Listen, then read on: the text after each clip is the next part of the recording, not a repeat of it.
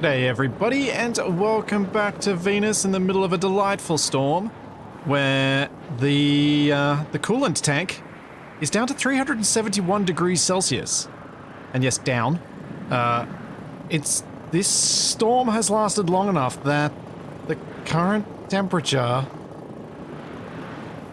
in the tank has gotten almost as low as it can go.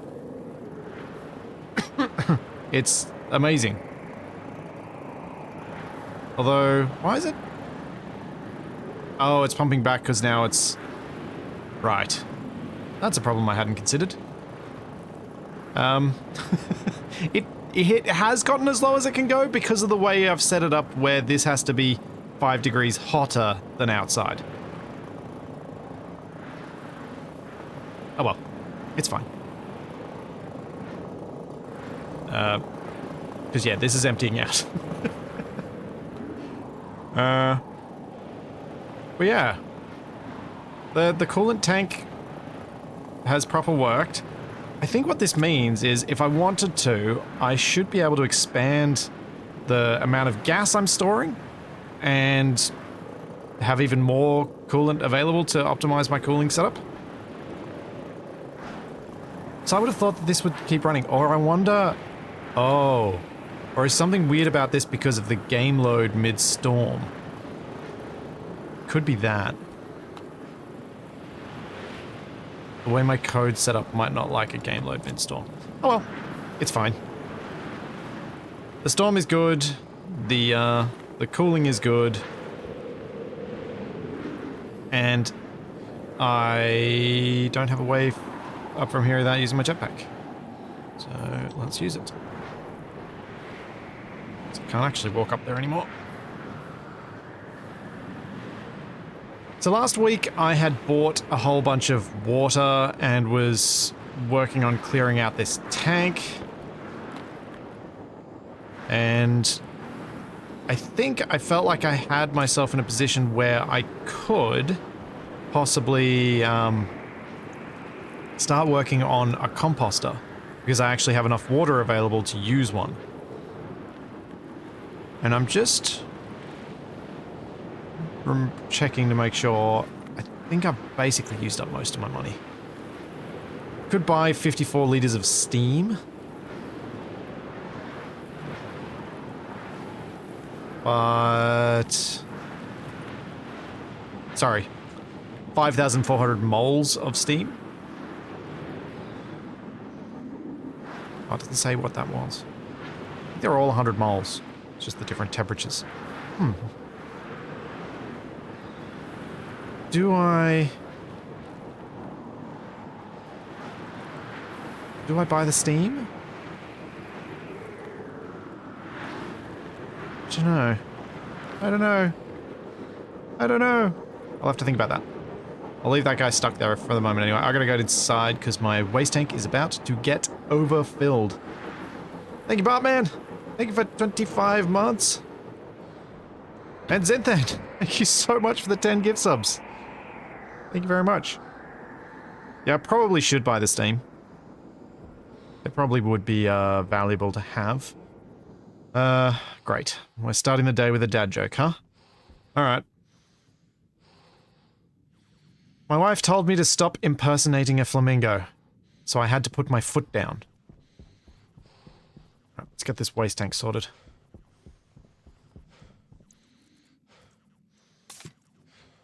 Now, how much water did I have left in this? I don't think I really had any. All that much anyway. Yeah. Oh, that's what I needed to do that I... No, I do have that cooling. Hunger caution. Wow. The water really doesn't want to cool down with this heat exchanger. Suppose there is only 2.6 kilopascals in here. Yeah, that's not a good thing to have the heat exchanger on. I think I need a different place. Because there's really not a lot of gas that goes through that pollutant line. So it doesn't really make a lot of sense. What I should probably do is connected up to this cooling line. Even though this one does get a bit hot and then a bit cool, I don't think it ever gets especially hot.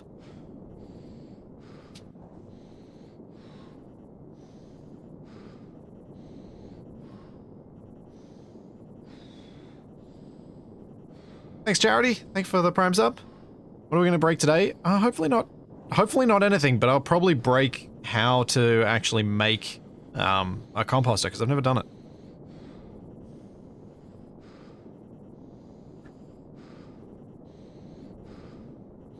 Yeah, this doesn't get especially hot. Alright. So that's going to be my first job. I'm going to repipe this. Oh. Also, I'm going to turn my jetpack down. That is not great to move around inside with. Also, indoor storm, but this says room.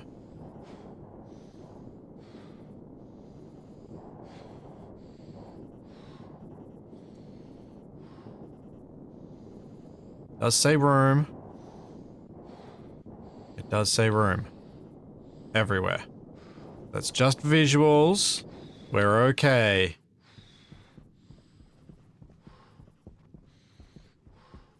I think.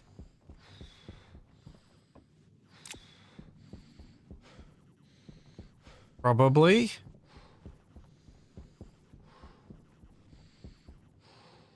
Yeah, it's only when we get really close to the end here where there's, you know...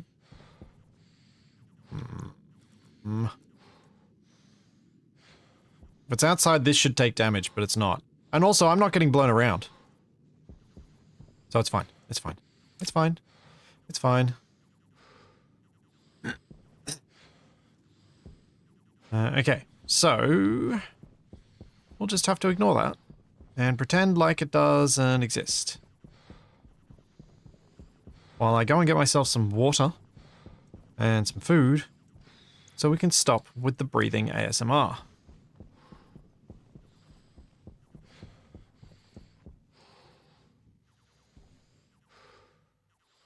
It is kind of warm in there, Andy. Yes, that's normal. Because I had my jetpack on. And my jetpack is spewing out hot CO2.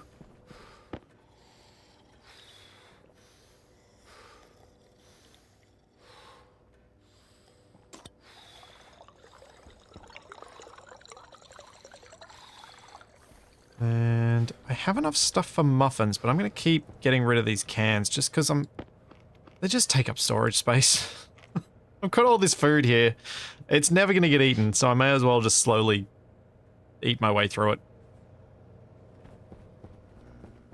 Alright, let's see if there is any more burn stuff up here, because that's going to be hopefully a thing I can deal with at some point today. Larry's seem to be working okay. We don't have a whole lot of missing ferns, that's good.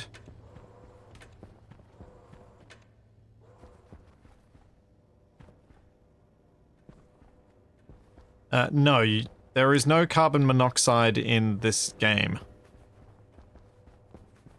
So no, that is not a thing. Aha, sugarcane seeds.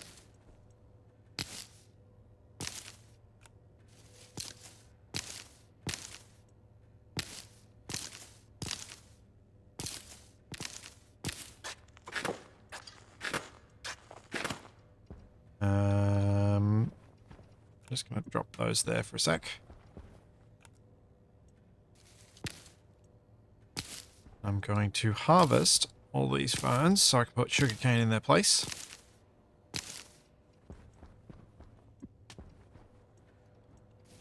Then I may be able to replace the front row of ferns with some chocolate. Some cocoa.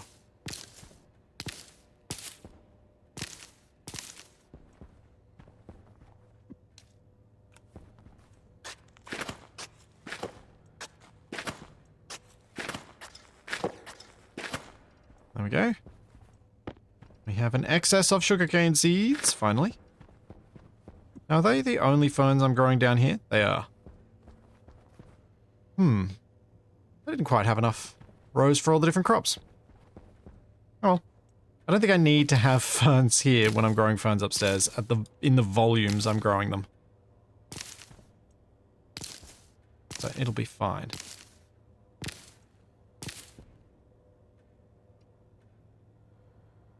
Hey, Tactical Wolf.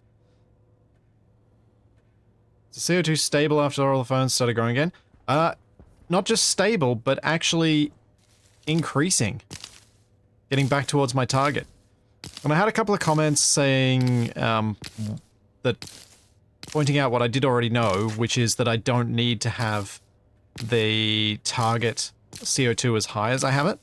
But as has been proven over the last few weeks, it's really quite handy to have it set that high. Because if it's set that high, it means I have lots and lots and lots and lots and lots of time to fix it if it starts going wrong.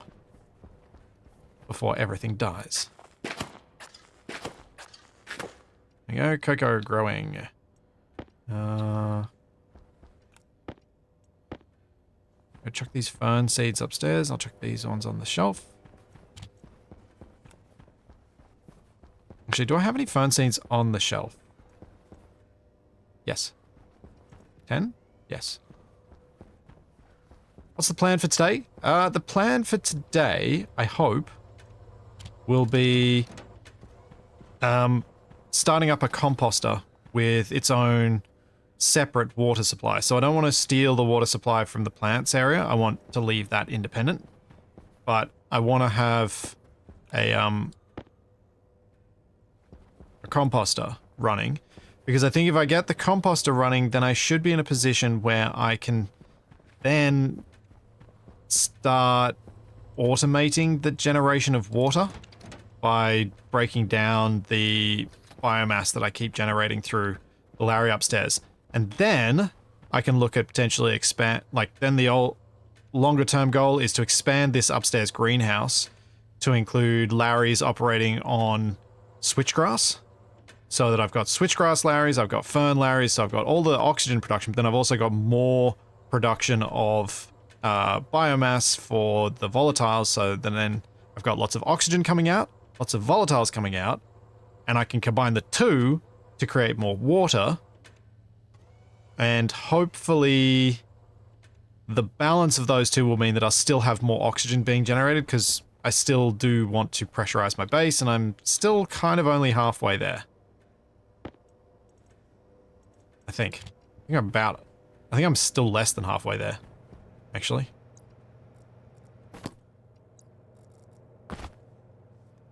Is there coffee? I don't know.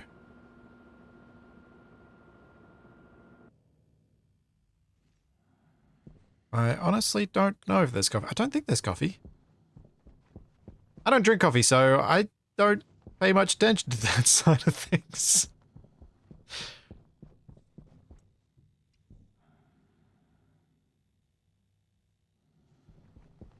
I probably should have checked the CO2 before I left, just to see what it was at the start of today. In fact, I might go back into the greenhouse and just see where it is actually at.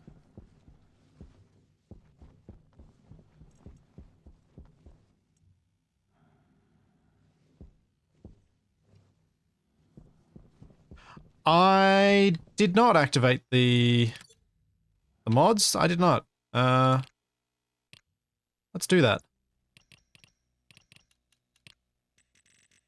Oh no, they are active. I'm so confused. Okay. Weird. That mod list is, never where I expect it to be. The main reason I'm not going to check from the gas room is that the pipes don't equalize fully with the room, so I'd rather check the CO2 properly.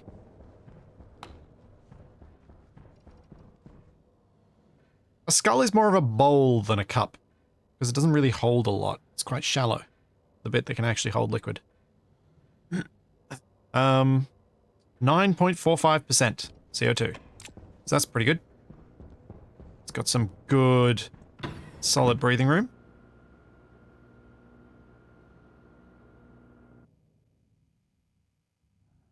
You line it with a pewter cup if you want to do it properly. But then I guess it's more decorative than actually a cup. Because the pewter is the thing that's doing all the work. Right. So, I need to fix up that CO2 line. Yeah, let's do that first. Because the water isn't getting cooled. Which makes the water kind of useless. We'll begin by fixing this.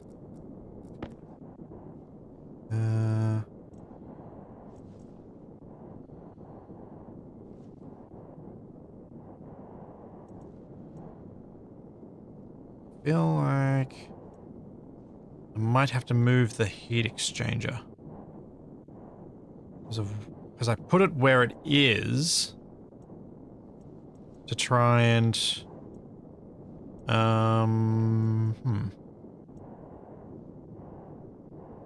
Just trying to think about how to rearrange this pipe so then I can get the grey pipe where I need it.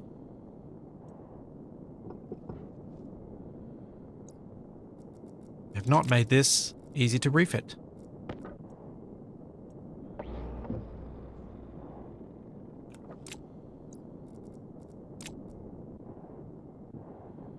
I have not made it easy to refit at all.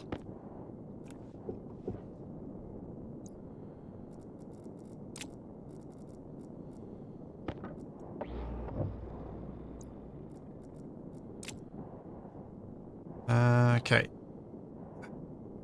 I really don't know which way to do this. This is a very simple thing. I should not be challenging, like, stressing over it. So if I bring the brown pipe back to here, I can probably bring it behind the heat exchanger and then I'll have to change that. And then I can just bring this grey pipe over. Or I could, actually, I'll move the heat exchanger. I'll put the heat exchanger over here against the wall and bring the water over to it. Yeah.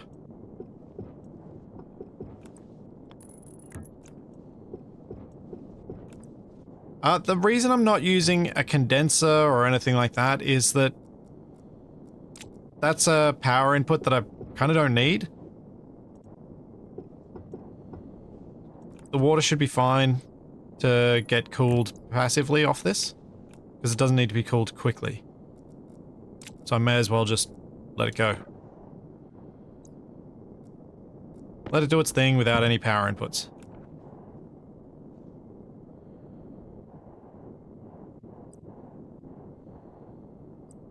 No, these heat exchangers have liquid and gas. See? It's just that the gas that was there was so low pressure that it wasn't actually doing anything.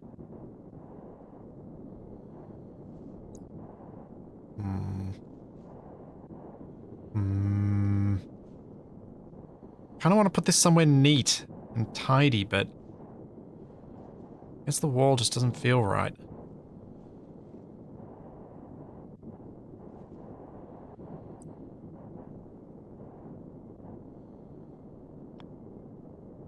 It'll be fine. Okay, so...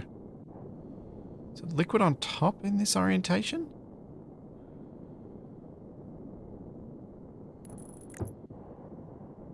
Yes, perfect. Okay, that works.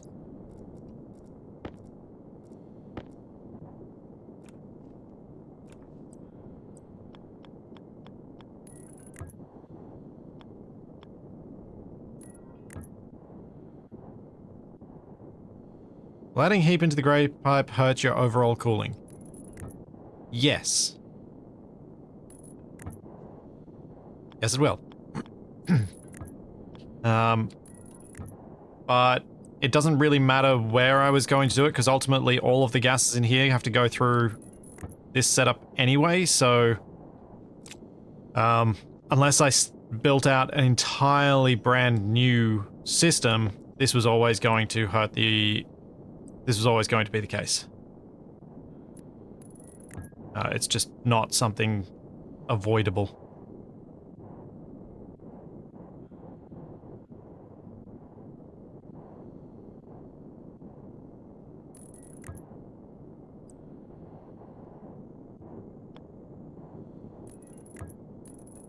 Also, there's not a huge amount of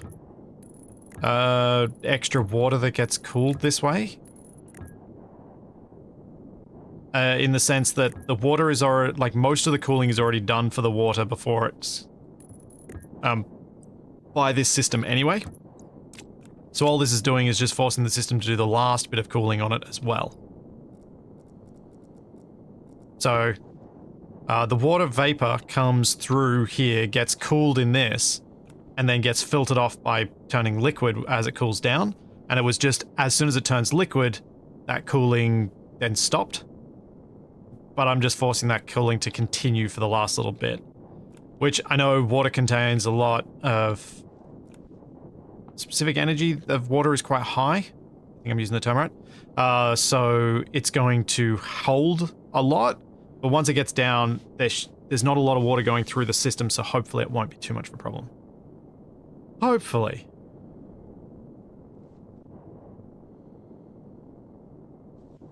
And hopefully the system that I have set up and improved over the last few weeks is going to be able to cope with it.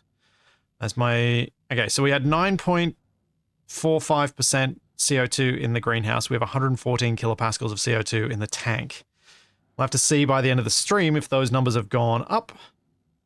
If I'm actually winning this race still, even with the water getting cooled. It's now down to 106 degrees. And the pressure dropping says, yep, still getting cooler. Excellent. All right. That should be sorted for now. With that, once the water hits 20C, it can act as another buffer for the CO2 line. That's true. That's true. Because, yeah, the water is going to buffer against whatever's coming through here as well. So instead of these actually reaching their goal temps, well, instead of these sort of reaching their goal temps and then switching off because the CO2 line's cooled enough, it's going to have to cool down the whole lot of water to that temperature as well, which is going to make it last even longer. Which is good. It means they can just constantly run. Or they're more likely to constantly run than they would have been before. Just going to clean these up while I'm here and thinking about it. These frames were only intended to be temporary, and they have lasted a long, long time. Because I haven't put the floor in of these like I had intended to. There we go.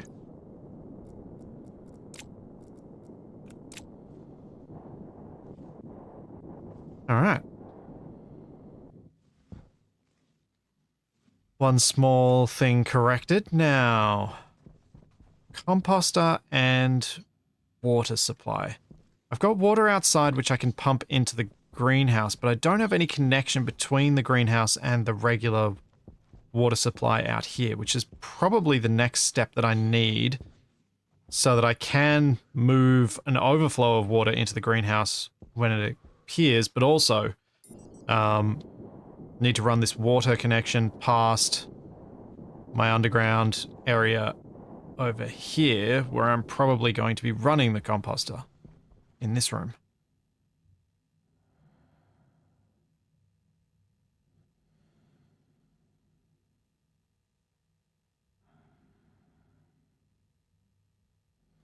When do I start pulling the Atmo you cooled during storms inside and then refill that external tank?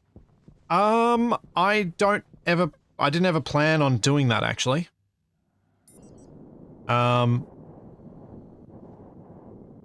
What I could, I suppose, have set up, just to get distracted for a moment, what I could have set up instead could have been a, where's my input CO2? Ah, over here. So this line here is pulling carbon dioxide in from outside to fill the mixture line with as much CO2 as I can. This, I suppose, could be connected up to another gas supply that's already pre-cooled so that I lose that extra 100 degrees Celsius. But I think think it's probably not going to be worth the extra effort.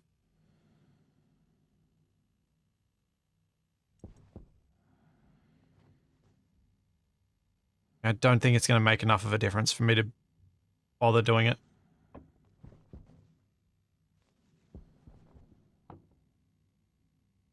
The annoying thing is, this carbon dioxide problem I have probably wouldn't have happened if I had have actually remembered that I was dumping all my CO2 as an ongoing thing for a long, long time.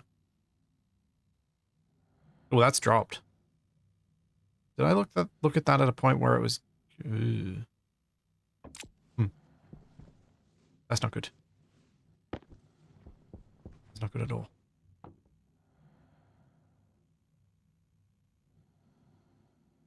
That's already down to 86 degrees.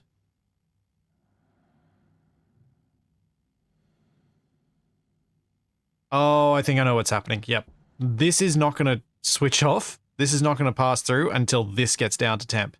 So I've created a holdup because of this for the moment. So I reckon my CO2 line is now at 86 degrees or something. Horrific. Oh no, it's still on 31. But there's enough coming through that this can't drop further to get to the goal temp for that cooling packet. Jetpack low.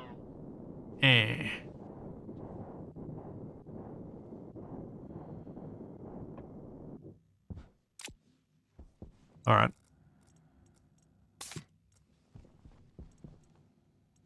That is just something to wait on, I suppose. I think I'm just gonna have to wait for that water tank to cool down. Okay. Not great. Yeah, I'm almost at the end of this cooling cycle, but it's not gonna get there anytime soon. Because the temperature in the CO2 line is not getting cold enough. Because the water is dumping enough heat into it that it's not going to get there. I think. Or if it does get there, it's going to be a slower process. At least until this reaches goal temp. Which is getting there quite quickly. Like, we're already down to 78 degrees from 100 and something. Hey, Elemental. Thanks for the 300 bits.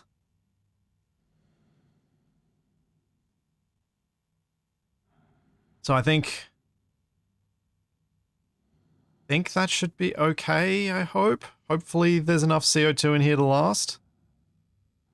And then it's going to have to build up again. So it turns out I have broken my cooling already by trying to fix an issue with my cooling.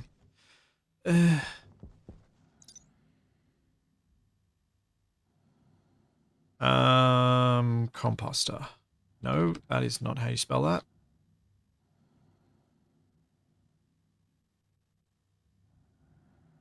Advanced Composter.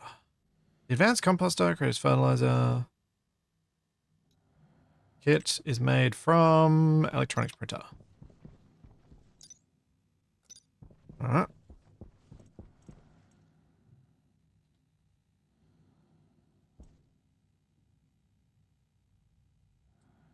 Make one of these. I was also thinking I am at some point going to have to get myself an advanced, some mining machines.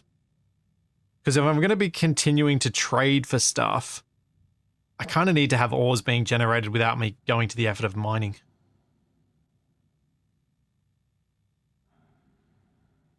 Yeah, I could speed up, like I could bring some of the cool water from the greenhouse back through just to speed that up. But it's kind of just pushing the problem to a different place. Alright, I'm just going to build this. Nope, not there. I'm going to build this here, just because I've never looked at this machine before.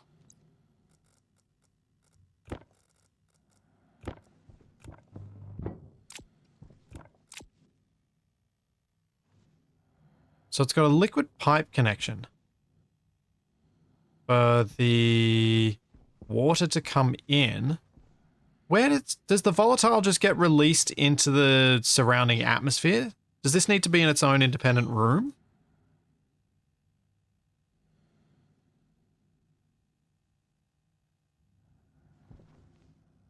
Okay, it just releases it out.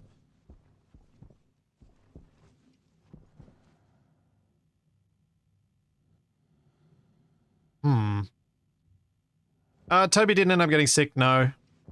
He just got sent home out of an abundance of caution, which is fair enough when much of the staff had been getting unwell. Alright, I'm going to manually run this thing for a bit so I can learn how it works. Because I've never used one. So let's go set it up down in the basement.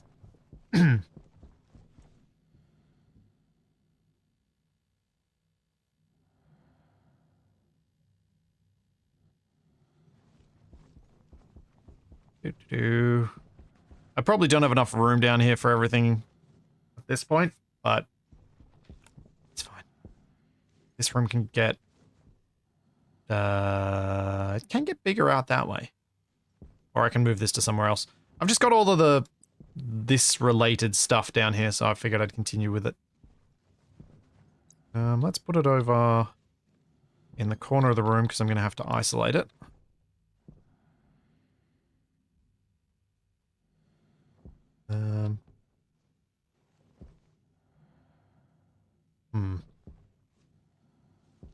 Yeah, put it down there.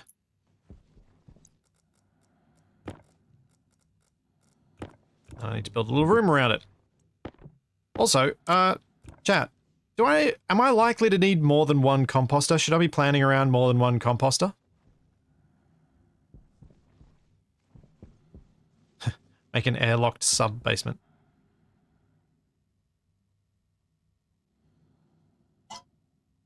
I mean, this room here is airlocked to everywhere else, but I wouldn't want to separate it. Plan for expansion. Right. I mean, I don't want to use a heap of water, so...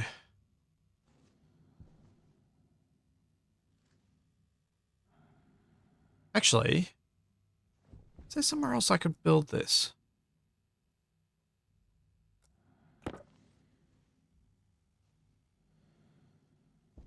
Where have I got...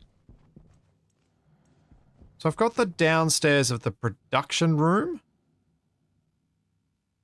which I don't think I'm necessarily gonna need.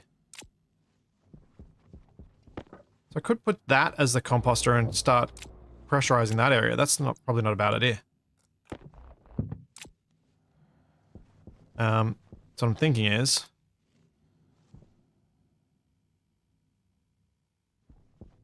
more composters.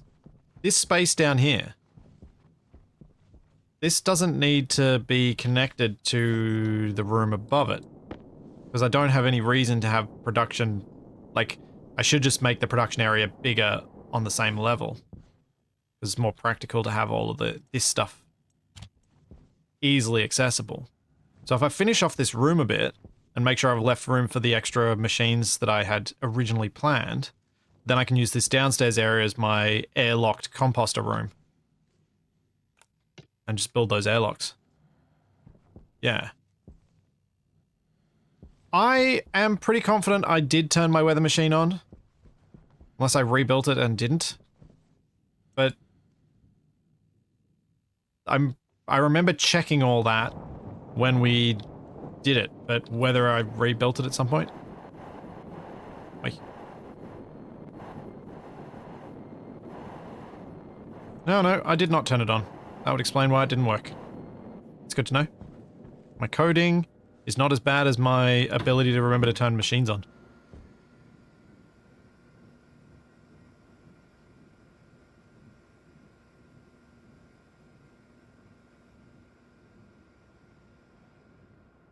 Yeah.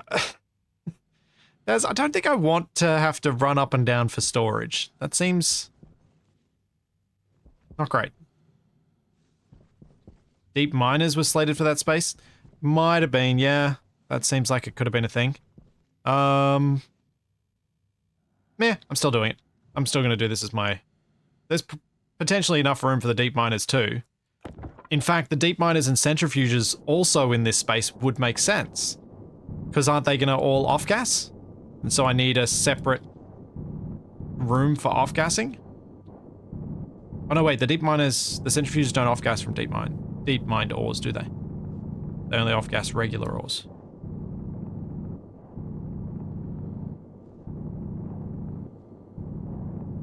So that shouldn't matter. But yeah, I think with the size of this room, it's unlikely I'm going to need both the composter and that I'm going to take up the whole thing with the composters. It's more just to have, this seems like an easier room for me to create a nice, well-defined, airtight space that's going to be full of nasties.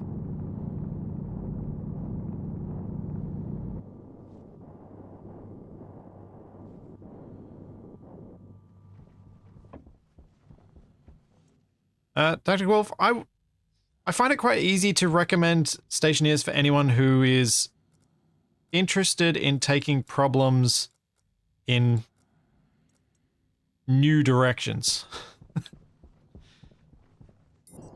The thing I love about Stationeers is it gives you so many different ways to solve your problems. You can do things manually if you like, and that's perfectly fine. Or you can slowly, at least in my case, slowly learn how to program and start automating some of your problems so that you don't have to keep manually managing everything. But for hundreds of hours in this game, I didn't solve any problem through any real automation. I just made the problems, the systems I built just had massive buffers so that they could tolerate being manually managed and only remembered once every few weeks. And I think that's fine. I think that's great. A game that allows you to do manual solutions like that, as well as automating, I think is the right balance. Thanks, Leatherboy. Yeah, I've been promising a Charlie cam for like 2 years at this point, I think. Maybe one day I'll buy myself a webcam.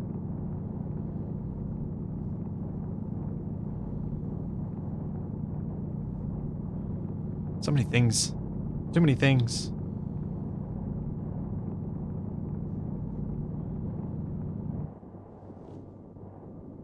Well, yeah. I had intended to use the GoPro harness that Capac bought and put it on Charlie, but Charlie's a bit of a loose cannon. And so I'm always a bit nervous letting her off lead because she is 45 kilos of immense excitement that if it ran into someone's leg would probably break their knee.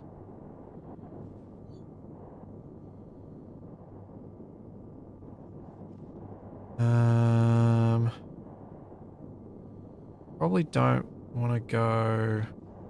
Actually, I can go back to that row and then I'm lining up with the greenhouse and taking up all that space, so that's okay.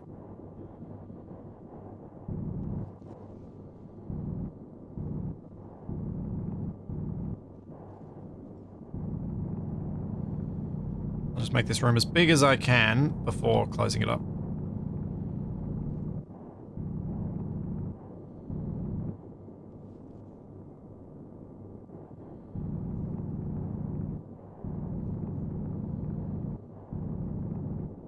Charity, Charlie is not my child, Charlie is my dog.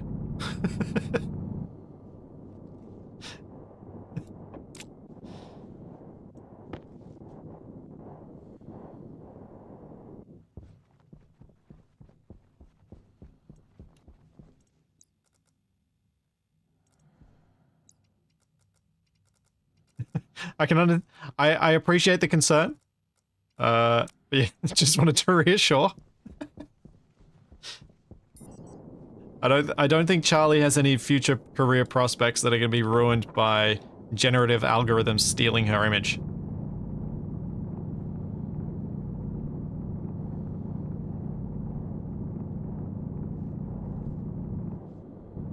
I really wish there was a less verbose way of refusing to call the current generation of LLMs and whatever else AI. Really wish there was. It's kind of like the shorthand for... It's like how everyone still calls Twitter, Twitter. I just always want to use the non-marketing term.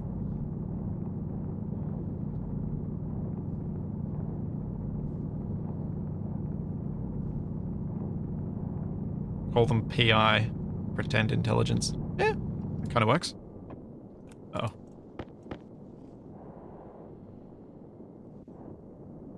Nope, that's not. So for a second I thought that was rolling down the hill because of gas pressure. But no, it's just gravity. Just gravity.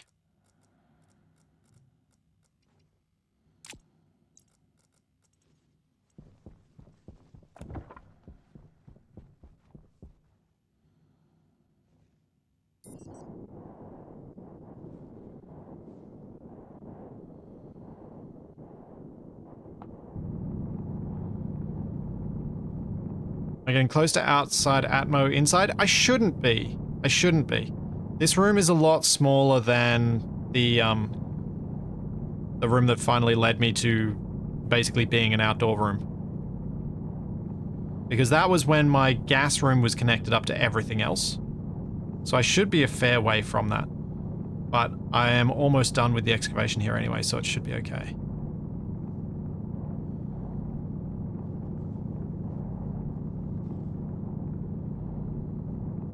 I'm going to start filling this in with frames and welding it up. In fact, got 33 frames on me. How many do I have on the wall? Hydration critical. Not many. Let's start making some. Make sure they're being produced while I'm doing this mining, so I'm not waiting on them later.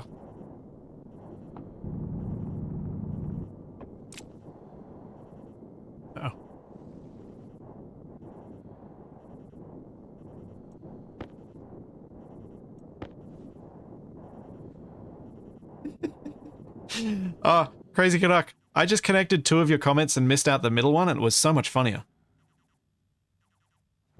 Child? Dog? Same thing. If we are talking marketing terms.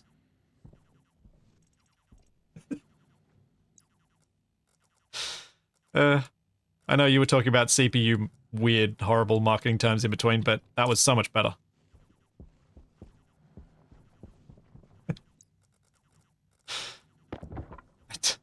I just read the two and was like, what? Can't have meant that.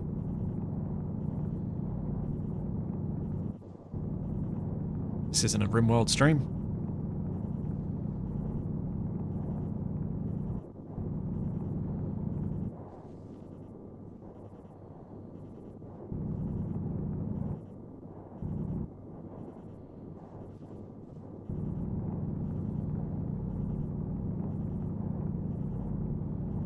Dogs are probably better for marketing.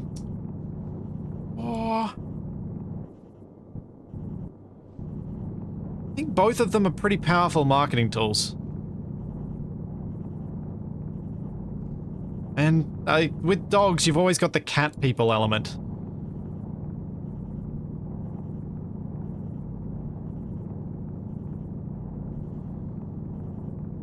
Thanks, JFix. Thank you for the 6 months.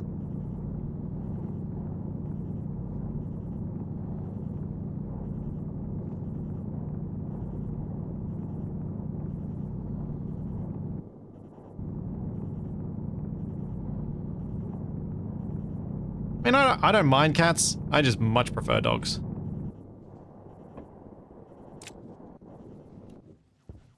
I had cats and dogs growing up. I had both. We had, like at one stage we had 2 cats, 2 dogs. And my sister had brought home a rabbit. She had a couple of fish.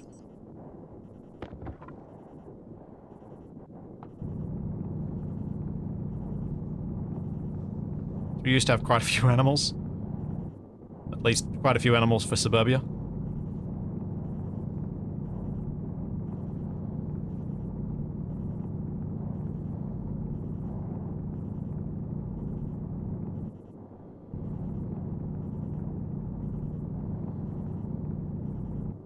Lived in a menagerie? I mean, not quite. But given infinite funds, I'm sure we probably would have. Because, my sister bringing home all sorts of random rescue animals was just taking after what my mum did when she was that age. So, it's kind of a family tradition at that point.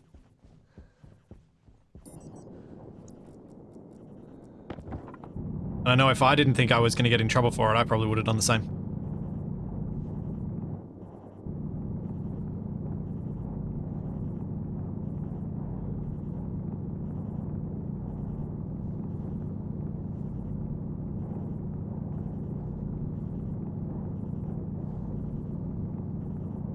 But yeah, all of our dogs were very loving. One of our cats was thick as two bricks, and then the other one, he was mean when he wanted to be. He was quite mean. I mean, it was probably a survival instinct. He'd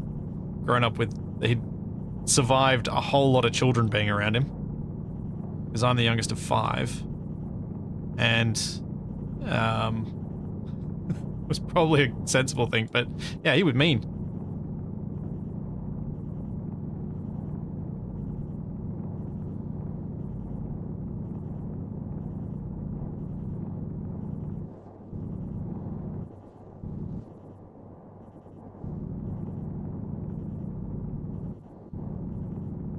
But like many a mean creature, he did survive till very old age.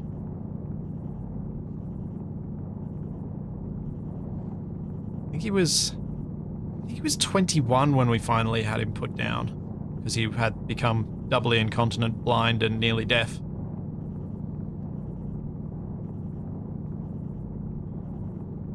And just did not seem happy anymore.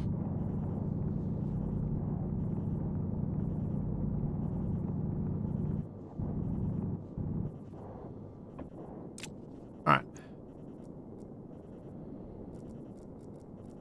That should be all excavated, and we haven't gone to World Atmo, so that's bonus. Let's fill in these bits first.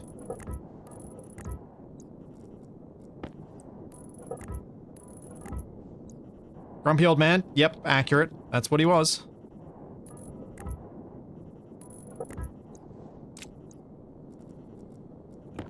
Very clever cat, though. He was a very clever cat. I'll never forget what he did to our first Saint Bernard when she came home. We got a Saint Bernard from a breeder who was no longer able to look after her. She was a show dog. So she was, I think, 2 years old when we got her. So full-grown Saint Bernard coming into this cat's house for the first time. Cat's never seen this dog before. This dog's possibly never actually met a cat before. The cat is smaller than the dog's head. But the cat's sitting on a stool, and the dog goes up to sniff the cat and lick the cat with Saint Bernard drool. And the cat didn't take kindly to that. Grabbing onto the Saint Bernard's nose, at which point the Saint Bernard was like, "Oh, this thing's not nice. I'm gonna give you lots of breathing room." And so the power balance was established at that point.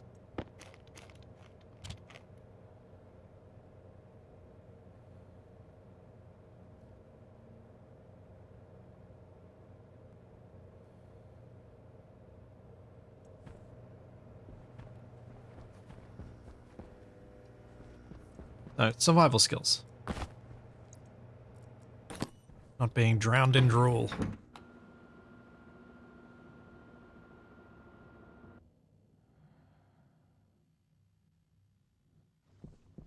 Yep, that cat knew how to be left alone, 100%.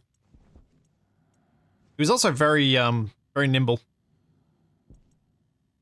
And the other way he would get left alone is by hiding in the top of Cupboards. I've probably got enough steel sheets. Let's just stop that for a minute and see how many I actually need to get.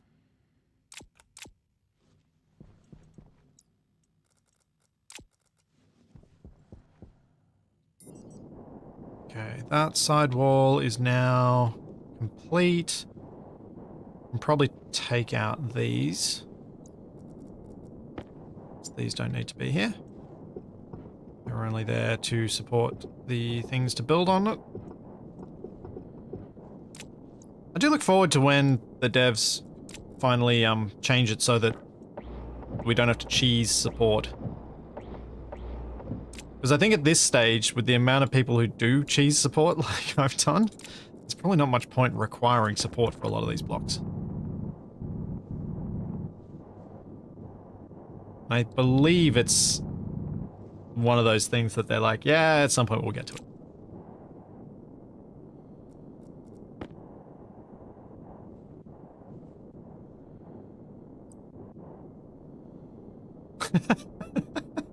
Yeah, Beer Seeker, I can see why your girlfriend might think that the avatar is Capac. Although, I think it's more DE looking.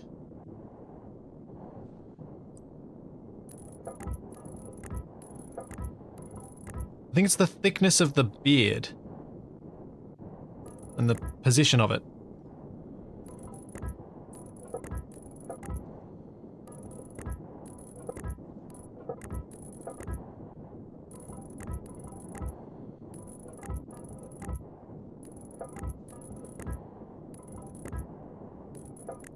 Exactly, the fool. Friend-shaped?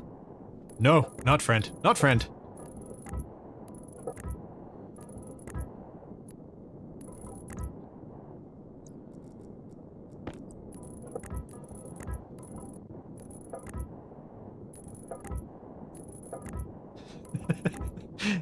That's fair. That's fair, basically. Yeah. That's a lot of extra context to try and teach. That's probably not effort well spent.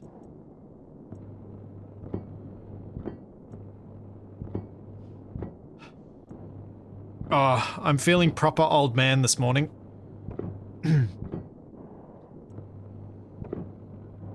I irritated my back the other day getting Toby to go to sleep.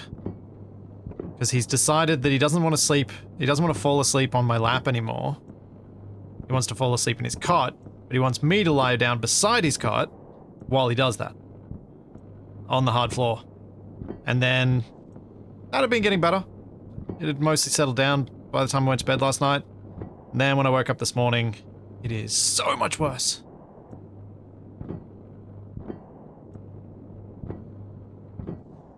So I need to let it settle down, and then I need to get better at doing various things to look after that, because I sit at this desk for far too long some days.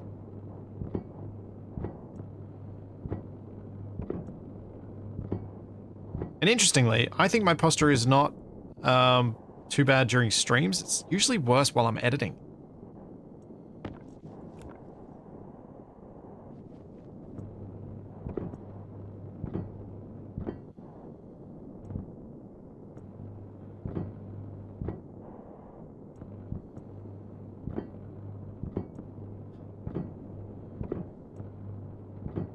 You youngsters and your old man problems. Yeah. Yeah.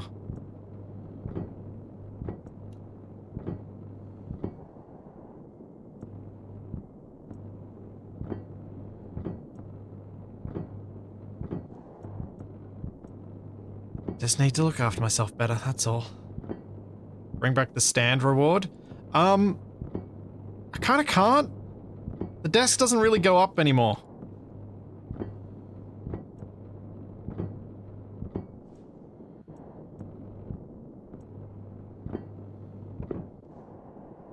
A real old man can't even remember what problems they have anymore, right?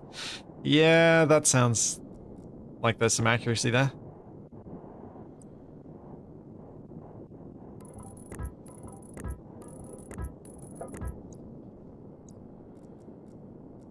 Okay, so my thoughts here are build this room out.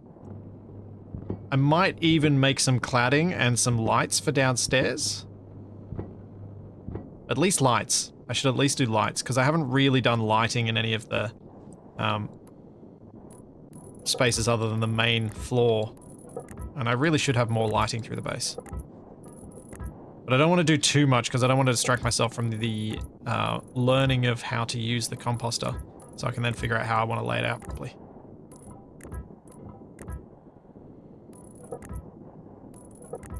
Such a large building, I've created a lot of space to dust. Well, I guess you just vent the space. Then you don't have to worry about the dust.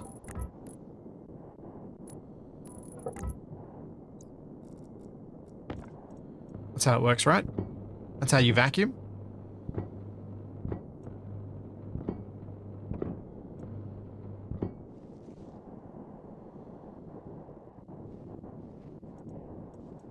Oh.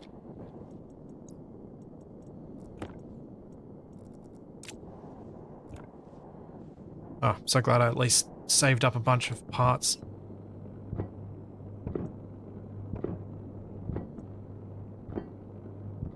Pump the room to vacuum, it's clean now. Exactly.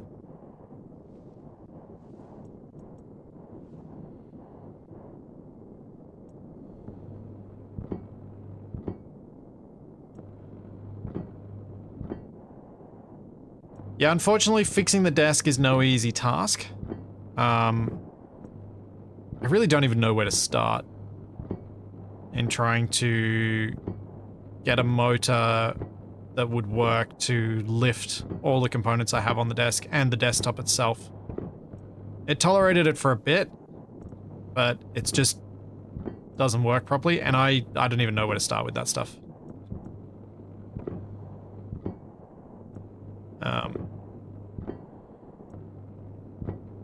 It's not something I've ever fiddled with before in my life, that sort of motorized thing.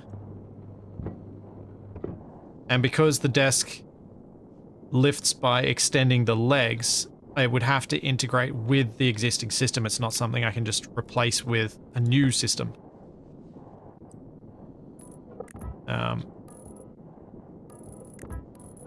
So yeah.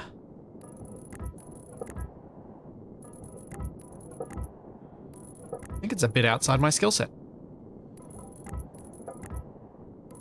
And far enough outside my skill set that I don't think I'm likely to be able to learn it quickly enough to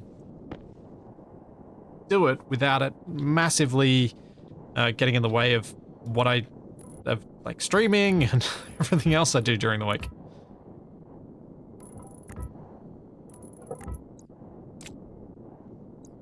Yes, it does really need to lift with it, because if it didn't lift with it, then I've got computers on the floor, and that's really bad when you have a dog.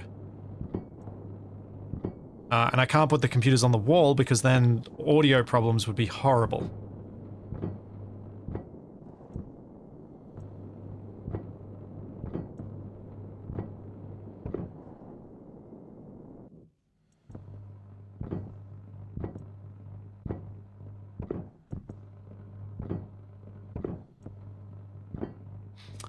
Molecular, the health benefits from standing desks study that came out recently that showed that there may not be as much benefit had a few caveats that are worth mentioning.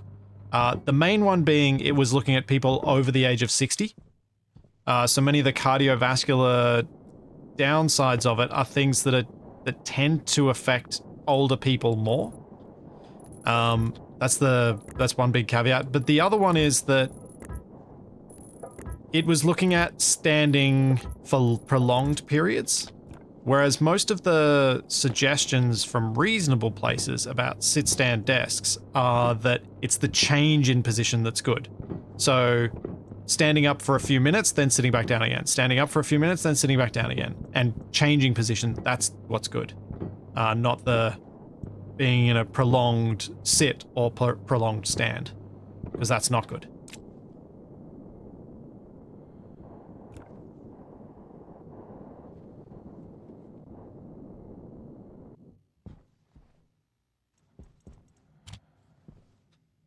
ropes over rings in the ceiling with counterweights to lessen the load. Oof. Oof. You gotta want to trust your roof for that. I'm not sure I do.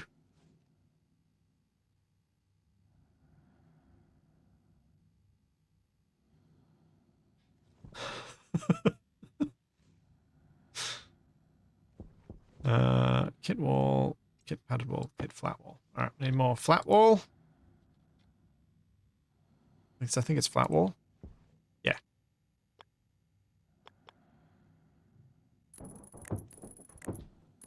So I'm going to close off this floor here. So that I can then set up the airlocks downstairs. Or airlock downstairs. Should probably build that out before I fill in the floor so that I can easily move up and down. Thanks, Soul Reaper.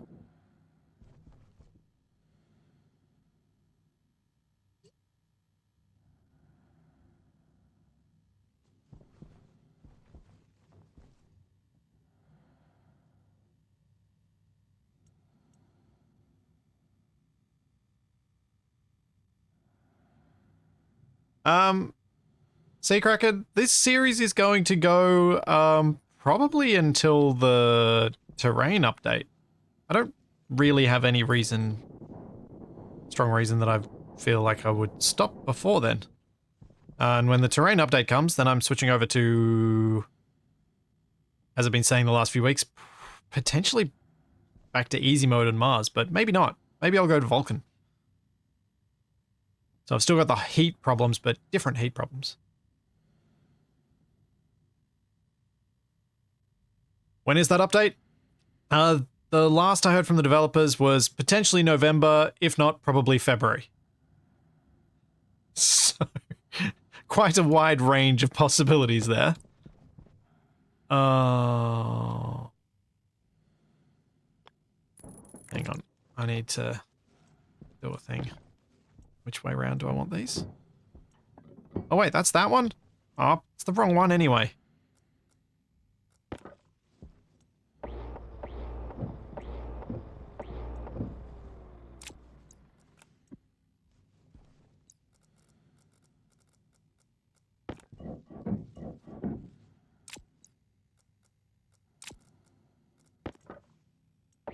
Do-do-do. Thanks, Crushing a Tree. Thank you for 11 months. And we got plating that way, and we got plating that way. I'm going to put down one each way, with the one next to it being the same way. Then I can know which way is which. Okay. I think I'll just match with the rest of the flooring in a really boring fashion. So I want the far one.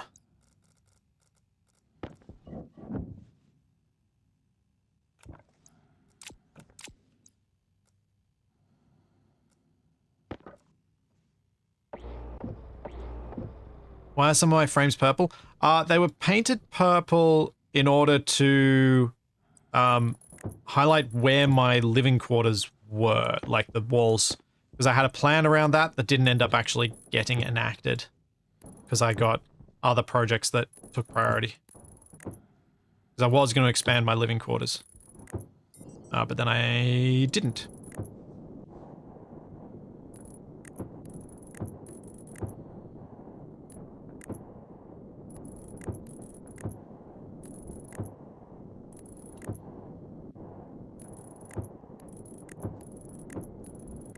Got enough walls then, so let's stop them being made.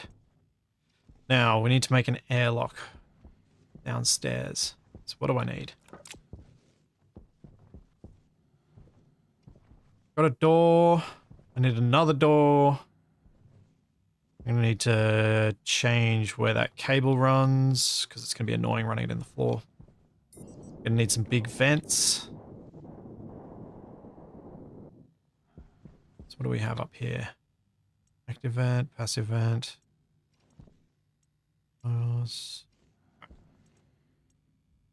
Vent. Powered vent. So I'm going to want this to be I mean, I'm probably not going to need to go through this airlock all that often, so I may not need to have a powered vent, but it is potentially going to be moving from one atmosphere to a different atmosphere, which means I can't just set it to be a zero pressure airlock. So it will probably be a slower airlock. All right, let's go make some electrum.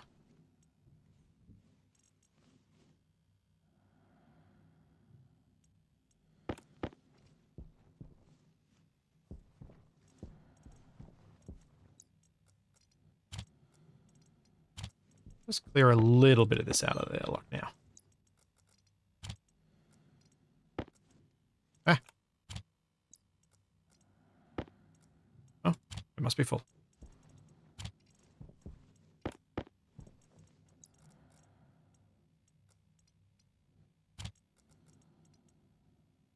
As is that.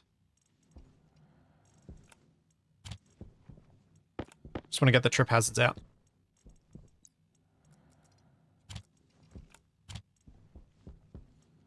There we go. Deal with the other stuff later. All right. Gold. I need some gold. Electrum, does it need hotter than my outside one, or is it okay with that? It's fine with the regular one. Okay, cool. You are empty.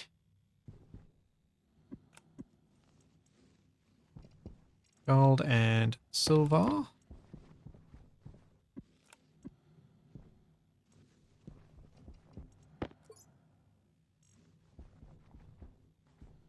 No, I'll make just a single batch, a simple batch like this.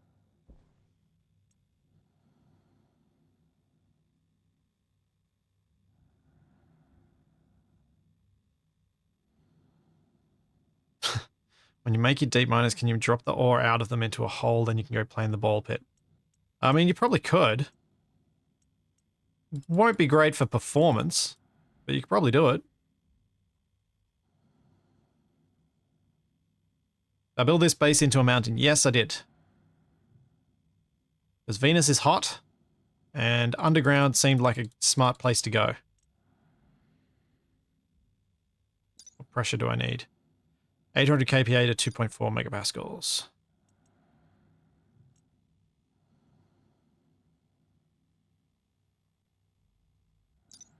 I need 600 Kelvin, which we're at.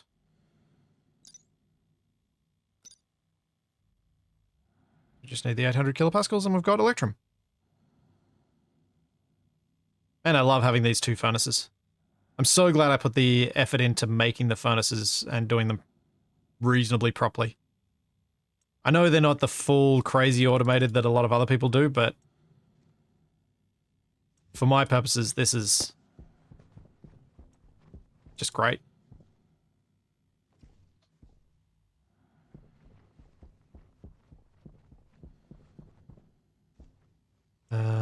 Here.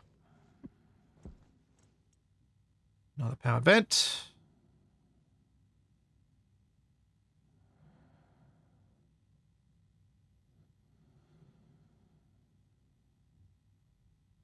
Next time I can build outside. I think if I end up going to...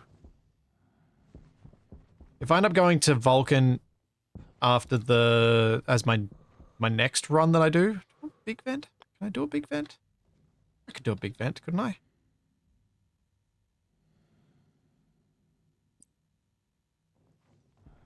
Do I need a big vent? For an airlock that's 2 blocks? Or can I just use 2 regular powered vents?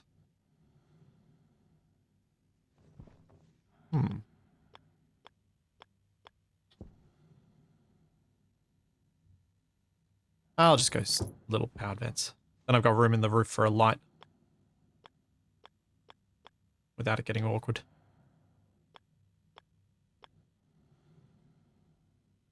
So I can do that, and then I can put a light along this side. Is there an end game to this? Not an explicit one, no. Stationeers just kind of lets you... It's like Space Engineers. It's just until you find a different challenge that you'd rather pursue. I think is probably the way that I would put it. One that your current game is not going to let you pursue.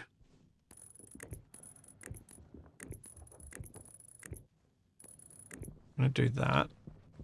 Then join it up here. Actually, let's go down the corner. Keep it tidy.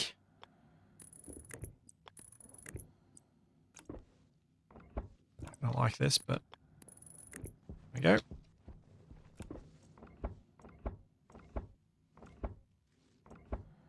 Thanks, Glitch. Capac and I had fun doing that. I think we both always have fun just doing those mess around sort of videos.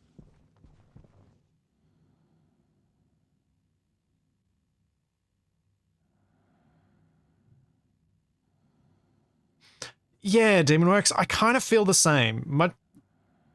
With you saying, much as I enjoy the automation, a completely automated experience where you select the product in the furnace, pulls in the required materials, and make it on its own, just feels like too much. I don't want to automate myself out of the game. Yeah. Honestly, I felt, and I know a lot of people disagree with me on this, I felt the same using MechJeb in Kerbal Space Program. For me, a big part of Kerbal Space Program's fun was the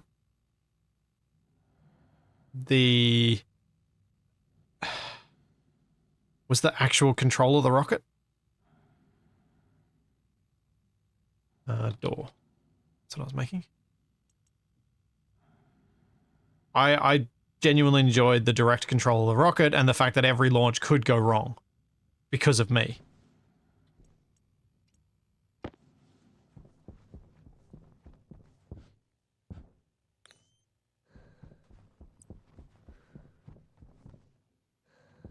I'm stuck with the inner doors. I don't know what door I've built down here before.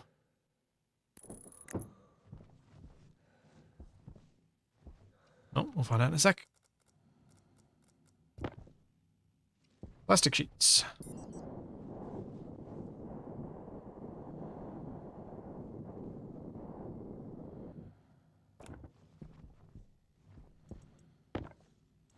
Like, I guess I probably didn't go as far down the road of the same launch of the same rocket to build something that a lot of other people did in KSP, so I never got to that point where I would have felt more justified in automating launches.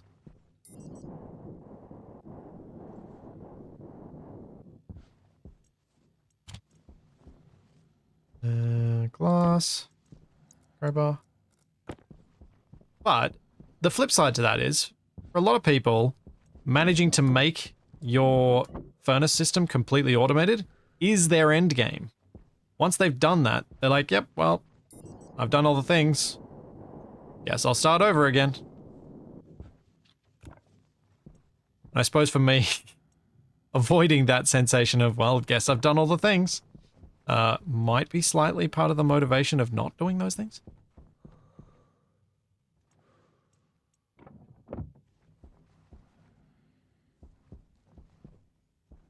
Okay, I need... Oh, just pipes.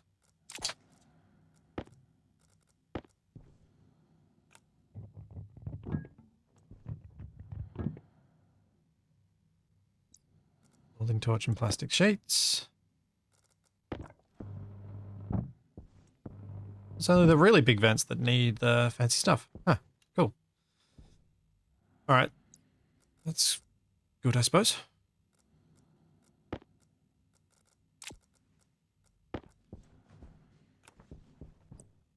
So we'll make this one go out. This side. Nope.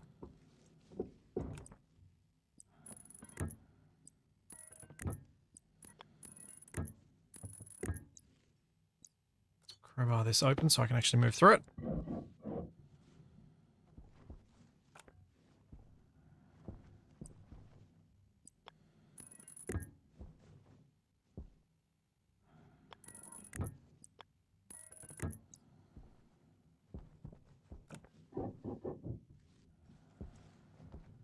KSP. How ruined you were by the sequel. Still haven't been able to bring myself to go back to playing KSP 1. Just because of that bad taste in my mouth from the sequel. Oh. Right, 2 passive vents.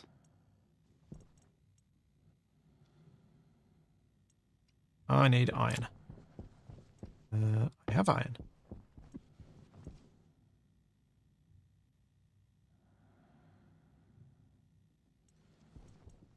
Yes, silly string. You could do a fully manually set up airlock that worked via valves and sending air in different directions and only a single vent. But if you do that, you have to program the whole airlock yourself. I am being... I'm not letting myself be distracted by the idea of setting up my own custom airlock script at this point, so I'm just going to be using the game's inbuilt one, which means I have to provide it with the parts that it wants. So I thought I would rather spend time working on the composter than working on an airlock script today.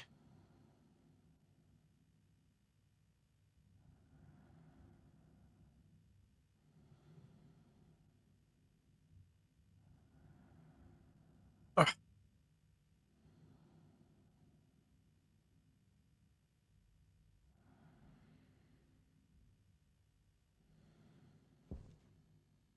But yeah, with a pump and valves, you could do it because you could then pump to vacuum, but it would also be slower. The vents are quicker. Alright, so what do I need next? Just wanting to not... I'm wanting to try and use up some of the junk that I've got up the top here.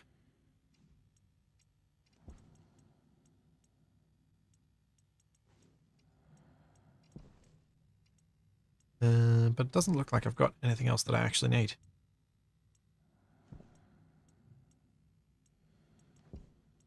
Nope. Okay, so... console? Need one of you. Then I need a sensor. Not a sensei, a sensor.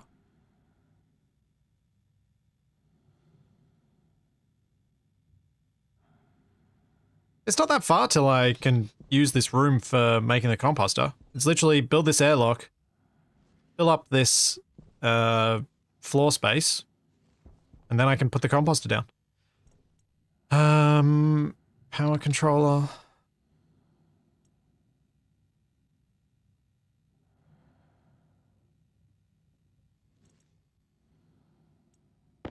And I'll also need a airlock. Advanced airlock.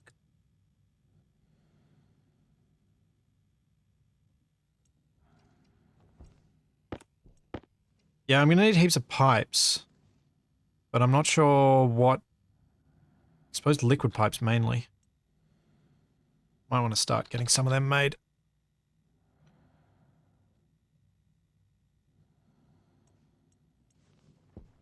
While I'm waiting.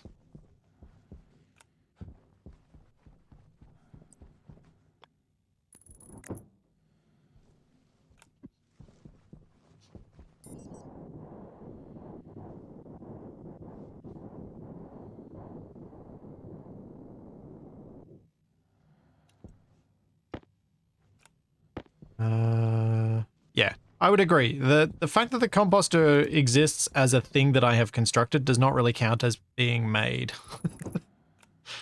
Kind of needs to also have a functional state, I would say. I think that's a reasonable requirement.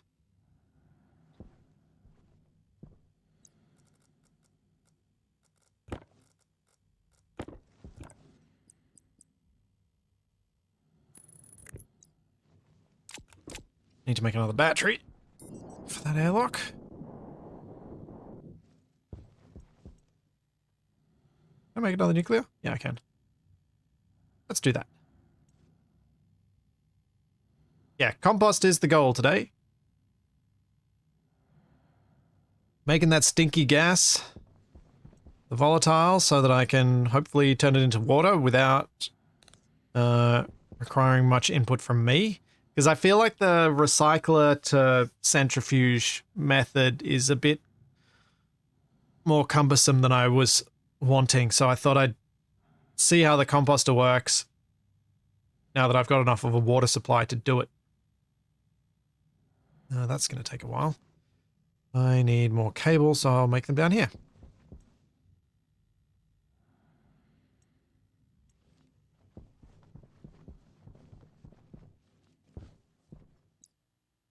That doesn't include a Larry or chute system from the greenhouse to the composter, right? No, it does not.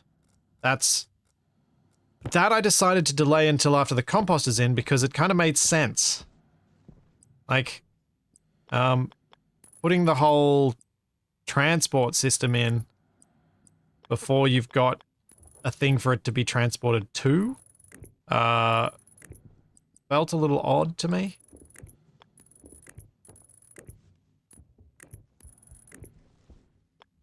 Felt a bit backwards.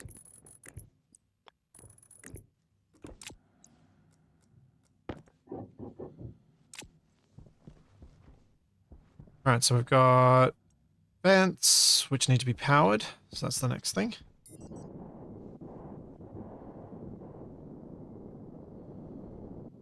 Well, hopefully my base isn't on fire, although I am realizing a slight issue with what I've done. I'm putting the volatiles production room beneath my production room. So the thing that I least want exploded is going to have volatile gas being generated beneath it.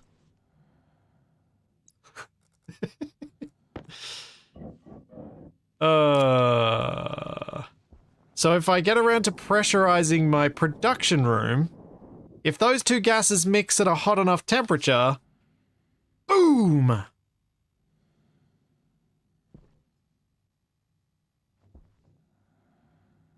But hydration critical. I will, one of the early things that I will be setting up in this space downstairs is a bunch of vents to evacuate the space downstairs to keep it at or near vacuum. So it shouldn't create that much risk. As long as those vents work. I need a wall and wires. Right, stop these cables. See how many I actually got. 33 is not bad. Make some more up here.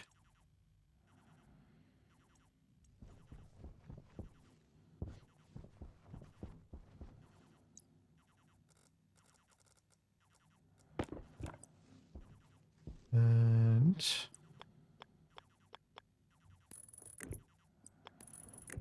cable down the side of the door.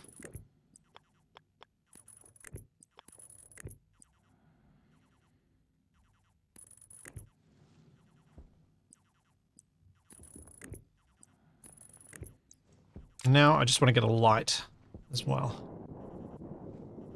Thanks, Worms. Thanks for the prime sub. Go check your water temp and CO2 tank before you crash the greenhouse. Yeah, it's probably not a bad idea, but I want to finish this airlock first. So remind me after the airlock is finished. What was I doing? I need a wall and I need a light. I do not see a light up there. Quickly looking. So let's get a light. I'm going to need a few light kits. Because I want to actually have lights inside the composter room for them, at least to begin with. Did Trader have cold CO2? I think so. Not oh, it might have been slightly hot. I don't remember. Are there Larry airlocks? I know there are Larry doors. I don't know. I imagine they work with the regular airlocks. So I could just put a regular airlock on a Larry set of doors.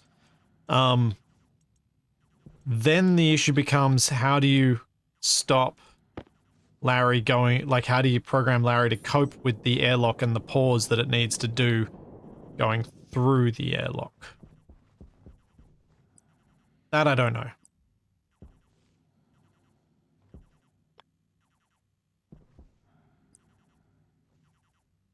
Oh, I'm gonna have to go with that one.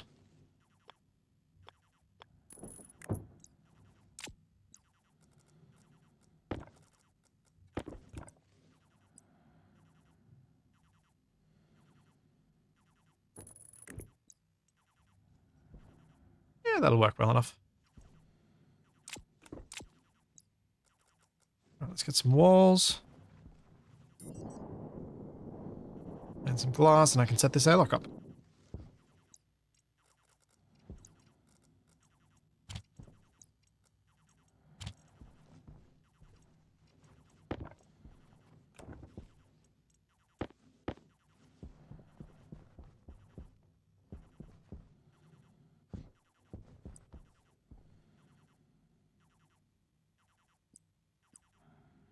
Large panel?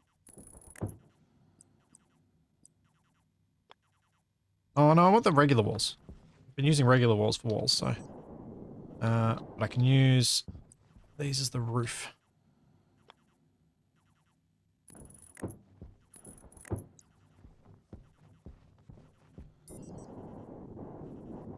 Just trying to... trying to give myself a couple more spaces that feel complete.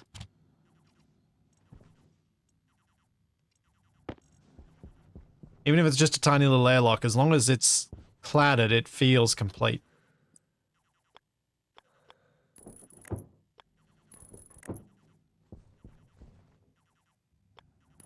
And I think it matters.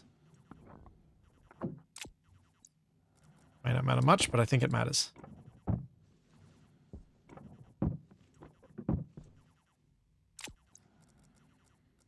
Oh, I didn't bring enough steel.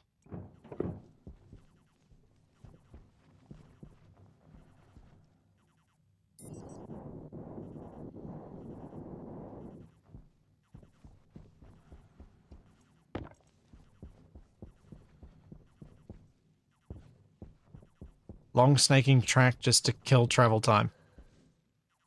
I guess you could try and do that to make it have the, like, wait an appropriate time. There we go. Airlock. Enclosed. Let's close that door. Alright, so we need a labeler.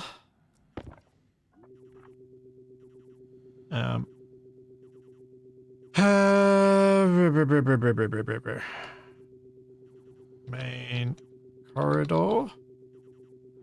No. Service corridor?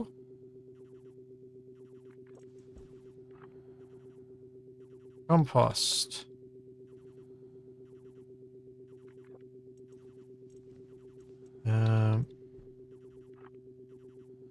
Service corridor vent. Compost vent.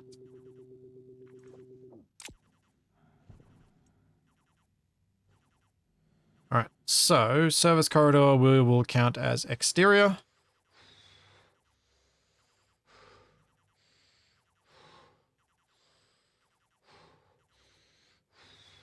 Set them all up to be 0.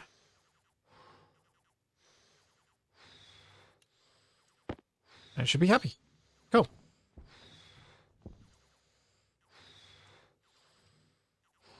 Hooray! Functional airlock. At least that step is complete now.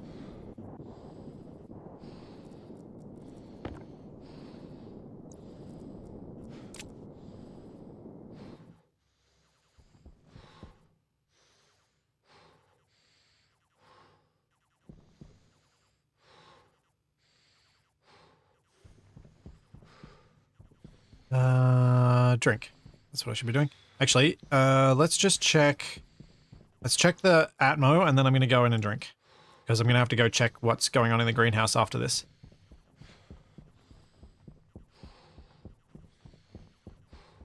So let's check the water temperature first. Water temperature is at 28.8 degrees.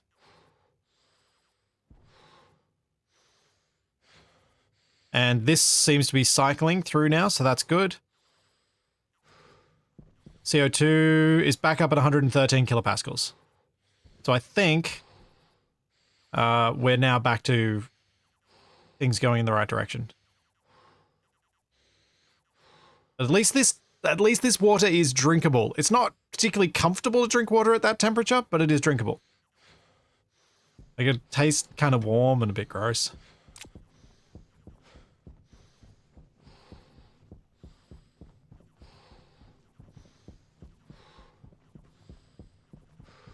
But yeah, that water is now usable.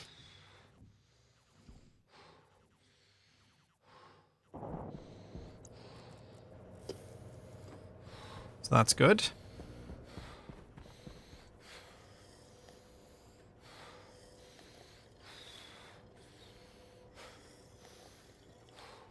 Should really get rid of that extra water system outside at some point.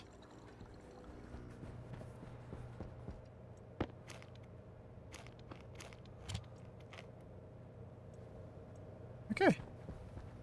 We're all happy. How's the cocoa growing? Oh, cocoa is slow. Sugarcane is fast.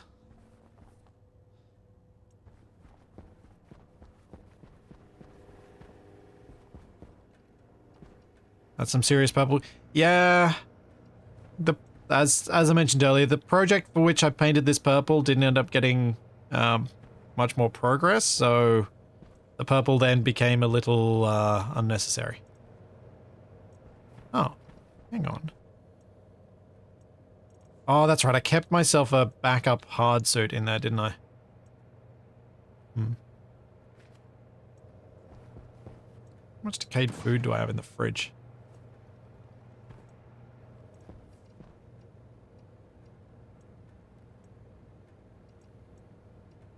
Oh, surprisingly little. Okay, cool.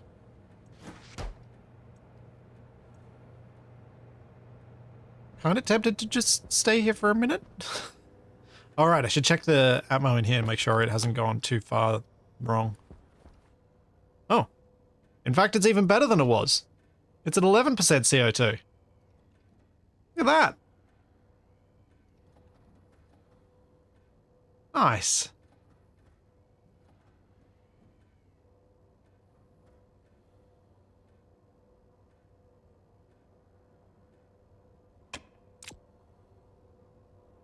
Are all my spare brain buckets rounded up in one spot?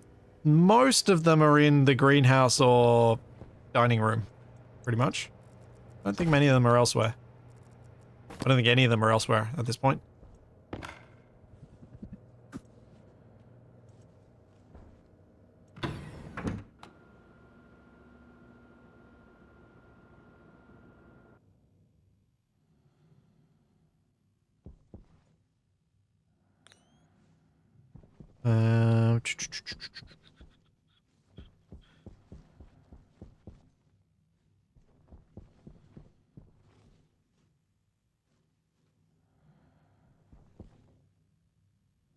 What am I doing next?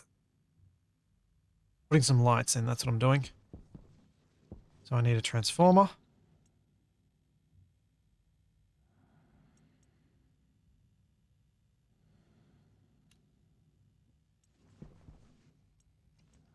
Gonna need more cable.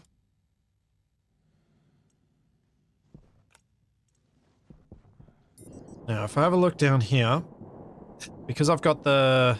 I probably want to move this transformer, the upstairs stuff, up to here on the wall so it's not in the way. I might do that first.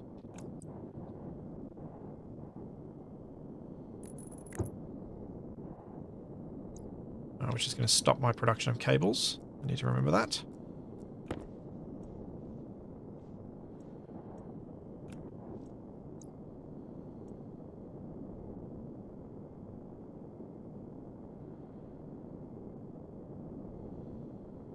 Do this first.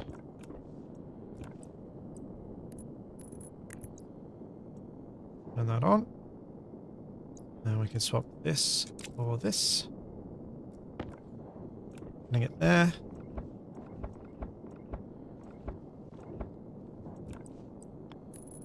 And there we go. Now we have a light. On for lights. So where can I put lights in that's not going to be annoying, but still will provide a decent amount of light? If I put them down the middle of this area, is that going to get annoying for cabling up the next group of production blocks? Probably not, because I'll use them, I'll branch them off the heavy cable more than likely. So I go with large lights here. On there.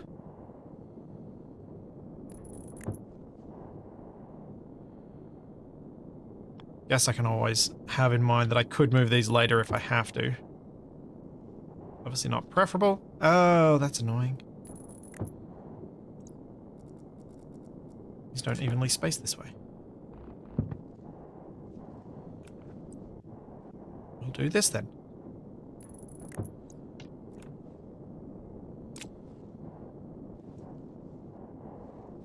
That'll provide some light. I'll add extras if I decide that it's inadequate.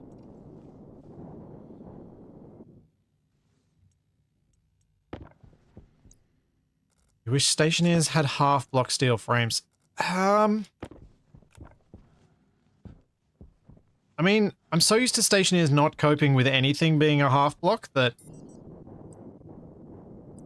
the concept feels almost weird.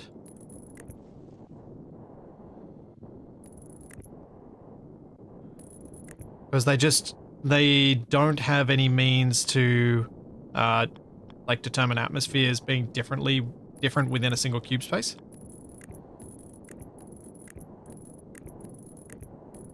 Which is why we don't have, station-sized decorative blocks that are airtight.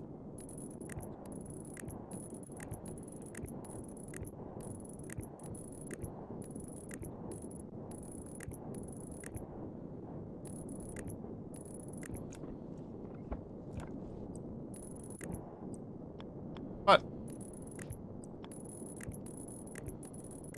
just makes it an extra challenge for trying to make your place look nice if you don't have all those extra tools. We can have open air pools though. We can have that. I don't have any plans for that, but we can have that. It is a thing.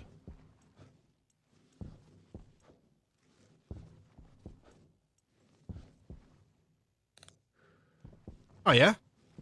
That's enough light to work by. For my purposes for the moment. Alright, let's finish off this floor, ceiling, combo. And then we can start working on this thing. Flat wall.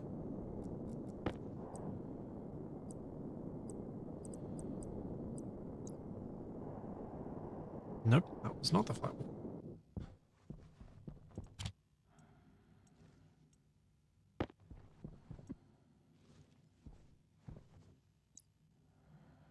Where did my flat wall go?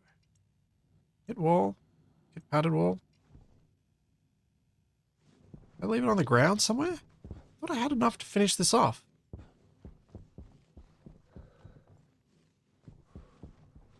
So confused. I've done something strange.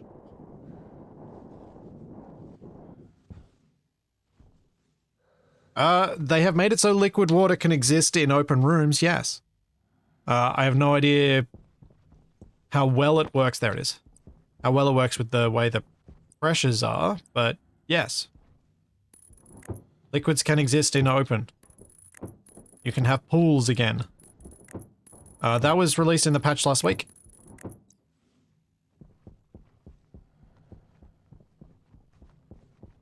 I don't have enough water to make a pool.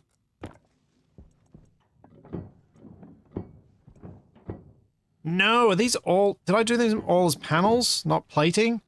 Oh, I'm so annoyed with myself. That's going to be a real pain to have to redo all these. Ugh. I literally have to redo all of them.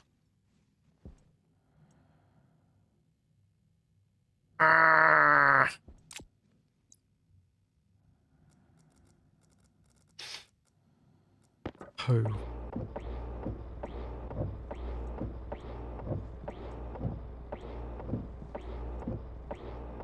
No, I wasn't going to put glass in here.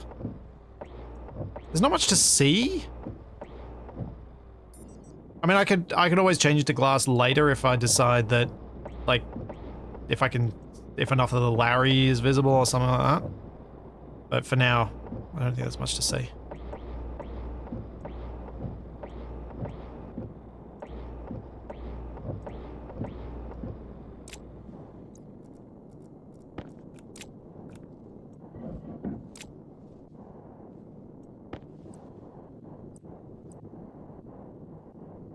Okay, plating. Let's try that.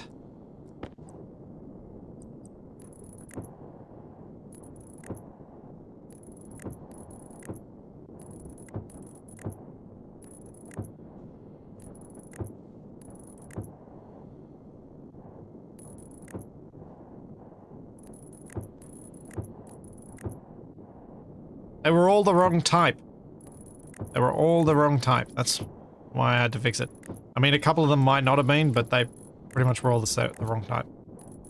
And often it's quicker to do an entire redo rather than trying to pay attention and make sure you don't undo ones that are the random few that are correct. Waste tank caution. If you've got 100 things to do, it's often quicker just to do the whole lot than to find the 3 of the 100 that are fine and not do them.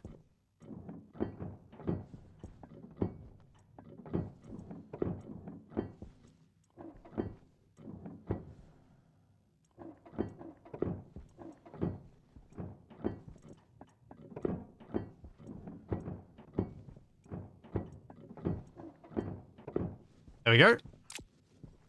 And our separated rooms.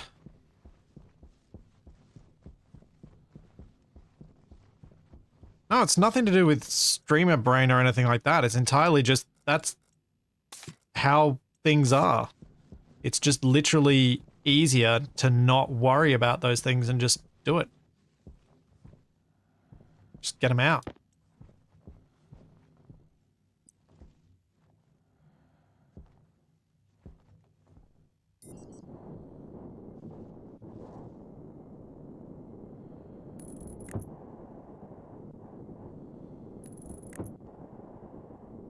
We humans are quicker at doing... Oh. Oh, I did this a lot more complex with the lighting on this level.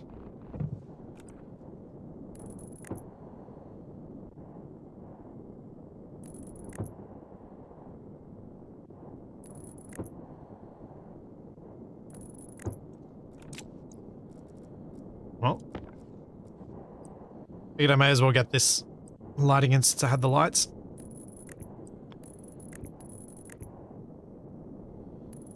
Can you actually name rooms? I don't think you can. I don't think that's a thing.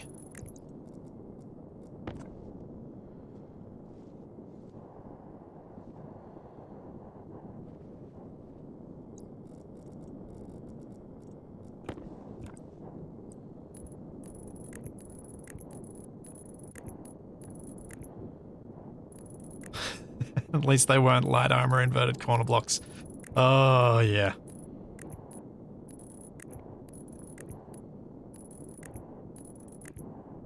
That used to be something I used to do that a lot. Only done it a couple of times in recent memory, but I used to do it a lot. I don't know whether something in the way that SE handled the block shapes changed to make it better, but yeah, it used to be really common for me.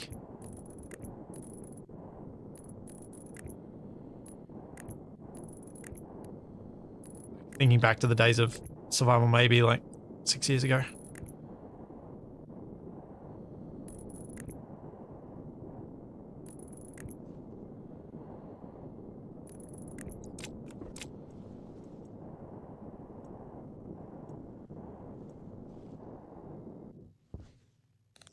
Yay, okay. Production room feels nice and bright. There is a whole lot more room than I need in here, which means I can make storage with shelving and stuff like that, as well as making more production machines at some later point. if that becomes a thing I decide to do. Let's grab a couple of walls. Hit wall.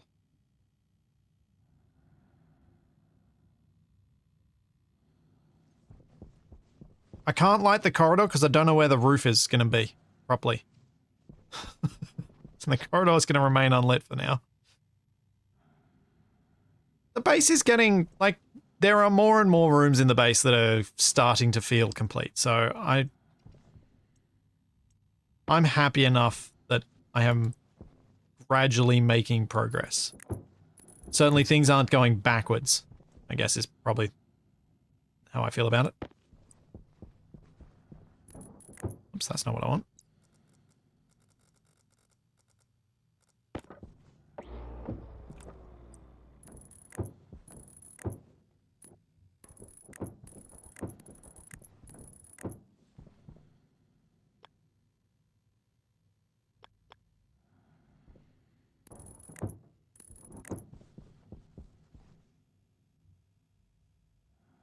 Devs are slowly adding effects of submerging the electronics. Yeah, that was what I read that we're working on. Trying to make it so that when you have a liquid pool, if you submerge some of your electronics, it's bad.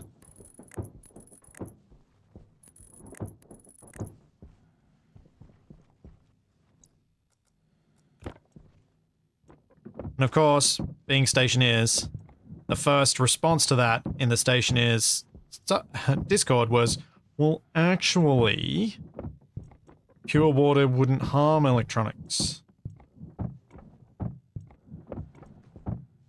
To which I think the appropriate reply is, you think the stuff that's built here is just going to be clean? There's going to be dust and grime and stuff all over it, so the water's not going to be pure for long.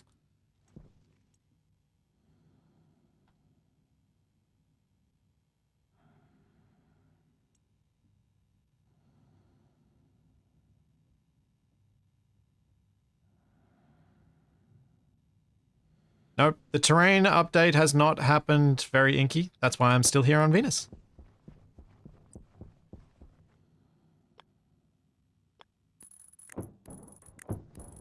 In my most complete base I have ever built.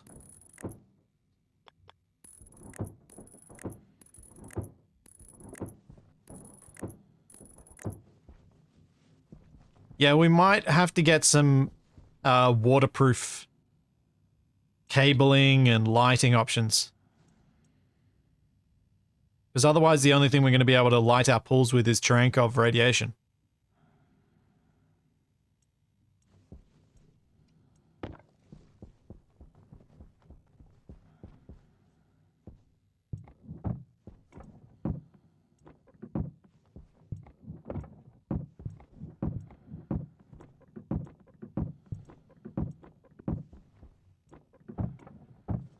Well, yeah. I want to be able to light my...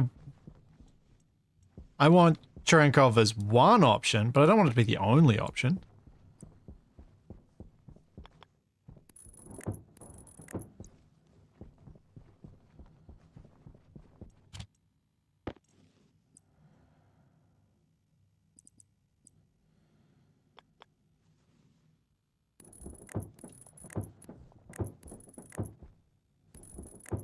Nuclear reactors are on their... I want to say roadmap, but it's not really a roadmap because they haven't really published it, but it's certainly on the cards of a thing they are working toward.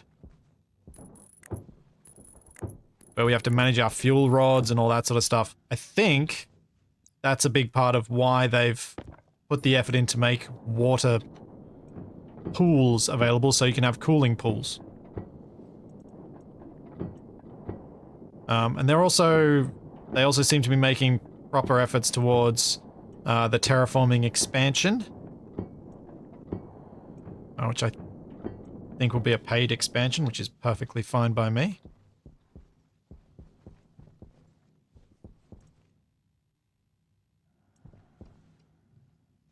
I need some more flat walls and some more plastic. Figure this room is as big as it's going to be, should make it look complete. At least the wall's finished.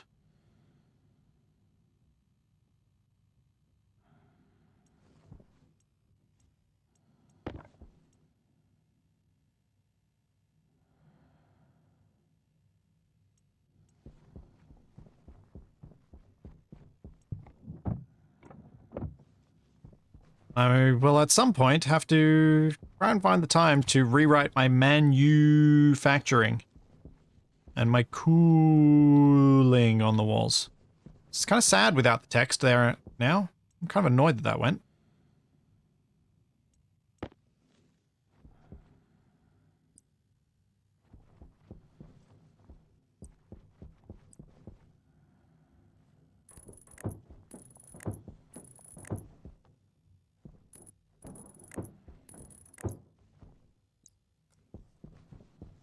Steel sheets. There's iron sheets. Oh. Looks like I've cleared up all my prior overproduction of steel sheets.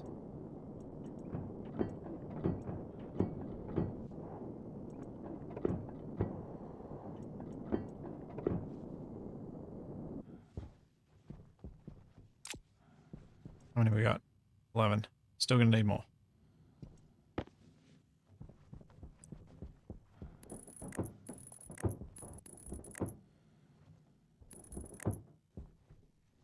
Looks like Splitsy is building a padded room for Capac. Yeah.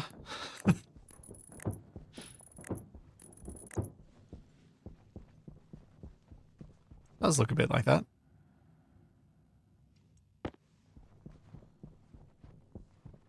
Although I'm not using the padded walls, so not as convincing as it might be. 2, 4, 6, 8, 10, 12, 14. 14 more walls. And then some steel, and this room is complete.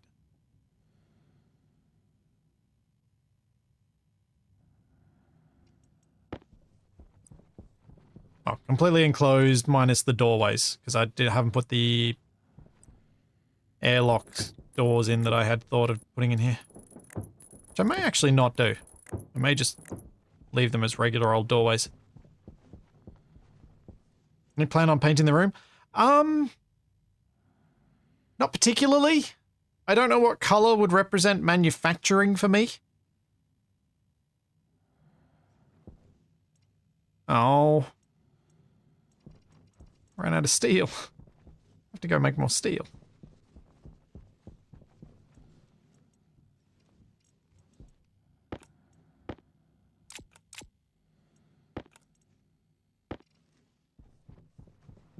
You empty? Yep.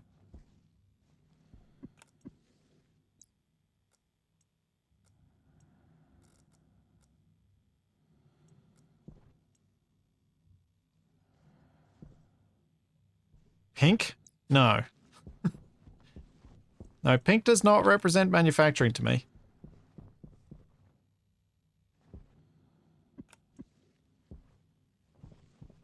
I blame Shaq for that.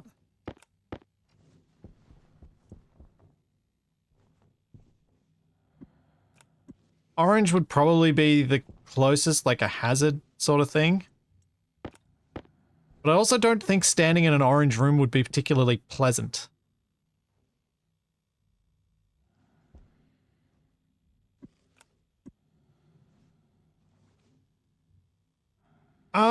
Actually, I don't know whether I will use a charcoal stack.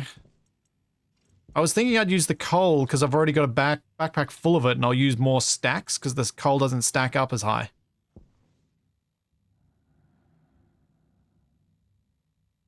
So it clears out some of my storage space a bit more.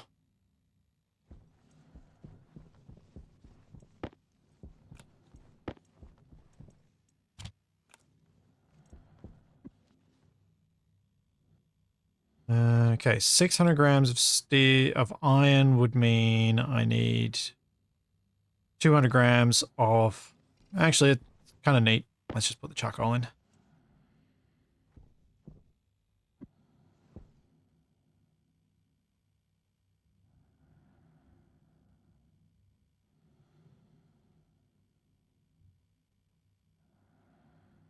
Yeah, basically I imagine real world factories, particularly if they've got anything to do with anything that needs to remain clean, like food, would be predominantly white, because then it is much easier to see where any problems might have arisen. Let's get the gas out. Yes, no mixing this time. Don't worry.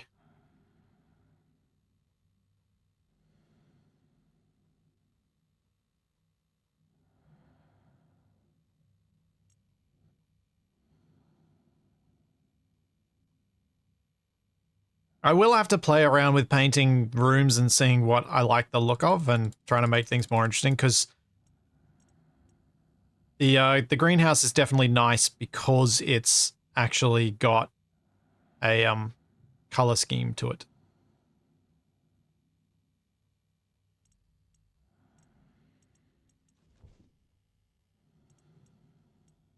There you go. It's a bit of steel made.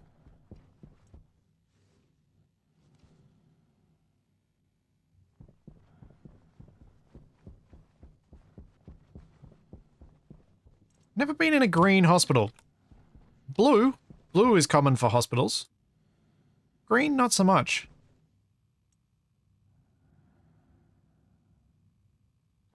I think the main idea is the blue is calming. And feels clean.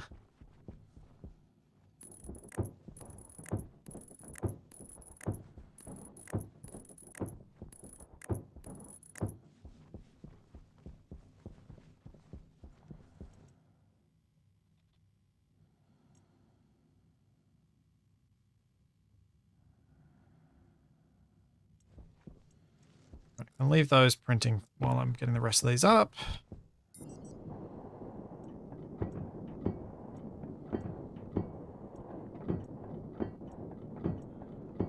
I think one of the reasons I've not done a lot with color in Stationeers on the whole comes down to how short range the lighting is. Because you end up with some quite deep shadows even in a room that's got quite a lot of lights. Like, if we look up at the ceiling, that's white, but it actually looks kind of mid to dark grey.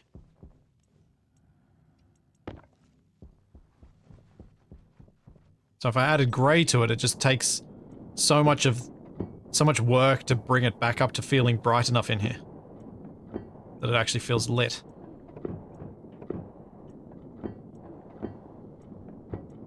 There we go. The walls are covered. Cover red. Cool. Now I can go downstairs and start working on this composter.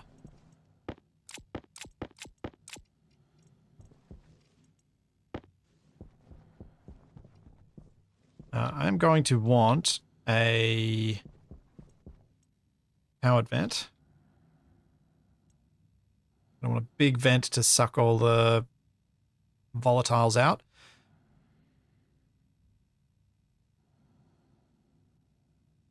To then get filtered. Yeah, the game doesn't have light scattering.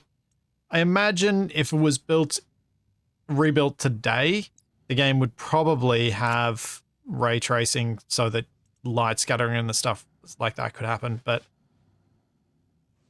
because it feels like, to me, Stationeers' model complexity kind of aligns a little bit with what Archean has, and so might actually get benefits out of having ray traced lighting. But also the dark bits is an aesthetic design choice that they made. So it's what they intended it to be.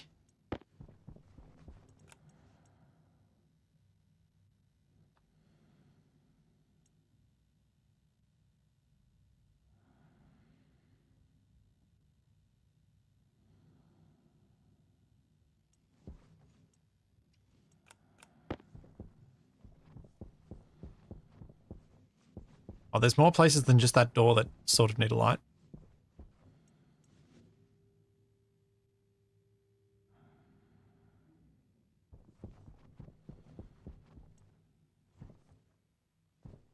If you do all of the proper ray tracing, yes, it does give you it gives you light within corners because you get bounce, you get refraction off a white surface, which then makes the light fill a space rather than just cutting off at a hard edge.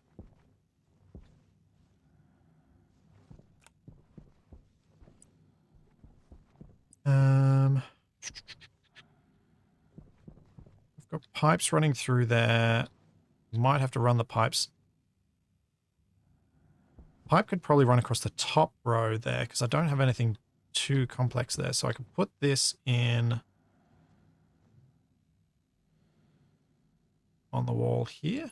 Yeah.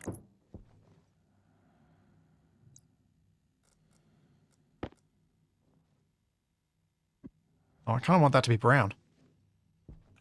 I don't need this to be airlocked right now, so I'm actually going to switch the airlock off.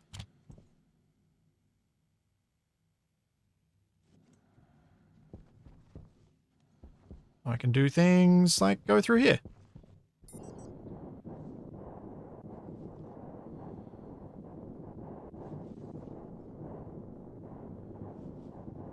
Don't believe the elevator has a pressurized variant, no. You need to make sure it's got an airlock on both sides.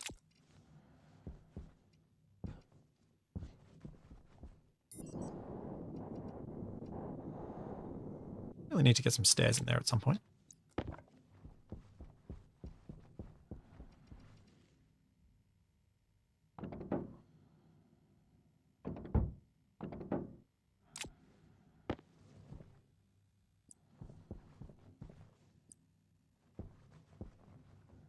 Okay, so the pipe stays above that. Yeah. No pipe running through here.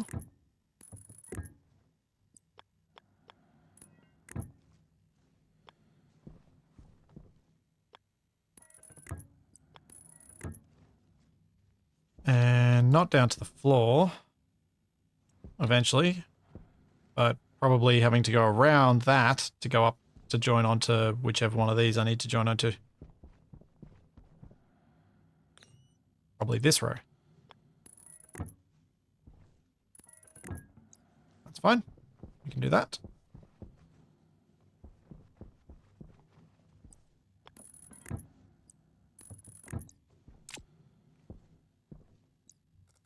Where did I put those electronic parts?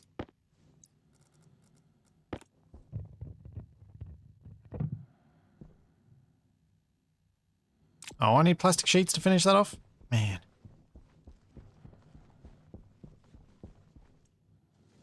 Finish things as I go.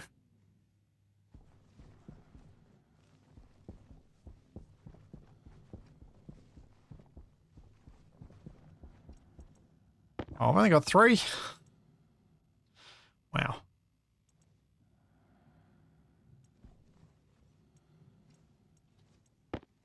Just one short.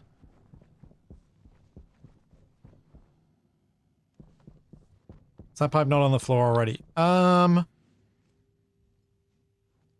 Might be. Oh yeah, it is too. So I could just run from this one round to there. Yeah, I could do that.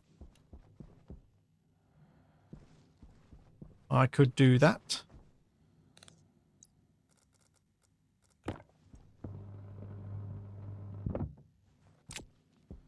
Okay, where did the composter end up? Over here. So, now we need to get water in here to the composter. And then I need to have some sort of system to load up the potentially several composters that I will run down here. For the moment, I might run these along this wall, sticking out a little bit. Is the original plan, and this needs steel sheets. Hydration critical. Yeah. Yep, I dug this all out with hand mining drill. Some of it was in vacuum at the time, so it was easy. Some of it was not. So it was not easy.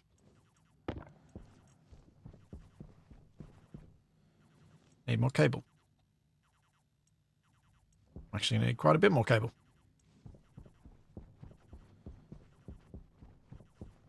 And why am I using the lift to go up and down? Because it's there. I think the stairs would probably be quicker, but it's fun. No, none of it was... I don't think any of it actually got excavated by explosions. I don't think the explosions actually did any excavating. They certainly happened, but I don't think they did any excavating. Poop. Where am I going to run the water pipe through? Get it along this wall? Oh yeah. Alright.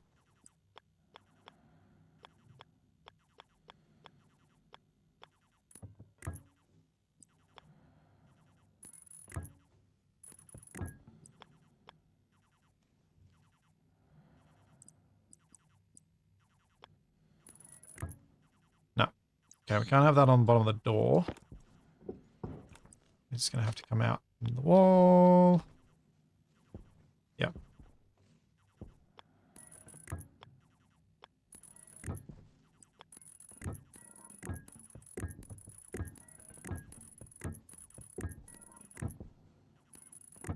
It's actually okay, because that's hooked up there. Yeah. Alright.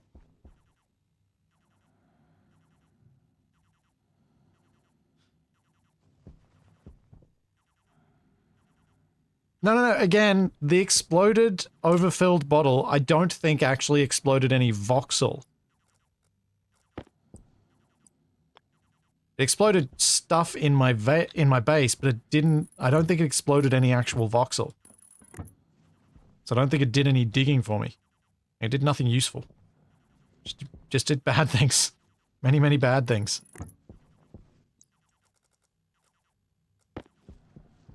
Probably got enough cable made by now.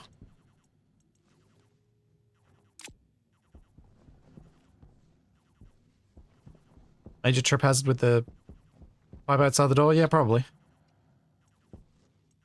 Or I ran out of copper. Okay, let's make some more copper.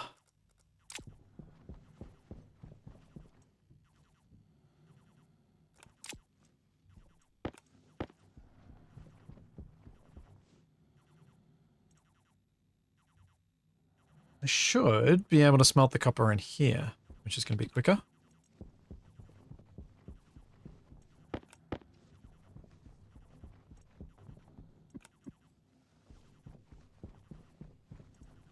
I can get a whole bunch done at once.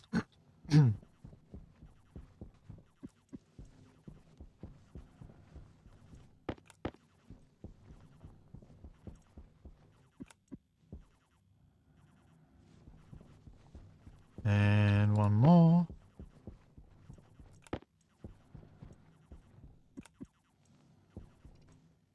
I may as well clear these shelves.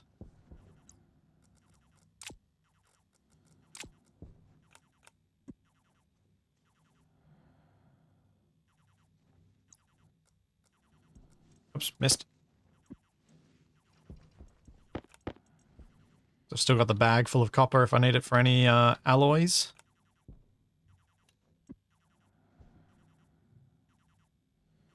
Yeah, I don't think the one in my base actually did any excavating because the voxels in that area were already well clear of that, of where it exploded. That's why I don't think it actually did any digging.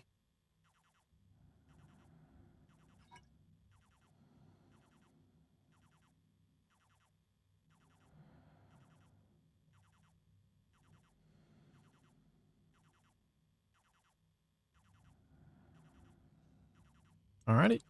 Empty this out. 700 grams of copper. Not bad.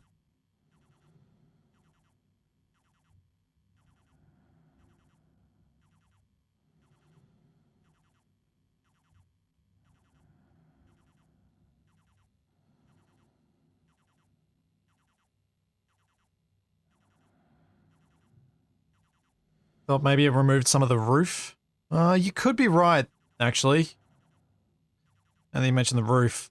it might have knocked the roof up a level or like a mini block or two. That's true.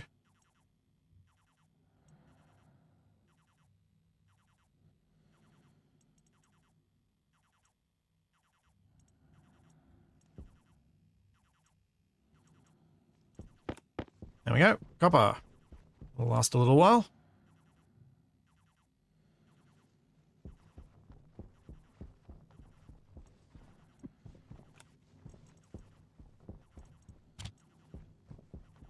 Make the cables. And I was thinking I might plug in the composter now. Actually, I gotta go get some water because I'm probably heavy breathing and I haven't noticed yet, or I'm just about to start heavy breathing.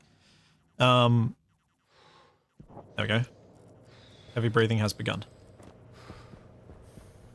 Because I want to go grab some stuff that I can actually put into the composter.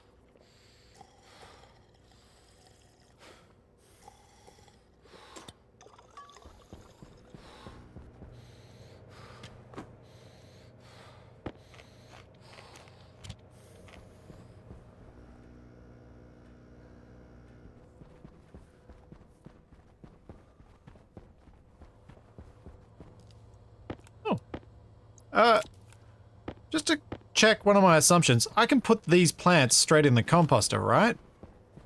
Right? That's how this is going to work? We'll find out in a second. I presume they don't have to rot.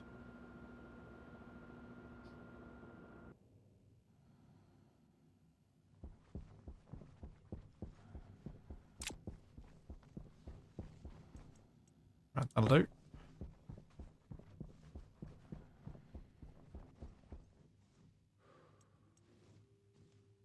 Huh. Is there a way to get a light on an elevator? Or do you only get it off the floors? You have to build it into the actual lift shaft. I'm just going to plug this into the lights.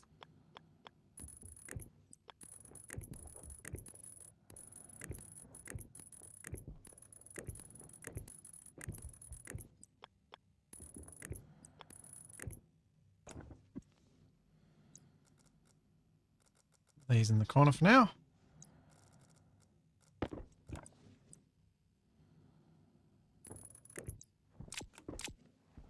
Alright, so that's plugged in. I now need to plug in the water supply. Then I can run it and see what happens.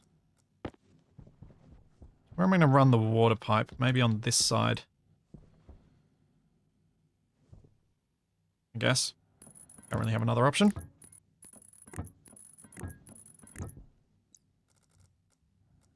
Again, a reminder that perhaps the gigantic thing we tried to build in Terraformers was actually the right scale for underground piping. For a maintenance tunnel. And that my complaints at the time that it was oversized were actually wrong.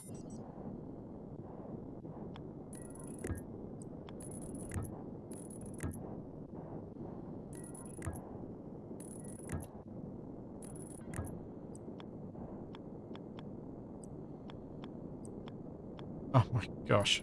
Did I ever press the right keys with that? Jeez.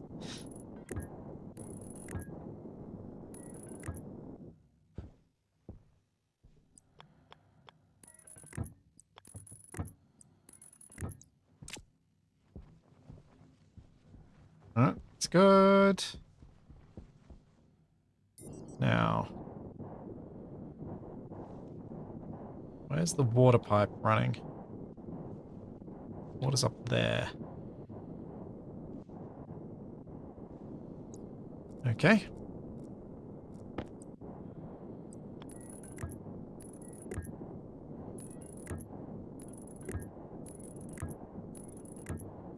Oh, this gas mixing room has the convoluted piping I was expecting it would end up with.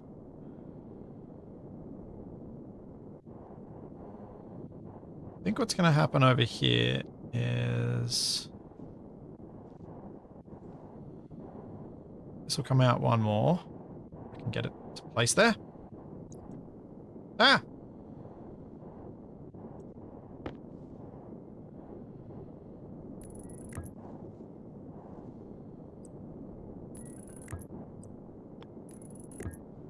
Very inky. The terraforming will be an optional expansion, so... And it doesn't matter if anyone's against it, because you can just choose whether to play with it or not, and everyone else who wants it, like me, can just play with it.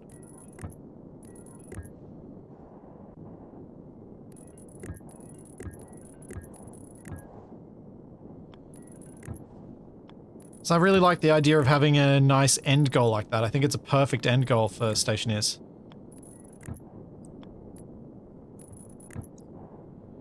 Something that requires a lot of work to get there, but once you get there, it's like, yeah, I did this thing.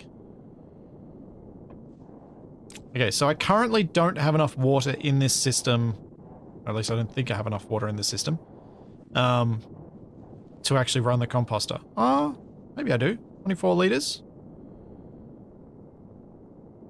Might be enough.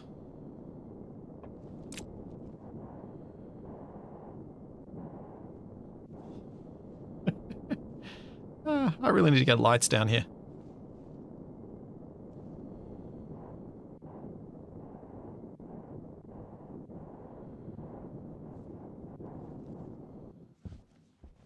Now, how am I going to get that water connected up?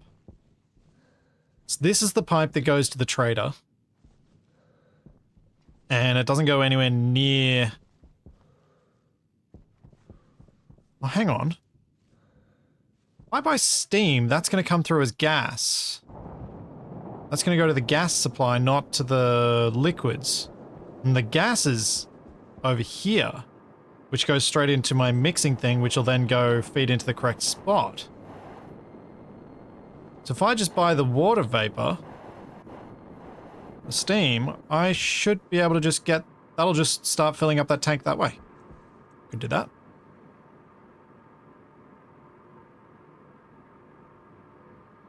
Yeah, we'll do that. We should be able to take the 54, right?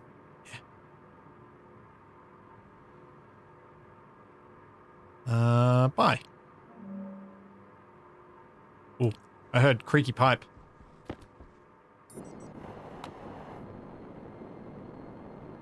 There we go. 266 moles of water. Takes 20 moles per composting. Alright, let's see how much we got. I can send away this trader now. I can't do anything else with him. I've run out of money. And yeah, I'm not going to be able to sell him carbon dioxide. See ya. Is there another trader I want to bring down instead? Space Springs? No. Build Inc? No. I mean, Space Springs, if I still had money? Sure. But I don't have money, so no. Yeah, the creaking probably was from the landing pad before it managed to pump it out.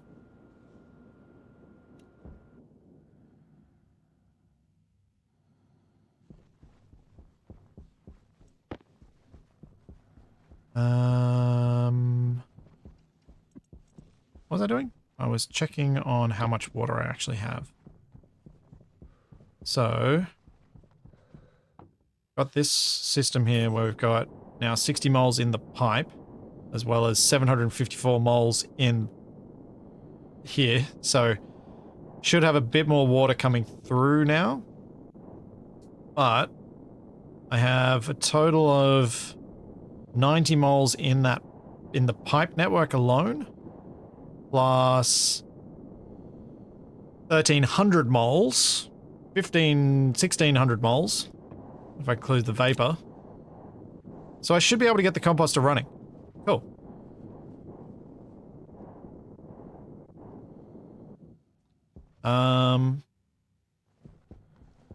Yeah, alright. Let's reset up the airlock. And Let's start a composter. Turn you on. Pop fern in.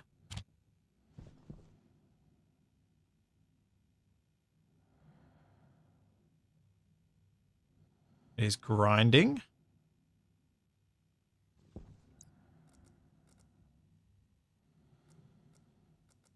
There are radiators on that water pipe, technically. I think that's the one that I pre-cool before it goes into the cooler. I think that's where the coolers are. Why have I got a tiny bit of oxygen and nitrogen in here? Is there a tiny bit of oxygen and nitrogen in my propellant tank? Jetpack critical. No.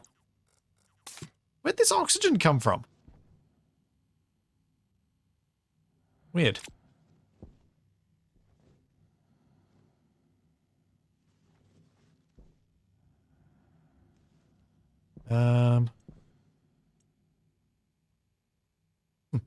Odd.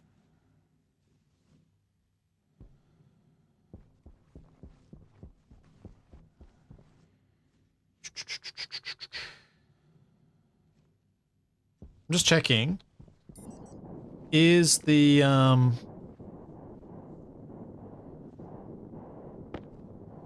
is this the one that got... Yeah. This is... So this line already has a cooler that goes outside. So the water that I bought at 800 degrees Celsius is already down to 464. It has already been cooled. Pre-cooled. And then we'll go through here. As planned. Cool. Alright. Don't need to worry about that.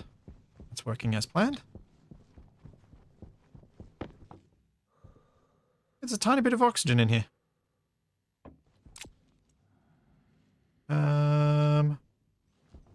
I have a vent. Still set up to suck air out of these spaces. I don't think I do. I think I've only got the one that dumps it outside. I mean, it's a tiny amount. I can probably just dump it outside.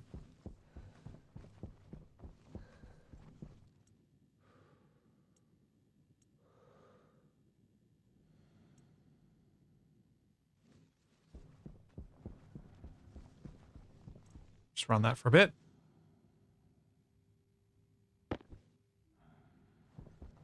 Oh, yeah, Beersegi, you could be right. It's probably one of the cancelled airlock cycles from the greenhouse when I was, not suited up. Currently not processing. Activate. Currently processing. Ah, we're getting volatiles in here.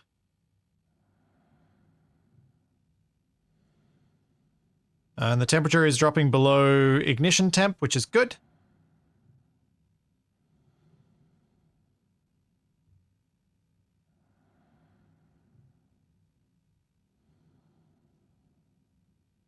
The reason not to leave it is it's hot. So I may as well vacuum it out.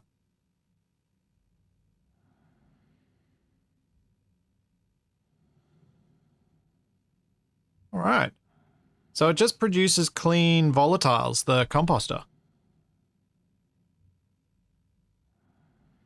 And clean, cool volatiles as well, which is probably the bigger thing.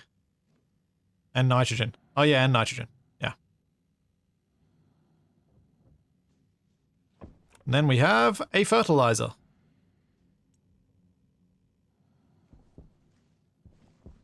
Nice.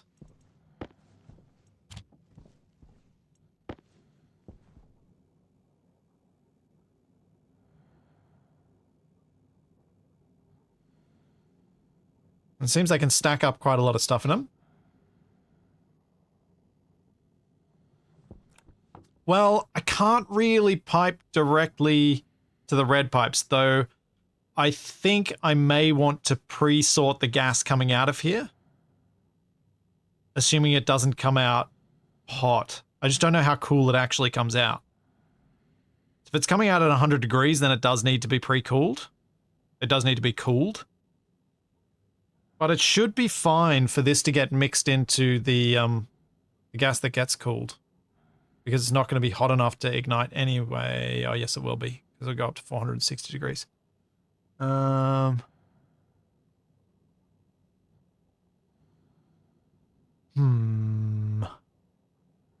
Supposedly 45 degrees Celsius. Okay. That's cool enough that I possibly could just pump it straight into into those tanks. And then, like the water, have a heat exchanger onto the coolant line to keep those tanks from, like, keep them below that temperature anyway.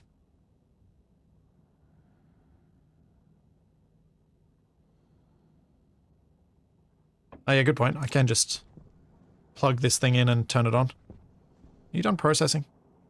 Grind. Grind! Shove this other bit in.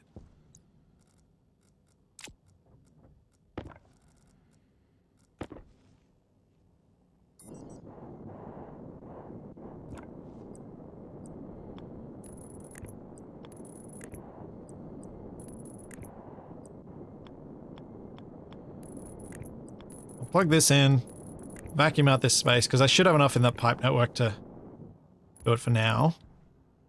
But yeah, I may need to consider what the best way to deal with this this gas is going to be.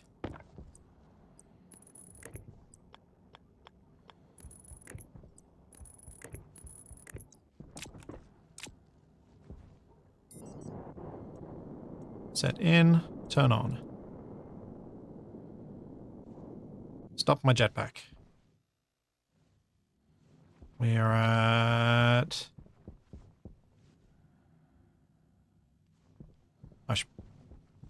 Oh, this is deactivated? Yes.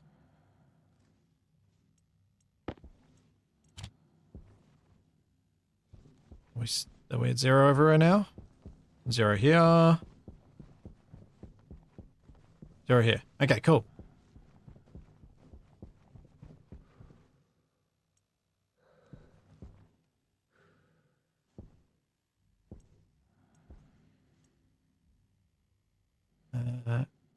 Start processing. And yeah, you guys are right. 45 degrees. Okay, then.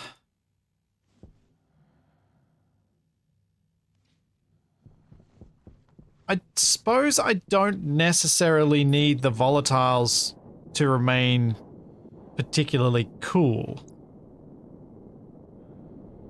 Do I? Like, I want, like, they don't... 45 degrees is perfectly fine for the volatile temp. Especially since they don't end up really getting stored. The nitrogen, on the other hand, I'd prefer it doesn't get hotter, because I pump it into my greenhouse, but then it gets cooled when it goes into the greenhouse.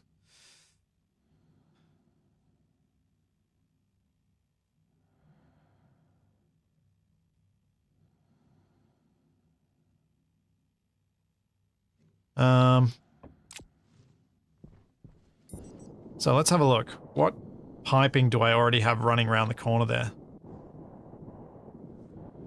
Because I've already got this volatiles line that I could pump straight into. So I could filter straight into that line there. Which makes sense for getting the volatiles out. And then...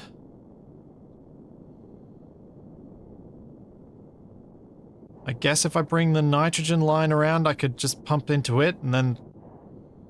Yeah, honestly, that probably makes the most sense, doesn't it? Have a separate pump in. So what I need to do is then set up a cooling system to keep the nitrogen cool.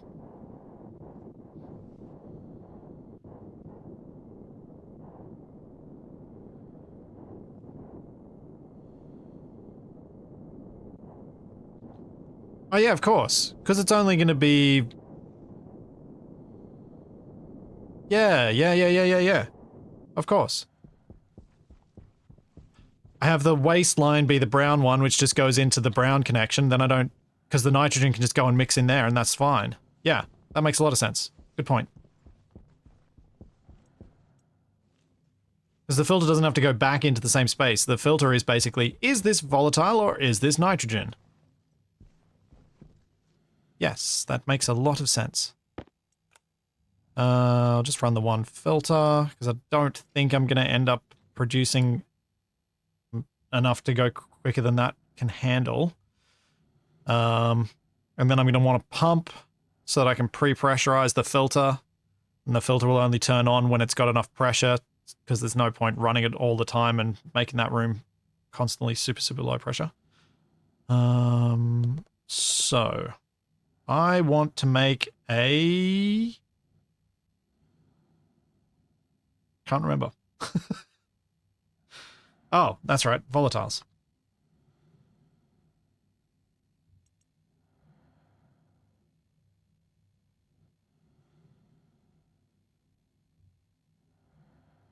Yeah, Crazy Canuck, that's exactly what I thought you were getting at, when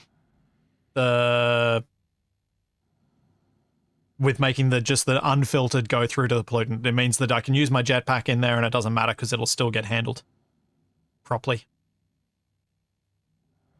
Cool. Make a pair of these. Need to bring a couple of these down. I'm probably going to need some more pipe. But yeah. This will be quite tidy. In fact, Gems, the big vent in the room is probably not going to be used at all. I'm probably going to dismantle it. Because I'm just going to use a filter. I'm going to use a filter and a pump. Do I have any volume pumps up on the wall? No.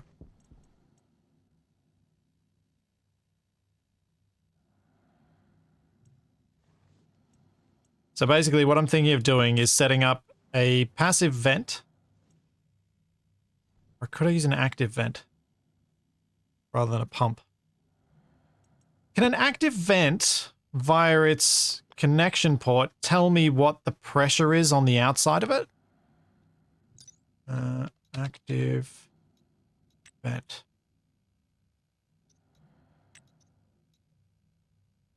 Pressure external, pressure internal. Yes. Okay.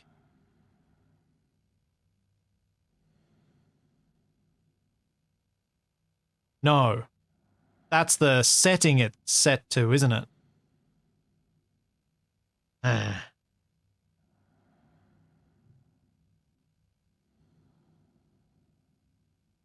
That's the safety setting. That's...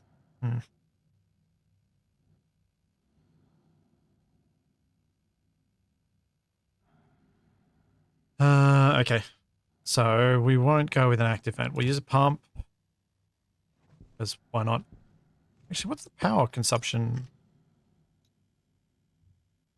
100 watts for an active vent versus a pump. 200 watts. Maybe I should just use the vent, not a pump.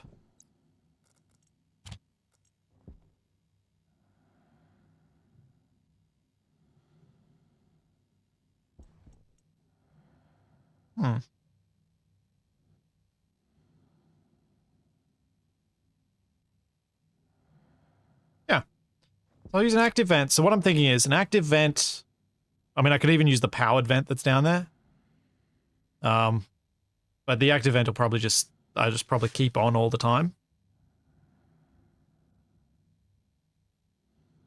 But what I was thinking is, active vent connected up to the filter. The active vent gets turned on when the pressure in the pipe is below a certain threshold.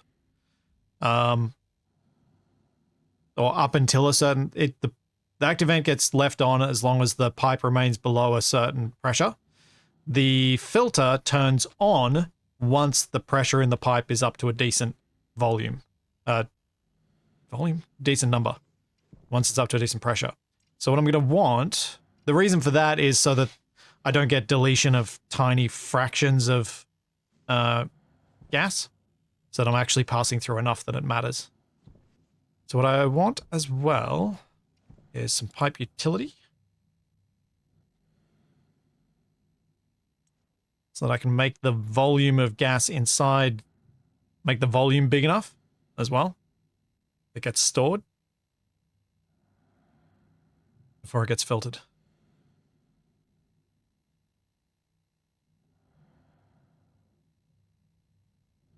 I was thinking about that and whether I would bother with making the vent turn off if the room pressure is too low. But if I do that, I'm also going to need to have a sensor, a room sensor. But I couldn't figure out a way around that.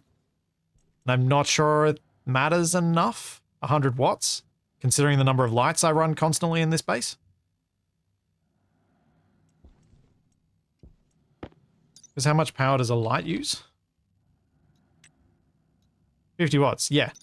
One active vent working constantly is not going to be an issue.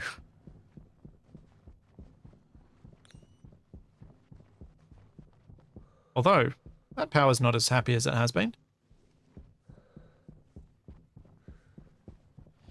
True, the gas sensor's not expensive. Alright, fine, I'll make a sensor. Do it proper.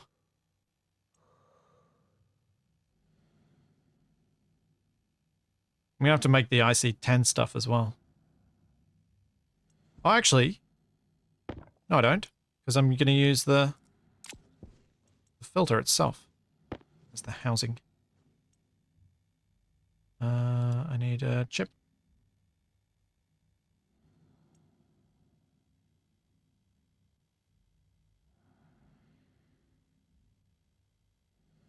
If the batteries end up suffering properly, then I will expand my power inputs. I will get more solar out there. Plus potentially more batteries. At some point I'm going to have another look at my power. But it's been stable for so long that I'm just happy to ignore it. What don't I need to bring with me? I don't need to bring these with me. Alright, let's see how much I've forgotten.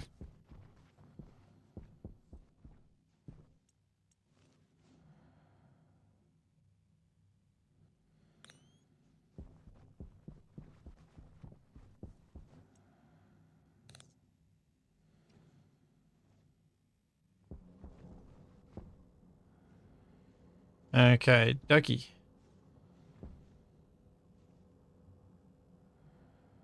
I guess I possibly... Yeah. Where do I put this filter down?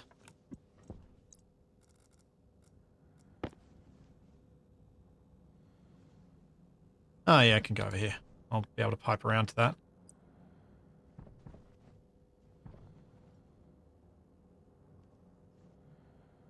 There we go, filtration.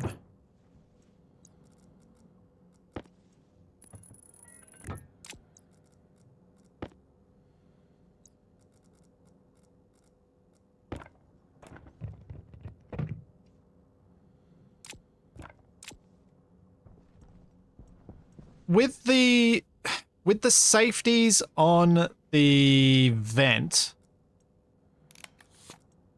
what happens if the safeties get triggered? Does the vent stop and turn itself off, or is it more of a mode shift and it returns to functional when those pressures are met again within the safe?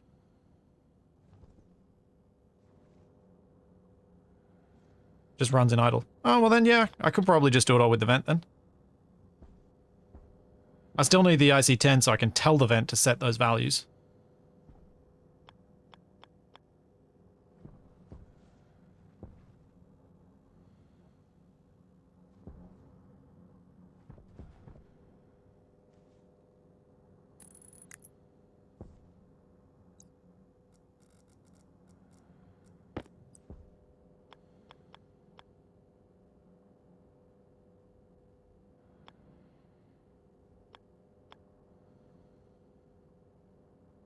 You do not trust vents after you blow up a couple of pipes in the past.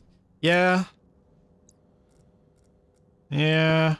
I mean, if UFO's blown up vents, I'm guaranteed to. He's a lot safer about this stuff than I am. That makes me nervous.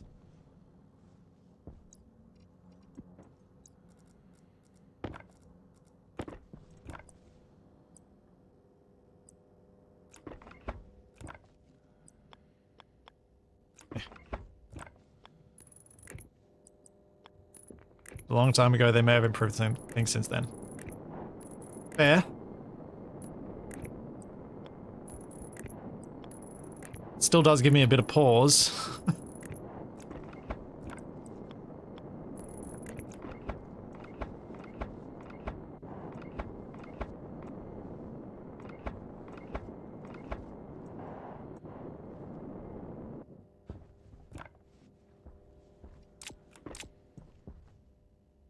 Did a test a month ago and it did not explode that pipe. Okay. Alright, so what I will need is to this be 1, 2, 1, 2, up there. So that I can put these in.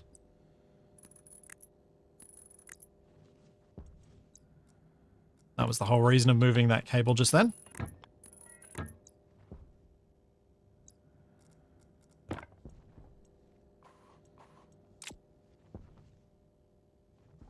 So unfiltered will go back around and connect up to this pipe over here. I'm going to definitely need more pipe. And the filtered is also going to need to pass through this wall as a separate pipe. Oh, did I not leave? I'm not sure I left enough room to do all this. Urgh.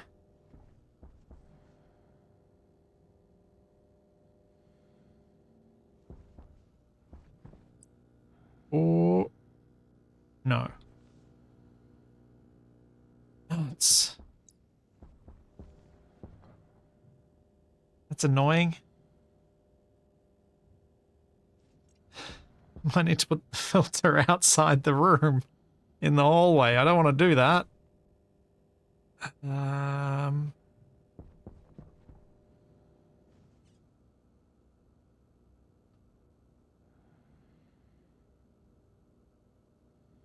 No, the back wall of the airlock has the water pipe running through it. I might be able... and the heavy cable.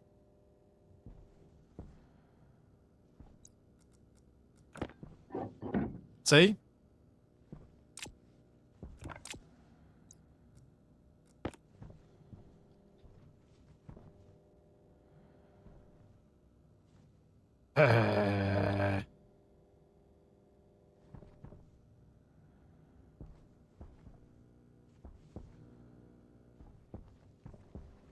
Yeah, if I move this vent, that might get me where I need to go. I move this, so it'll be there. I'll just go one above.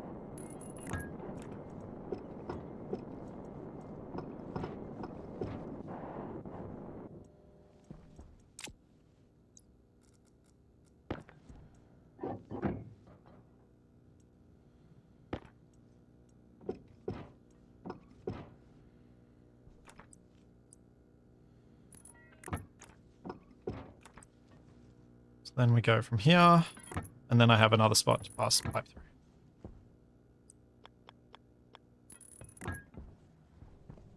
Oh yeah, sensor glasses. I don't have them. I don't have the right scanner type on me, but yes, that would have been an option.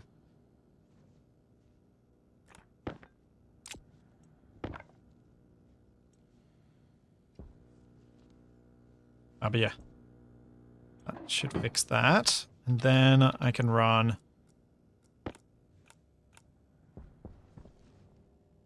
brown and red, but I need more pipe.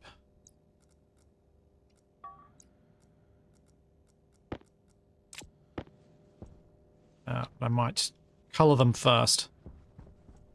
I need more pipe so I can connect these up, but that's got the path through. No, the water pipe has to be that high. Because otherwise, like, it can't interact with the things that are here. Something could possibly run along the floor.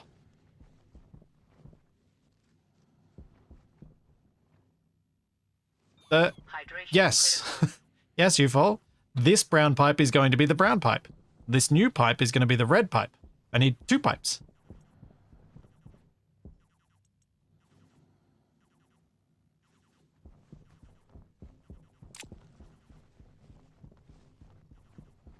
Because I'm running 2 gases out. Insulated pipe. And I'm going to need to go get some more food and water. And I was going to spray paint some pipe.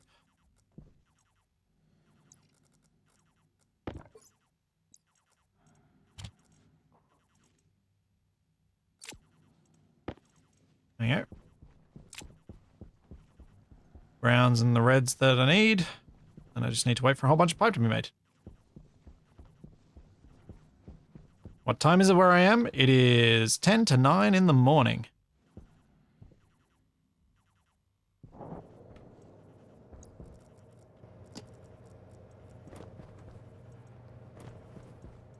Eat all the condensed milk. Give myself a sugar high, and then a sugar crash.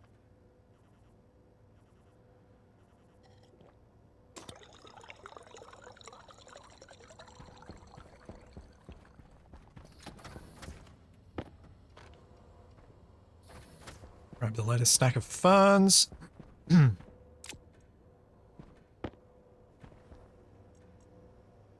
Take these out of here. I don't think those passive vents need to remain in there.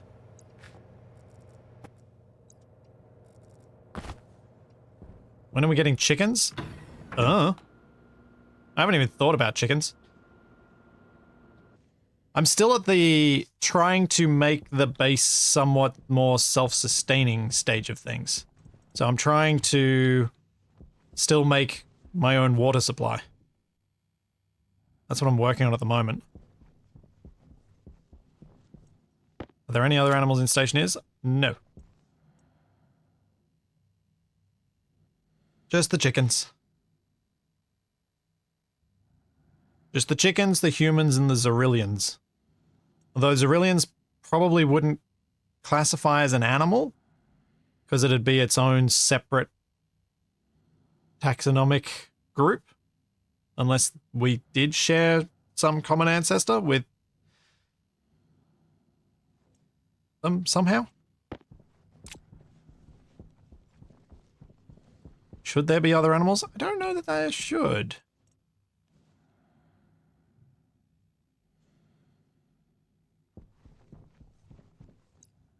I'm not sure that there should. Alright, dodgy dad joke. I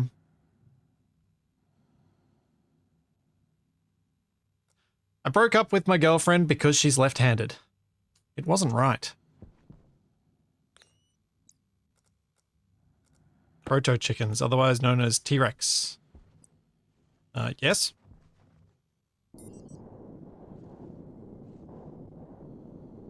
Although we'll probably never know which dinosaurs really led to birds.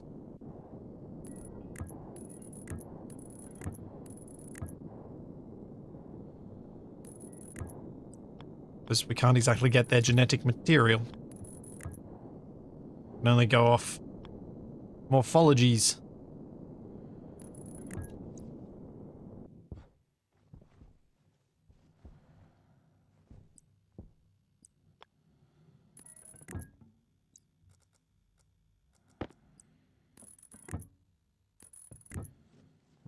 Alright, let's go inside.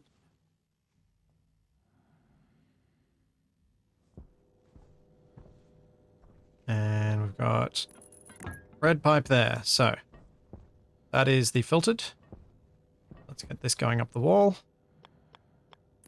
Getting in the way of future stuff. Does this have to be activated every time? Or will it stay active now that it's not grinding anything?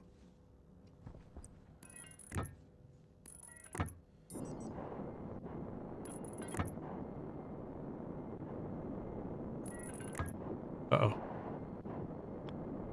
I'm gonna have to come out from the wall.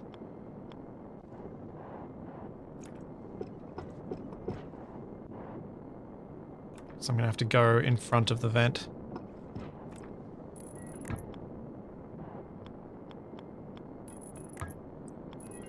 Because of where the cables are. And there are some cables I cannot move. Thank you, Elsa. Thank you so much for the 10 gift subs. How's it going?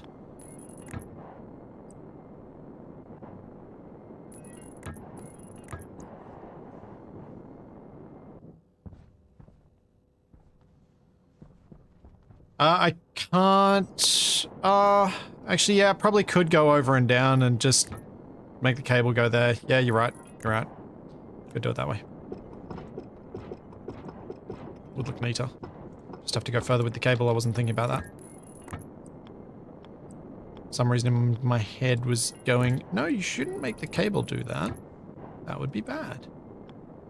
But it's actually fine.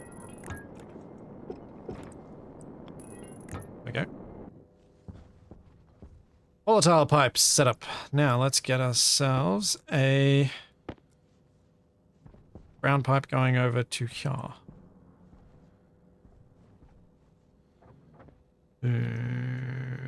Where's going to be least ugly to do this? Maybe in the corner here.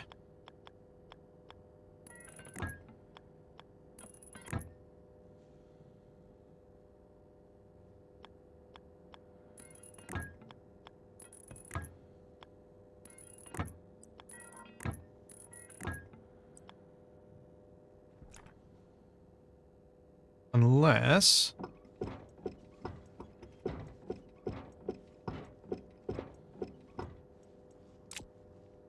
I have an idea.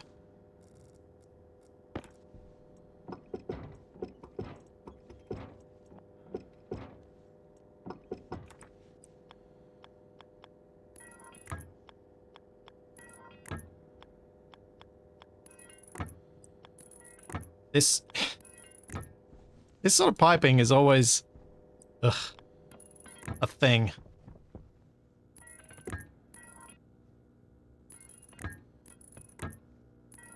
First you airlocks.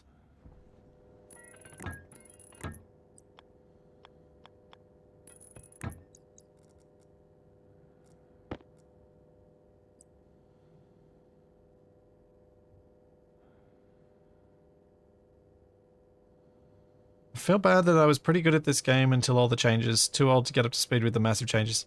Ah! Never too old. Never too old, Orsa. I choose to absolutely believe that. Because I don't want to ever feel like... Okay, it does have to be pressed every single time. So I need to set up something to automatically activate that.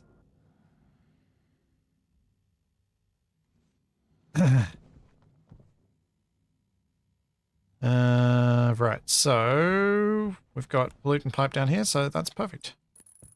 Or mixed waste pipe, I should say. What is in this mixed waste pipe? Where does this one connect to? Okay, that's the super hot stuff. Alright. That's fine.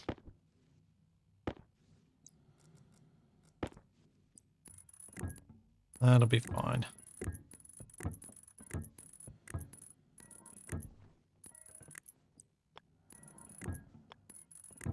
There we go. All hooked up.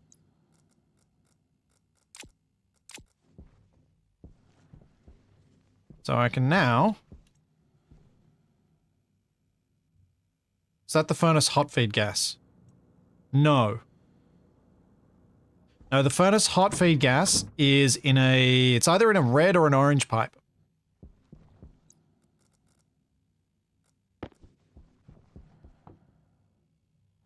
The reason this one's so hot is because it's got the water that comes in from the water maker. The hydrogen combustor. So that comes out at 1200 degrees.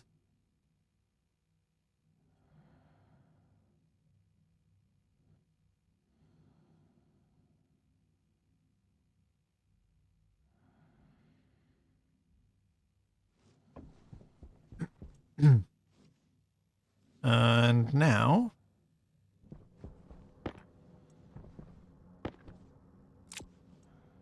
I could try and set up some safeties on this.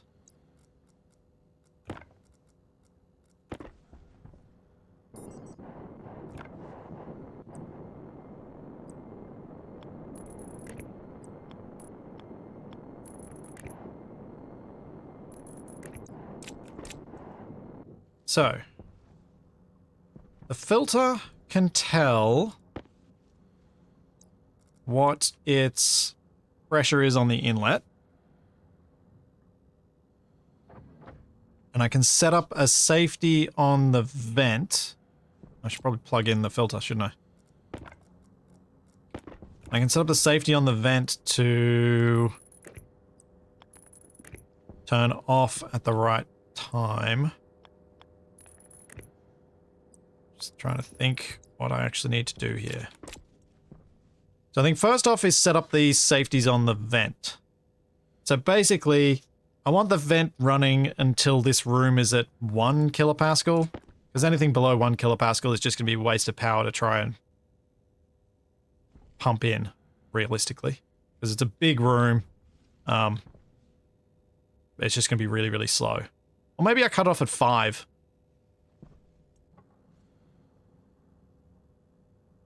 Because then I'll get to see it happen. Yeah, let's start with that. So, what I need to do then, this device 0 needs to become the active vent, which it is. And device 1 can become the composter. Although I may want to do that with a hash instead, so that I can do it to all the composters that are going to be connected using the filter to do it. Safeties, we're here for blammo. No! Oh, no, no, no, no, no. Not from this, no. That'd be bad. Okay, so... let's clear this. I want to... set D0 logic type. Active vent. Pressure external.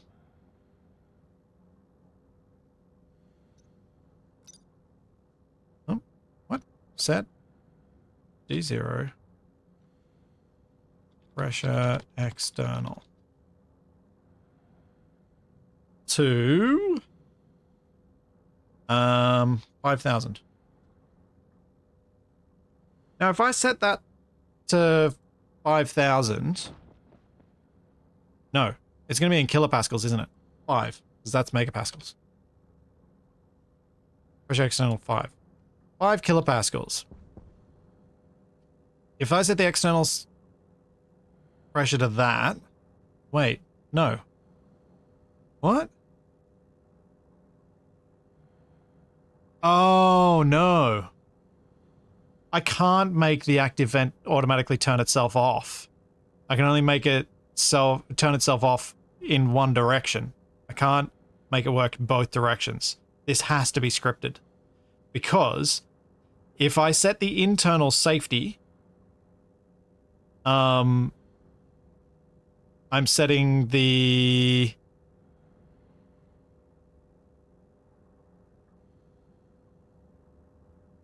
It is only 2 wall lights, you're right. I was meaning just to leave it on and just set the safety. That's right. That's right. I changed my mind about what I was going to do. So I want pressure... Which is internal and which is external?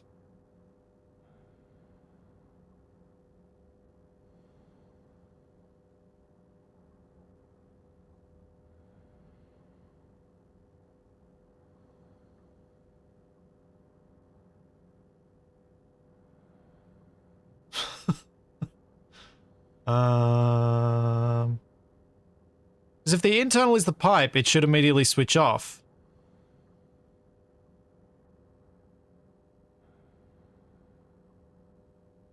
But I think what this means is...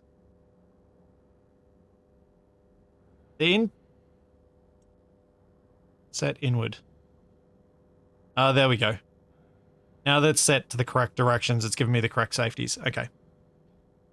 So the internal safety is 50, which is fine. It shouldn't explode the pipes, but that's also terrifying. I don't want it to do that.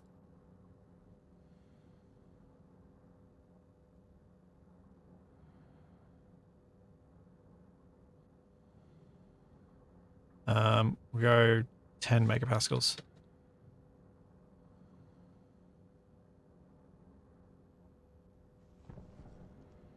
And the external safety is set to 0 pascals. But if I set... Hang on, I'm going to try something.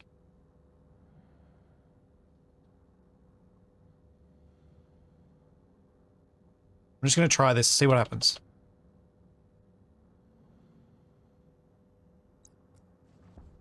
Where did my chip go? There it is.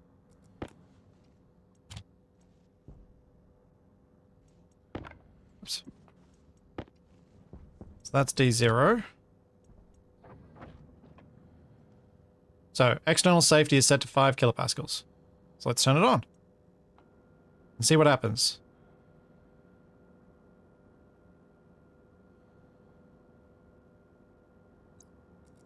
When the room reaches 5 kilopascals.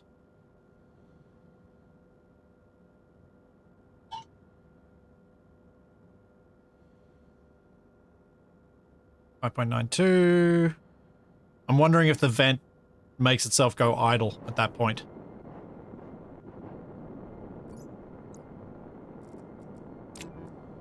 Though me standing here with my jetpack active is probably not going to help that.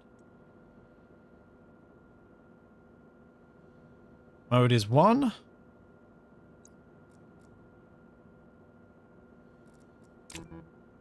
Pressure is 5.74. This is going to be really slow. It's idle, it'll still draw the 100 watt anyway. Yeah. Whatever.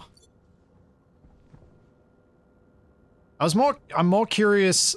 This could be valuable as a way to suck air out of a greenhouse to make sure it doesn't overpressure, but also to make sure it doesn't underpressure. So there's some value in learning this and checking to see if it works. Yeah, I do. I probably should have made myself an advanced tablet months ago. It's been a bit silly how long I've dealt with using the basic tablet.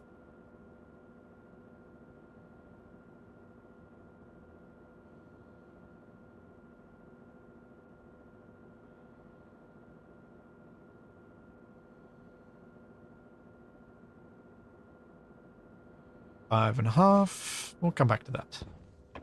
Alright, so let's see if we can spam activate on this guy. Actually, let's deactivate it because it's constantly adding extra gas that's making the vent not work. Not get this down to pressure. Or it deactivates itself. Because now it's going a bit quicker.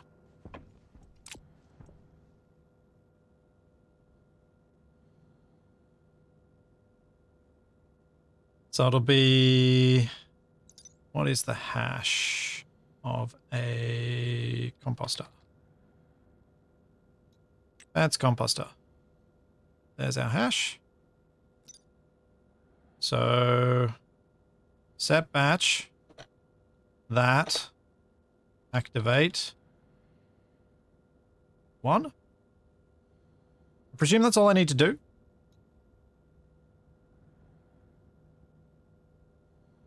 Just constantly spam its activate. Obviously, I'll need a loop to constantly spam it.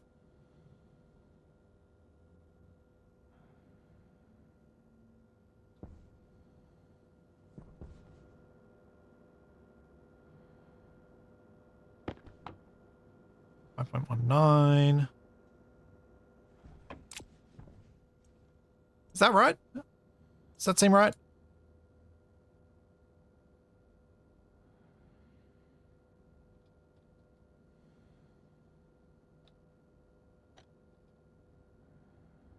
Let's see.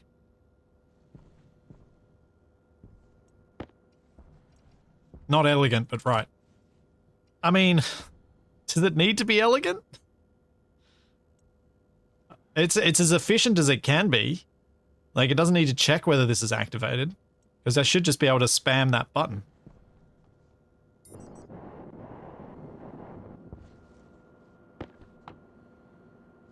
.11. Honestly, I think I just leave that. That vent is just going to be on all the time anyway.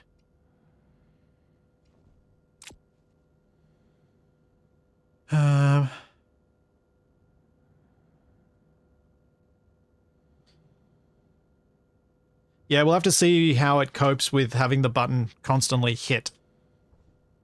Whether it breaks the system or not. I think it should be okay.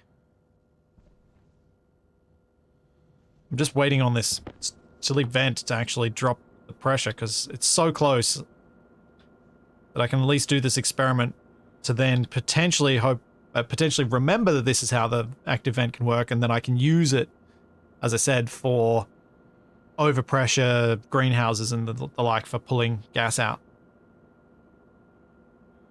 But honestly, I probably won't use it for that.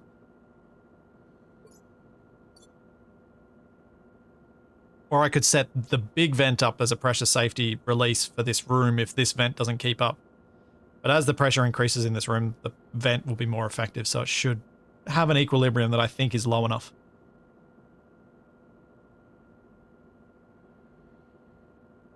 Does it stop if you spam the button like an arc furnace?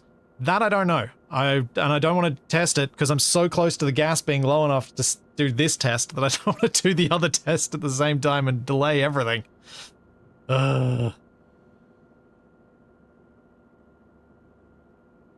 What I probably should have done was just set the pressure for the vent higher than the current pressure and seen what state it moved to. But it's always nice to see these things happen directly rather than just seeing what happens when you start up with the wrong pressure.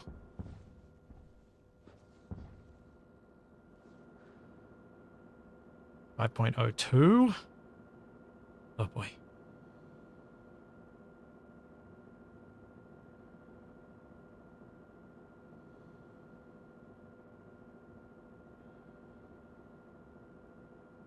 You loaded a lever state and spammed activate with that lever state.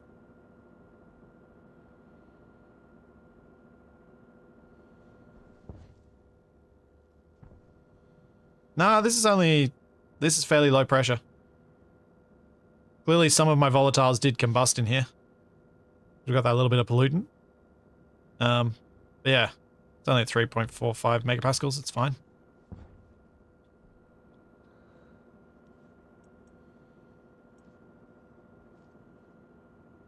.01. Come on, we're almost there.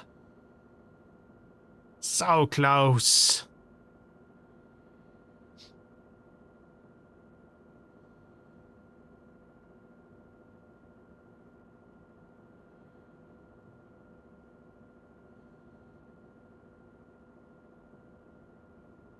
With the arc furnace, when you press the button, does it go back to red while it's working, or does it stay green?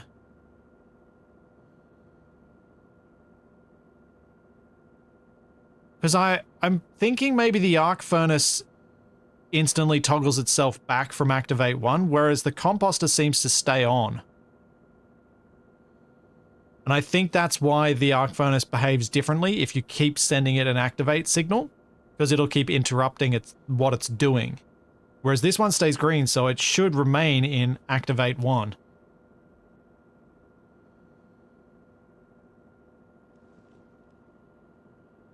Alright, I think this is probably turning itself on and off at this point. But it's not telling me anything that it's doing that. Oh, whatever. I was curious, but I don't think it's going to satisfy my curiosity.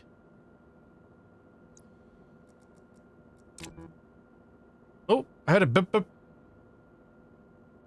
I heard a bip bip. Okay, I think it's hitting the boundary.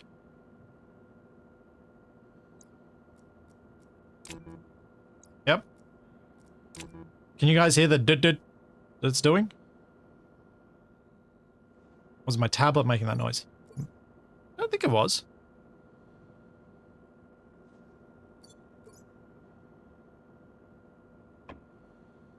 I don't know. Maybe it was. Okay, so next thing to test is, does this hate me spamming the button? So it says it's processing. Ooh, let's find out. Because that's different. When I hit the button here, it turns red. It changes the state. But if I'm constantly sending it the same signal, does it do differently?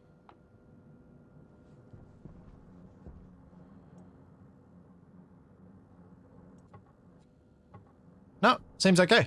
Cool. Alright. So that's working alright. Next thing is set up the don't bother filtering this until it's at a decent pressure setting for the filter.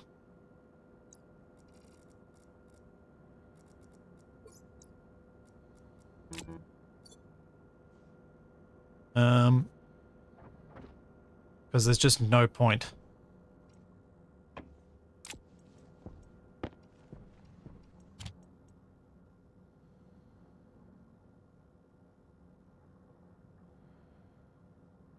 Pressure internal to 30 megapascals. Actually, I'm gonna do that.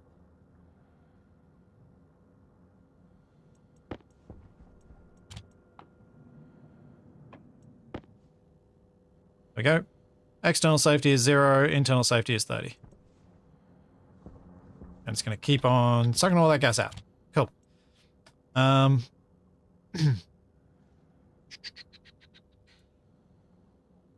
should keep the initialization lines. Yeah, fair play. That's probably right.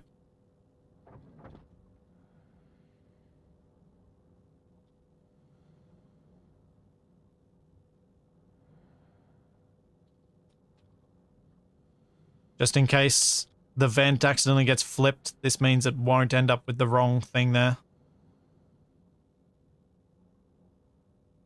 Okay, so then the filter I want turning on when... So we're going to load into R15, dB, logic type,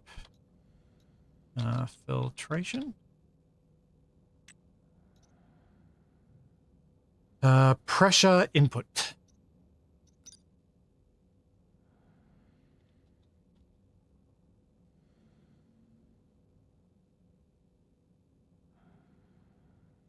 And then I also want to load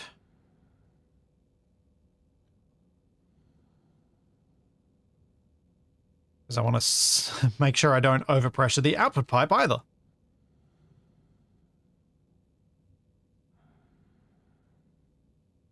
Pipes can take 60, yes.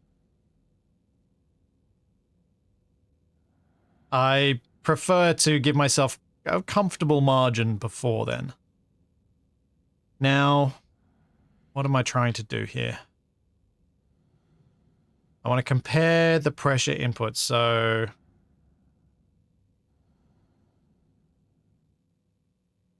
The input pressure, if it is set greater than, and I want to set R15. If it is greater than, so if A is greater than B, so, no, I'll do this differently. I don't know if this is going to cause me a problem. If R15 is greater than 1 megapascal. So R13 is now set to that, which means we can then go set dB mode R13. So it will turn itself off. I don't need the yield up here. It's in the wrong spot.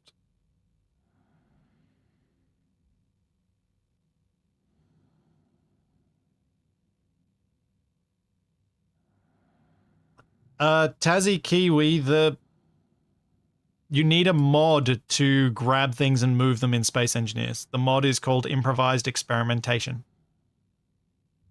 The key binds for that are on the mod workshop page. It is a Steam-only mod. Set greater than... So that should set R13 to be 1 if it is greater than 1 megapascal, 0 if not. So then it'll turn the thing off if not. Then I also want set less than 12. Don't know why I'm using different registers. I know I don't need to, but I'm doing it anyway. R14. So if R14 is less than 30 megapascals, it will be a 1, so I can set dB mode R12. So that'll overwrite this value if it's the correct one, if it's overpressured. So I'll turn it off. Then we can yield, and then we can jump to start. And that should do the trick. Because it'll flicker on, which is not ideal, and I should probably have this branching out, but I think this will work well enough for my purposes. But it'll turn on even if the input is low. True. I do need to branch it, don't I? Yep. Okay. All right. We got a branch. So.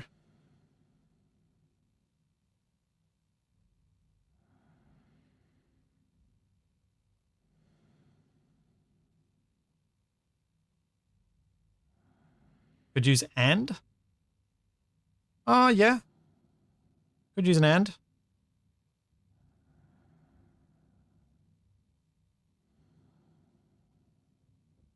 Yeah, true.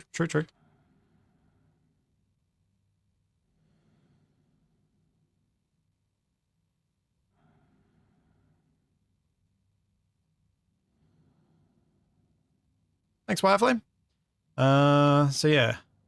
And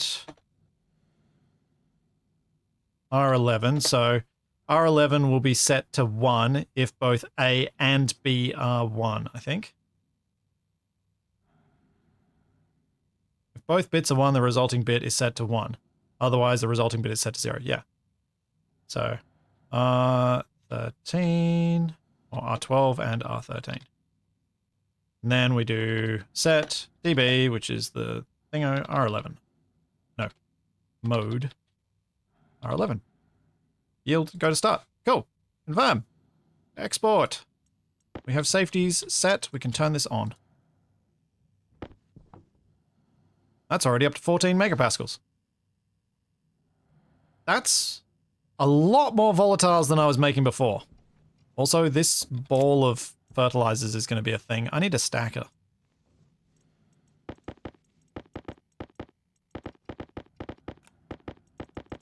Oh, it's not going to help. You only stack to 10.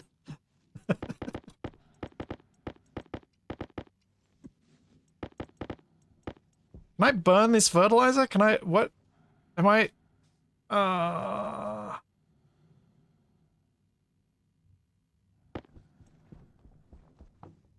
The pollutant will deliquefy once the pressure drops below 6 megapascals. It's fine.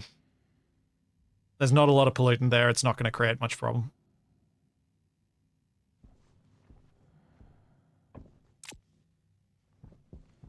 Oh yeah, what happens to the fertilizer if I put it through the recycler?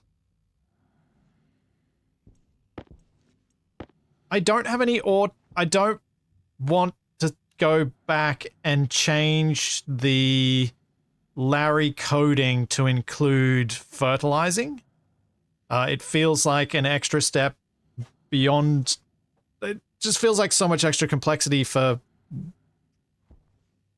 something that you could just manage by having more plants.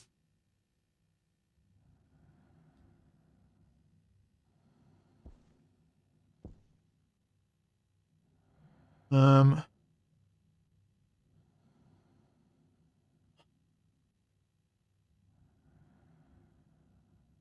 I just throw it through the recycler? What will I get out of it if I put it through the recycler?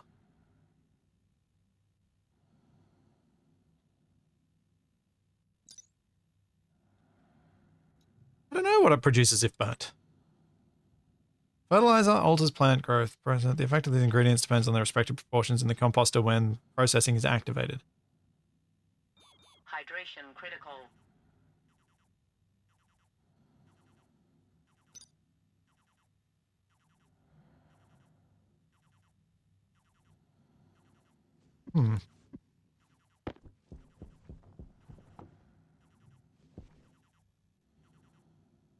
Well, the volatiles are going up. And this is the same nonsense that it usually is. And this is dropping. And the pollutant is evaporating.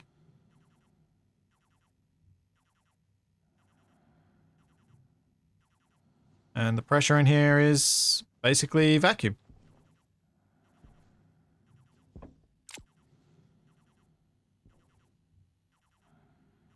Might sell it? Yeah, I just don't have any automated way of dealing with the fertilizer, and I'm going to almost certainly produce more fertilizer than I can use. Which is why I'm not sure what to do with it.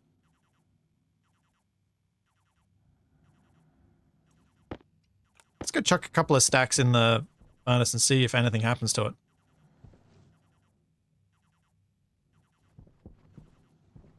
Not nitrous, nitrogen is in there.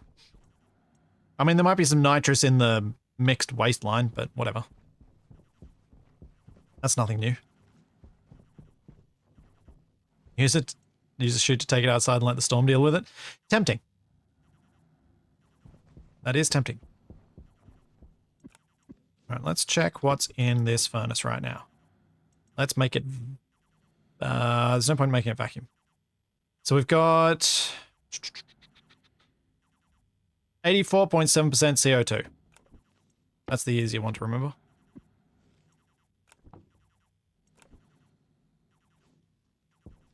Uh-oh. Oh dear.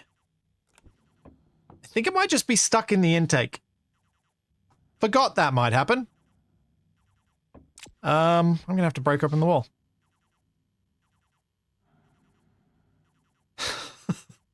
Nuts. Oh.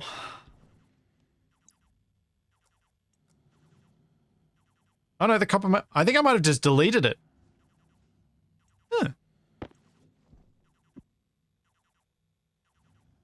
I think it just deletes it. Interesting. Interesting. I'll be back in just a sec. I need to take a quick bio break.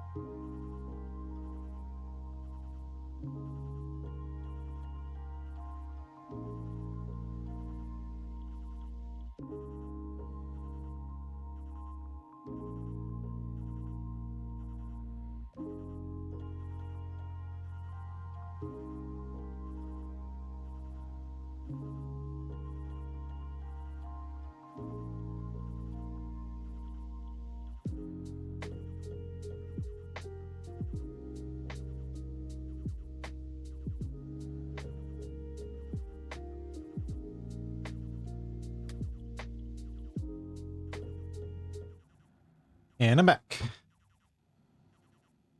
Hunger caution. Did the furnace process the fertilizer? No, I think it just deleted it.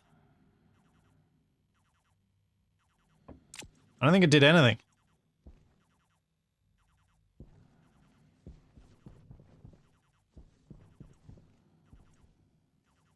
Yeah.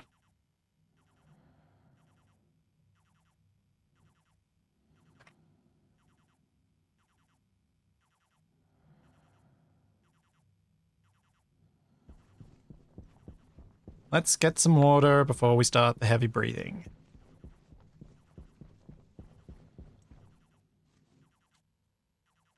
Kind of makes me want to just put a furnace downstairs and just have the fertilizer feed straight into it just to delete it so I don't have to deal with it. Because I really just don't want to... I don't want to change my Larrys.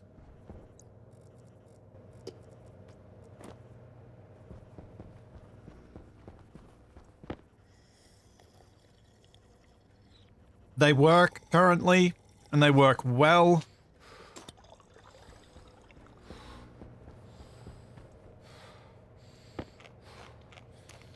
And that feels like the sort of automation that might break everything. Sorry, optimization that might break everything. Yeah, but I don't know. I've never seen anyone buying fertilizer. I've never noticed it.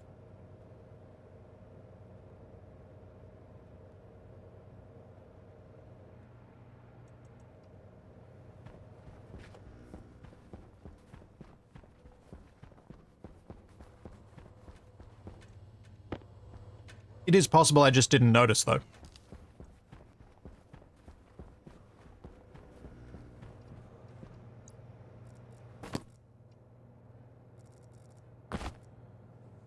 Have I checked what happens if I recycle it? No.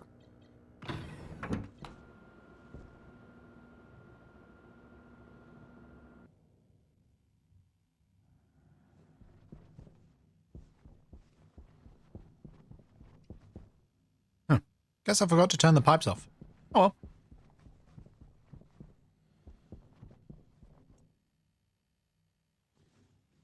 Oh no, I've gone to the wrong place.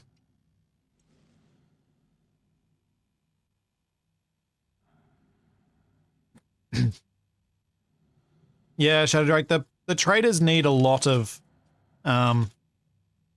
improvements to their gameplay.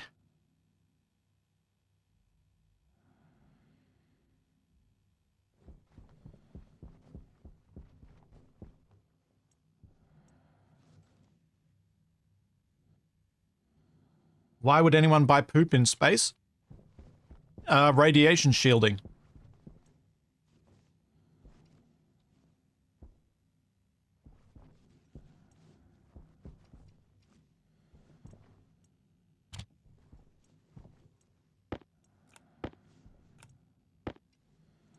Be quite useful for that.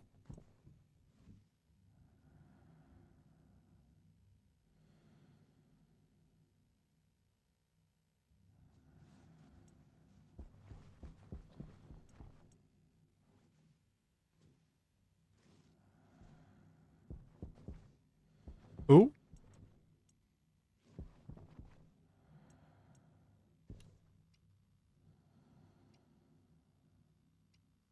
I'm wondering if the fertilizer might come out as biomass, in which case I can then pass it through the furnace and get even more volatiles from it.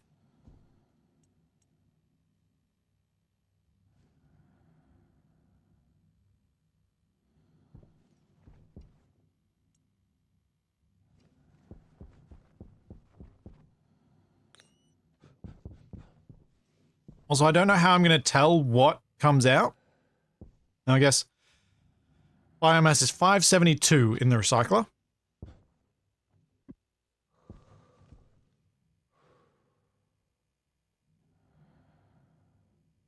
Hang on. I'm going to grab that. I'm going to drop over to Discord. I'm going to put it in there so I can see what happens when I put the next one in.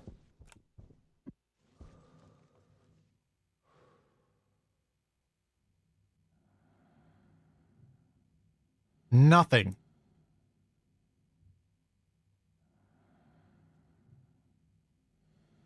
I'm thinking it deleted it again.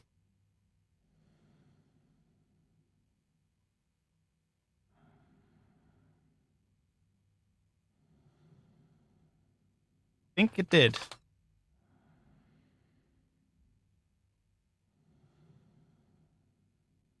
Oh, that's fine. That's probably an easy way to delete it. Either have a recycler running or have a,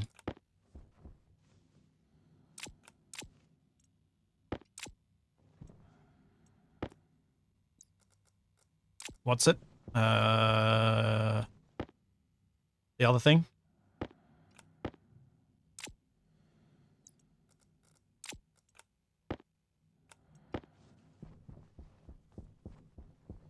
I don't know what would happen if I put it straight in the centrifuge. I presume nothing based on what's been happening so far. I mean, I don't really want to disassemble my production line there just to test that.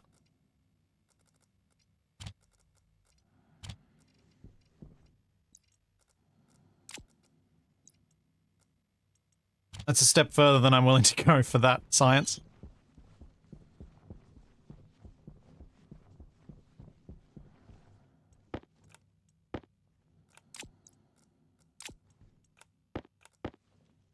And that's all the... Oops.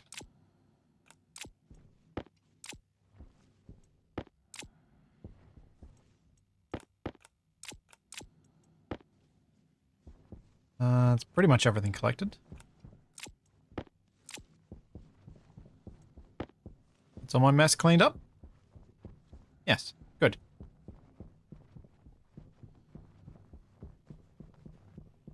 No. No, Daz, it's not just one chute to remove. It's also it's also then having to wait for it to process it, if it processes at all. I just don't wanna. I'm fine. It seems like it doesn't do anything anywhere. Yes, then all the cleaning, exactly.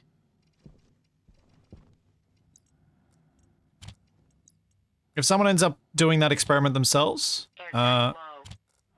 be interested to see what your results are. Yeah, I don't think that's a test I want to do myself.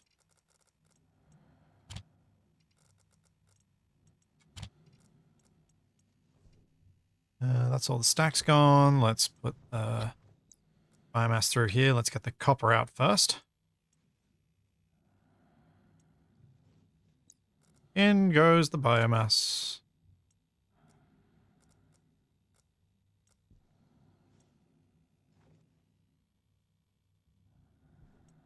In goes the gas. Okay, process. Occasionally hand fertilize the plants. I could.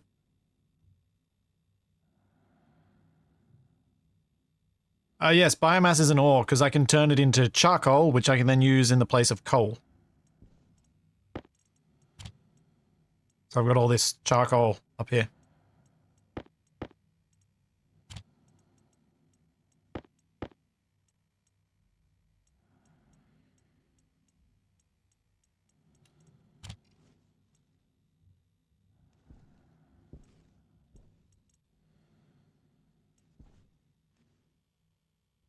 It's... If you're playing on a planet without coal, this can be how you get steel.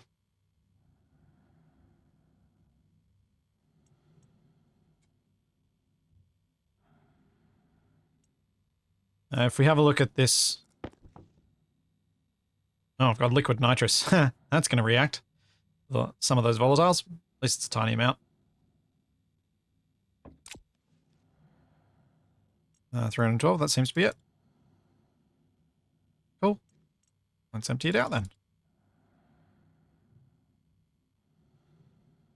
So I should have this water thing working. Nope. Never mind. Apparently I still don't have enough volatiles. Oh no. Yeah. It's probably at its safety, because I keep the pressure of this quite low. Yeah, I should be generating a decent amount of water now.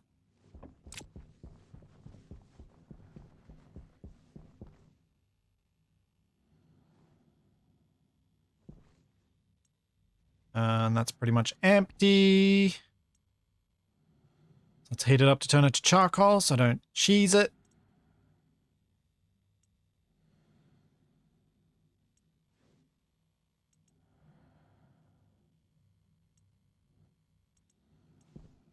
So I don't like to cheese.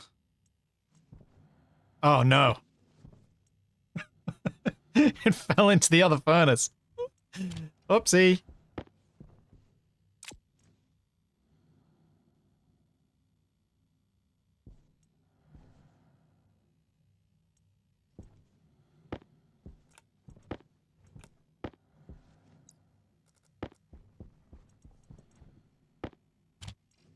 There we go. Don't leave that in there. Could end badly. Cool. Alright. Thanks, Baron the Red. Thank you for the Prime sub. The Vulcan stuff with Black Shadow was hilarious. It was fun, too.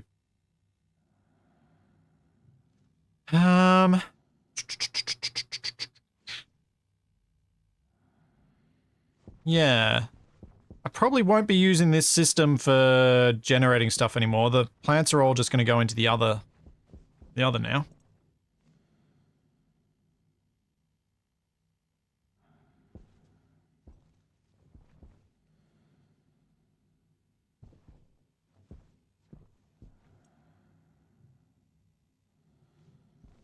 How many bodies would TFE have if he went to Vulcan with us? I don't know. TFE's a very cautious individual. Normally. So he may well end up, now that he knows a bit more about Stationeers, not dying. It just depends if his caution overwhelms his ability to actually hold himself back. What I want to do now is go grab, I think I might have a spare furnace, although I may have shoved it through the recycler. Oh, I should go grab some air, that's what I should do. But I was going to go grab a furnace and make it so the fertilizer gets deleted so it doesn't become a performance disaster.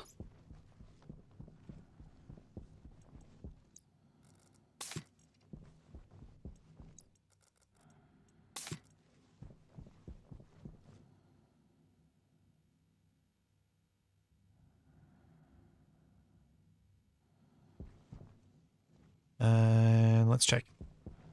Presume I recycled it. Computer. That's atmospherics kit. Furnace, there we go. So for the furnace, I think I need iron. So let's grab those. And then we should just need a few chutes. And I can have stuff automatically getting deleted in the furnace. Though I'm going to need to spam activate on the furnace as well. I think. In fact, we can test this. We can test. I want to go down the lift.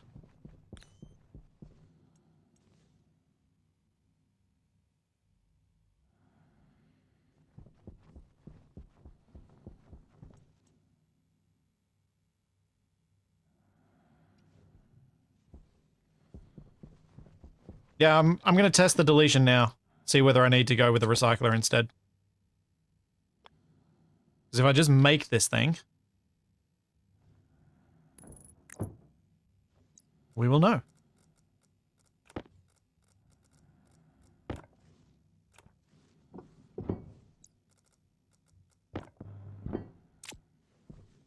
Alright. So, get a stack of fertilizer. Pop it in. Activate. Oh. Okay, we'll try the recycler.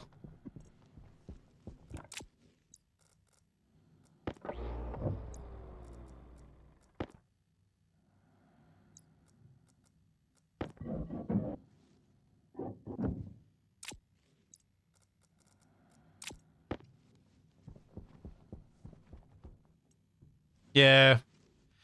Yeah, probably does need the hot gases, unfortunately.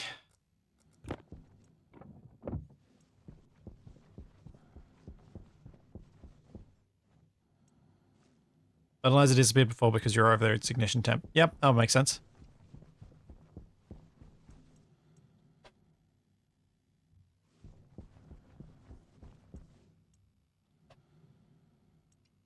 Need some iron. In fact, I don't need this furnace now. I should chuck it in the recycler. What else do I not need?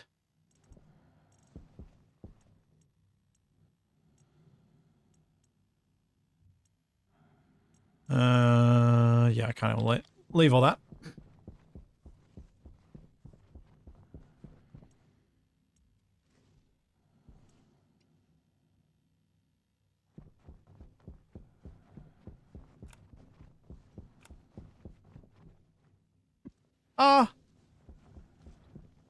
Vulcan wasn't too bad. The challenge, the main challenge for Shadow and I was that neither of us had ever played on Vulcan before. So it wasn't just that we were, oh yeah, the activate for this does have a thing on it. It goes back to red. But yeah, because we'd never played on it before, we had a whole lot to learn about it, and that was really tricky. Doing so in the brutal start conditions. It's a difficult learning environment, but one where you learn quickly. Because you learn quickly and die.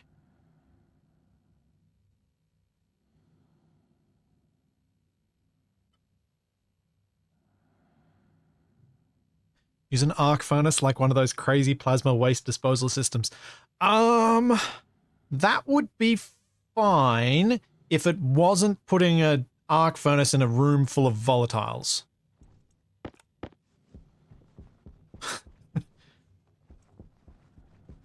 Because, yeah.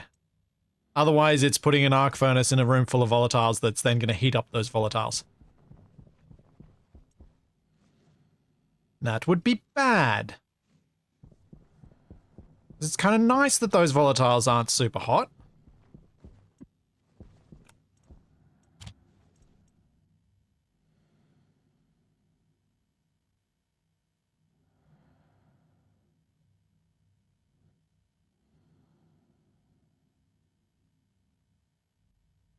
Yeah, basically, putting the furnace through the wall might have had some advantages, but it was just really, really hard to set that up in the short windows we had. And we were so lacking on space that it was just one of those things that maybe it would have helped us a bit, but it would have required so much knowledge ahead of time that we just didn't have to be able to do something like that.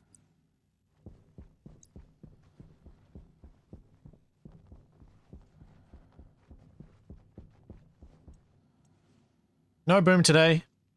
We haven't had a boom in this in, well, since that time I was talking about how it was nice that Stationeers constantly gives you problems to solve.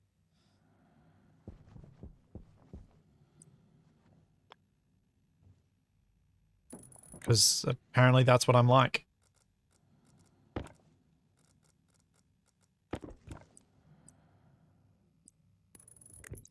Right, we turn you on. We pick up a stack of fertilizer, shove it in.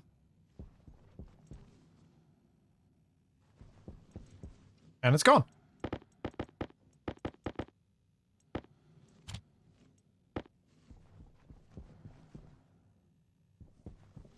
And it's gone. Cool. Alright. Recycler it is.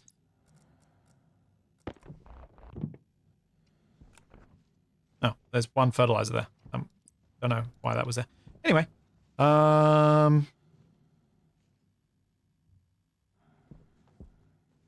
Might put the recycler all the way down here so I can have more than one composter running. Although... maybe instead, for now, I'll just put it here. So I don't have to make everything go super far to get to there.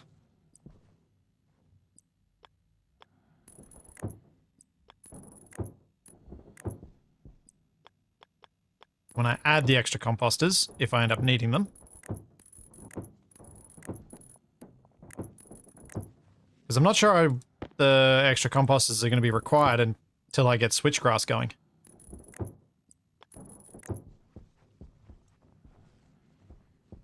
Almost.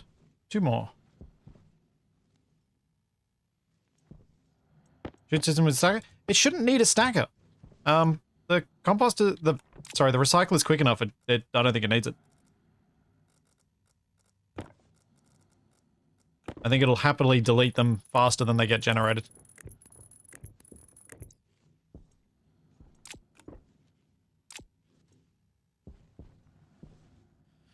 But yeah.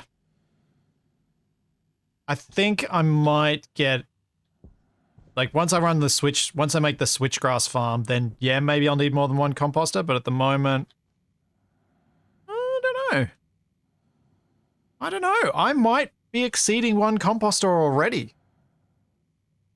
This hasn't dropped below 300, and I reckon there's probably a stack of ferns almost ready to go back at the farm. I'll go get the 2 extra shoots. And I'll check the farm and see if there's another stack. Because if there's another stack, then that's taking that up to 400. And it is definitely building up, not going down.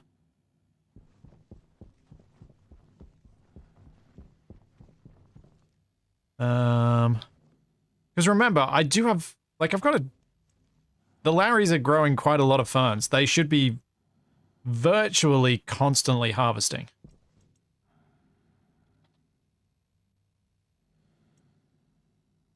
Or nearly constantly harvesting.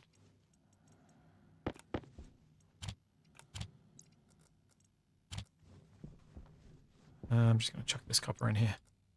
Get it out of my inventory.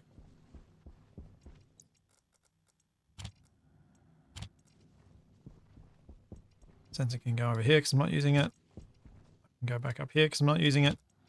Same with the water pipe.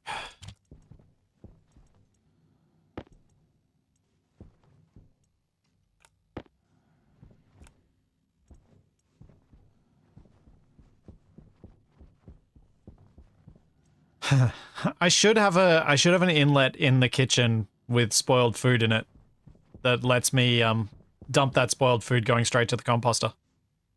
I should do that just because it's fun. But I was planning on having a Lowry running from the farm through to here to drop stuff off.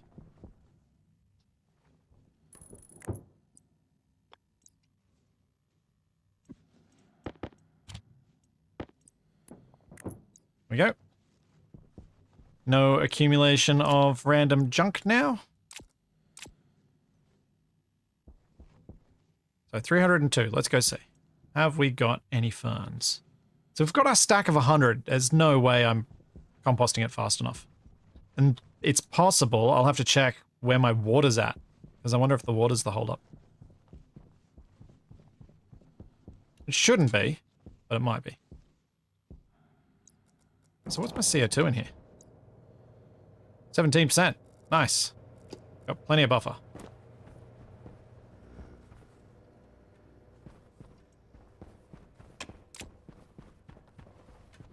And we do not have a plant up here. The stacker has 64 ferns. Alright, so I might...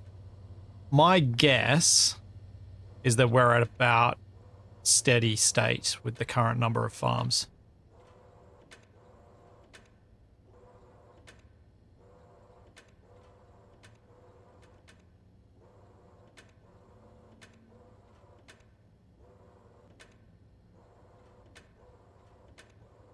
Oh yeah, Shadow Drake, that's right. I'm gonna have to... At some point I'm gonna have to turn off the water maker. Like once I've got enough water so that I'm not just accumulating excess water. So that I can save up volatiles for some other nefarious purpose.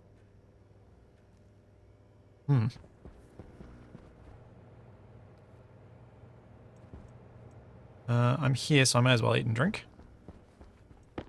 Make a pool. Yeah. I think I'm a very, very long way before I reach a point where I want to switch off the water production, though.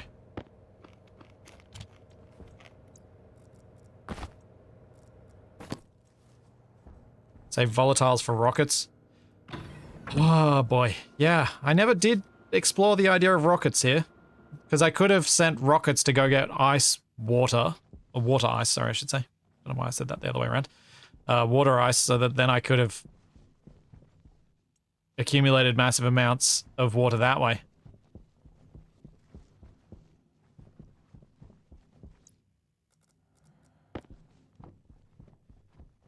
Alright, CO2, where are you at? Ooh, that's a small increase, but it is an increase. Considering the room has increased its pressure, consider CO2 content quite a bit. And that is definitely less water than was in there before, because there was over a killer mole in there before. So we are probably going to run out of water making water. Because the water then comes through so hot that it's going to take a while to process.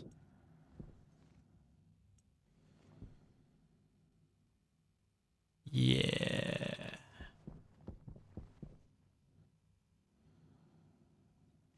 Yeah, we're accumulating in this tank again. We're up to 7.9 megapascals.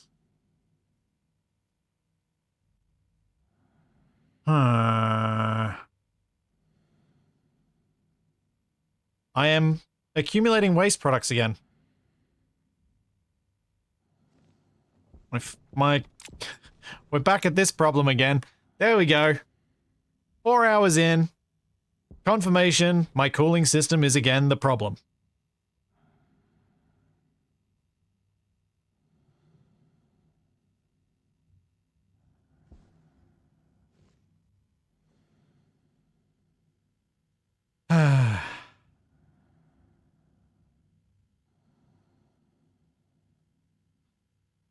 The heat from this tank gets purged before it reaches here, because this is at external temperatures. These two are left hot because pollutants are better hot, so they don't liquefy. And nitrous, well, it's nitrous. I've been collecting nitrous because I can, not for any particular purpose. Oh, I need a new nitrous filter. Good to know. Let's check my filters. It's been a while. That's not being used. What about you? 28%.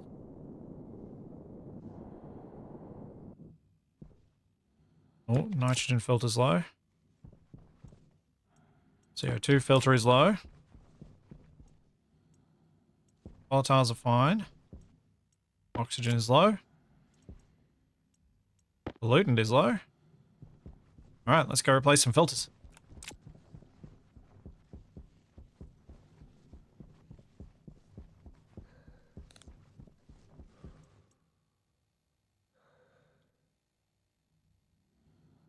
Filter. Heavy. Alright. Heavy nitrous.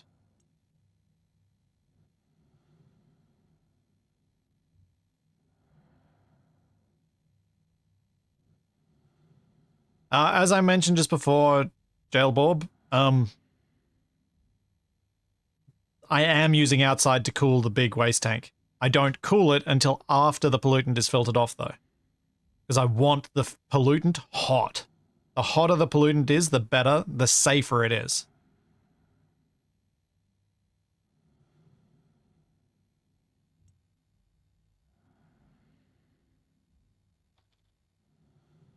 So that's nitrous. Let's get nitrogen.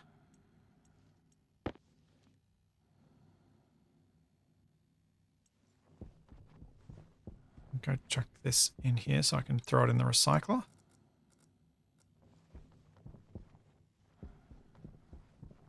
Why am I keeping the pollutant? No good reason.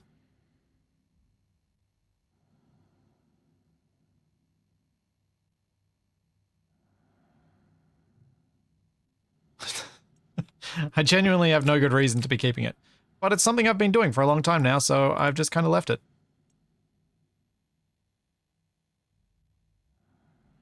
But yeah, if I ever need to do ever want to do phase change cooling to take things down to lower temps, then pollutant was going to be needed for that. But honestly, it would be so easy to collect anyway. It's just something I've been doing. I don't have a good reason. But yeah, high energy, like high temperature gas pollutant is safer to handle than liquid pollutant. In a weird quirk of the way all this stuff works.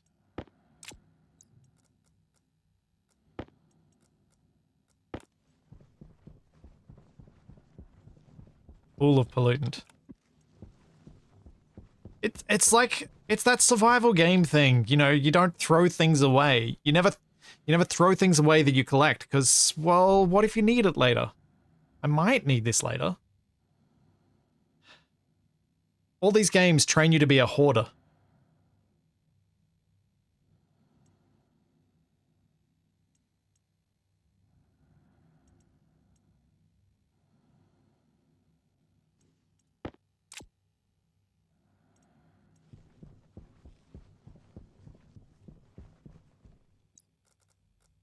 Yeah, pollutant's relatively easy to get. There's a moderate amount of it in the outside atmosphere. It's not a huge amount. I think my plan all along had been to set up a safety release valve for the pollutant tank so that once it reaches a certain pressure, it'll just dump it outside anyway. Not sure I ever did that, but I think that was my plan.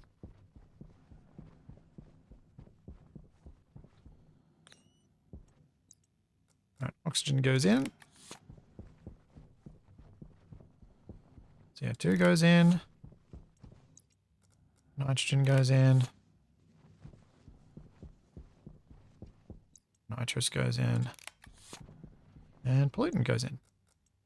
Go. Yeah, my plan had been just to tap this off and make it safe to release outside, which I probably will need to do eventually, but it could be fun, or it could be fun to have a gigantic tank of hot pollutant to potentially use whenever the terrain update is meant to come, so I can blow it up and see what happens.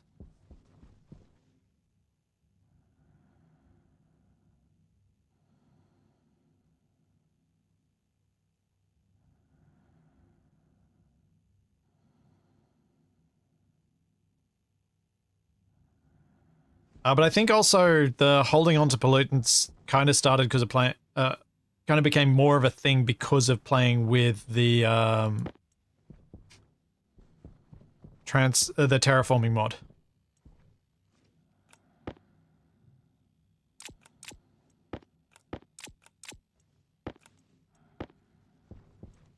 So it kind of became a, I shouldn't be pumping this back outside because that would be bad.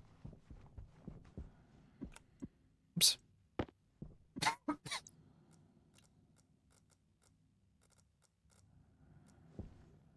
Oh. Wait, go in. Why are you going through?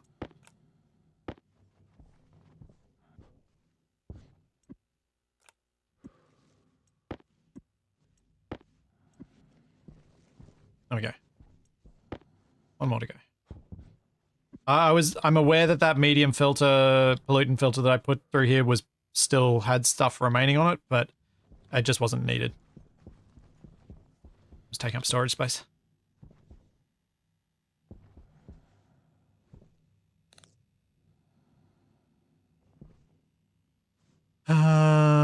Okay.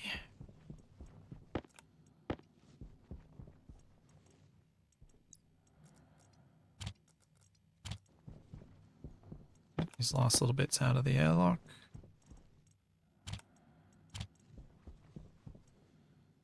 That's tidied up now. Oh. Oh no, wait, never mind.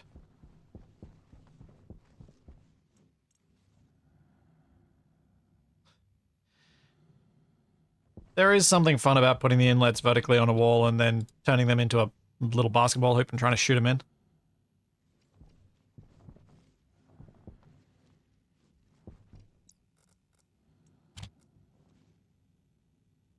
Down to 260-ish. Sweet. Sweet.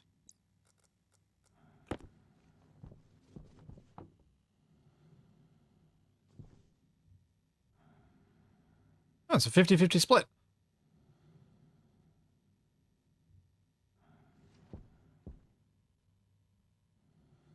So that's going to become heavier and heavier in nitrogen and water. Okay, so this is what I need to keep track of now and see whether, without me doing any smelting, is my cooling keeping up with the water being generated and the nitrogen coming through. So the tank is at 8.1 megapascals. Is it gonna drop? That'll be the next thing to check.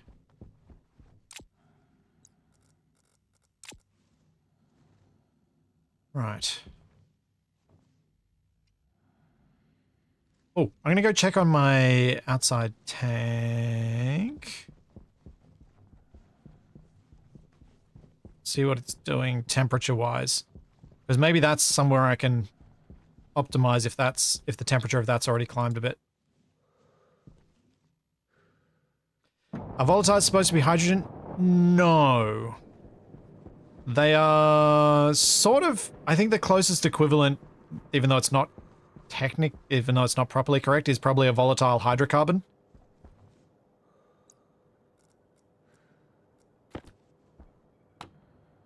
So we're at 425 degrees Celsius. So yeah, this has gotten quite a bit hotter. I think what I should do next is expand this tank and expand this setup here so that I can cool down a larger volume of gas in between the storms. And what I can do first is probably increase the pressure of this.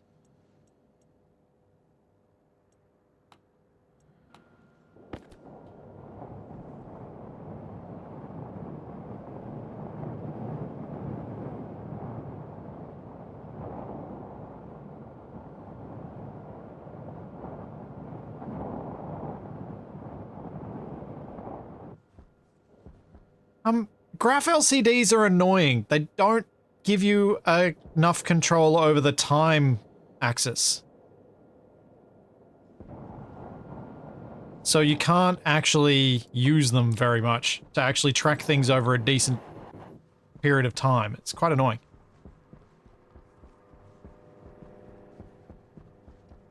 Silent Depth, the DLC for this are a weird thing. I think the DLC that is most arguably useful is probably the robot. If you're the kind of person who gets to the point where I'm at now and doesn't want to have to deal with eating and drinking, and then you can change and become the robot. But if you... because at the moment, the other ones don't really do anything. I did play as the alien previously when I was playing with Capac, but it actually didn't add to the game. I think it detracted from it. I think it made the game worse. But realistically, the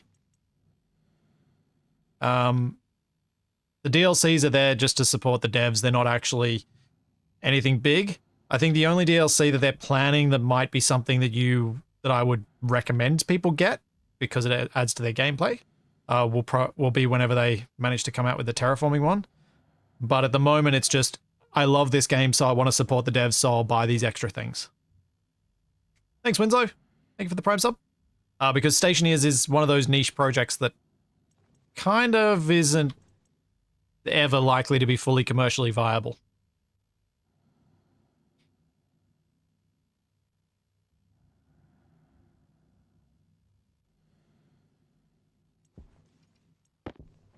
Well, let's go back outside before everything explodes, because I left the vent running.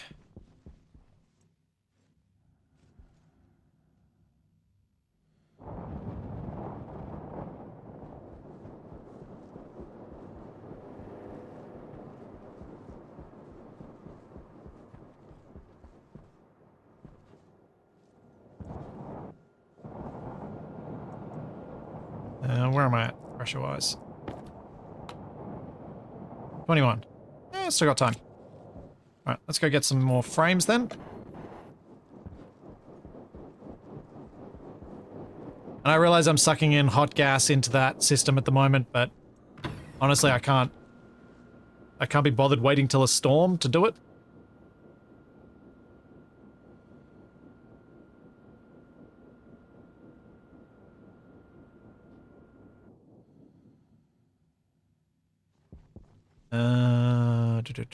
Frames. See, it does. Need more frames. I'm gonna need more steel sheets. And then I'm gonna need some medium radiators. Make a bunch of those. Then I'll need more turbo pumps and all the other things. Because honestly, I think this system has been one of my best additions to my cooling setup. And the fact that I made it expandable through simple means is also super, super handy.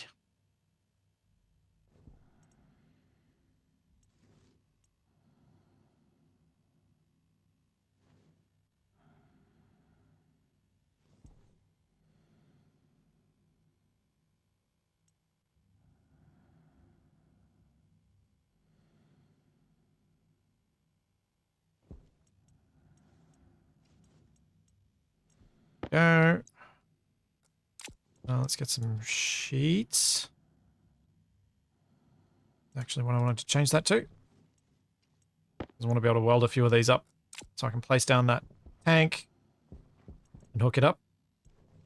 I can probably just leave these running because I'll run out of Invar and then I'll just have to make more when I've got, like, yeah, I can just leave that one running. I'll need to make more Invar for it. How many blocks do I need to place down? Wait for one more and then I'll go. Alright. Off we go. Biggest problem with this Aurelian is the volatiles and nitrous igniting their waste tank. Yeah. Which is a pretty big problem.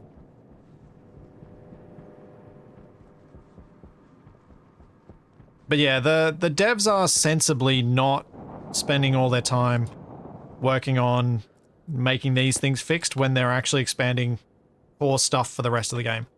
I'm going to leave that on because I still need more. Oh. Ah!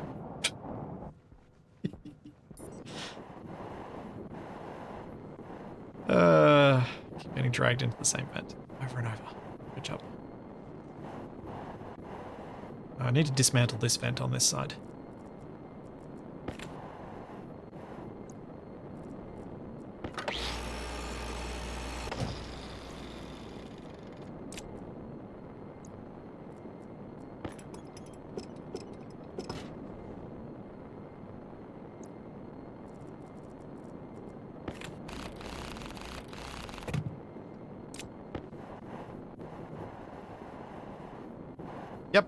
No, the radiators are being... Ah! The radiators are being constructed, don't worry.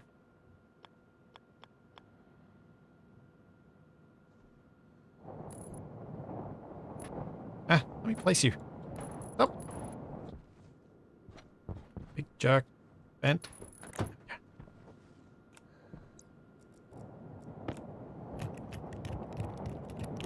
I want to put all the bits in so I don't have to carry them, and then I can potentially use this to fill the thing up quicker.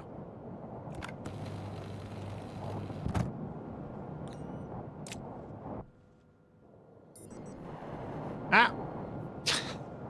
Gotta learn to walk further away before I do that.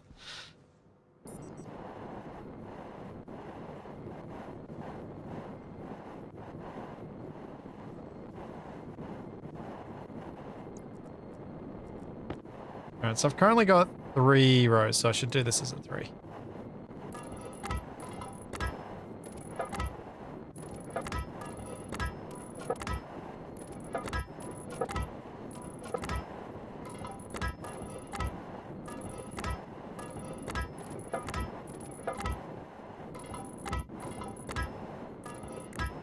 Yeah, beer secrets. If I was setting them up ideally, yes, spreading them out more would be sensible. However, I don't care. I just didn't want to have to pipe them far, so I just did a bare minimum to make them work at all. Figured pushing it a little bit at least helps something. I wasn't worried about it going perfect.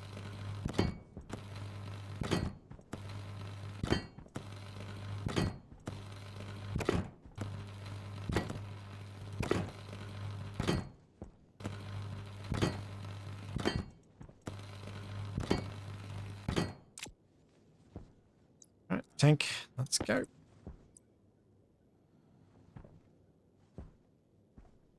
Now I shouldn't need to have this tank hooked up to the data connection, because I should be able to just rely on the other tank's information. I know they didn't balance properly previously, but it should be within... Like, I'm working at pressures where it should be safe, so that's not a problem.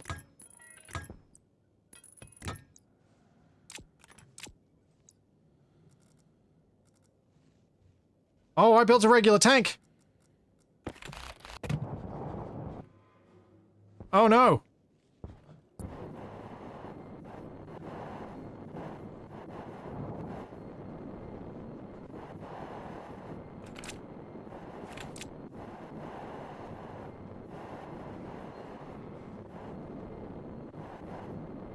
Whoops.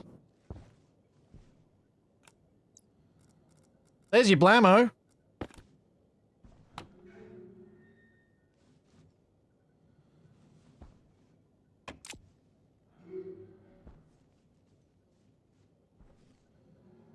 I feel like I'm hearing bad noises. But it's only at 17.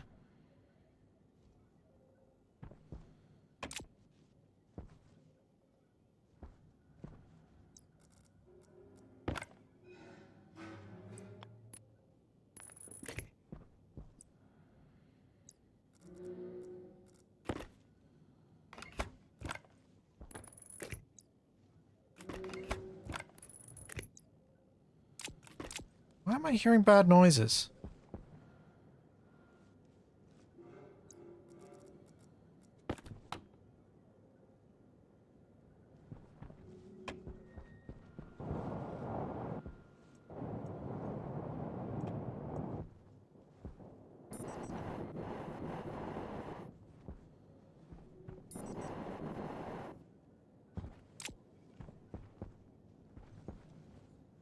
Oh, the pump's not connected yet, sorry. That was the cable that cooked. Thank you.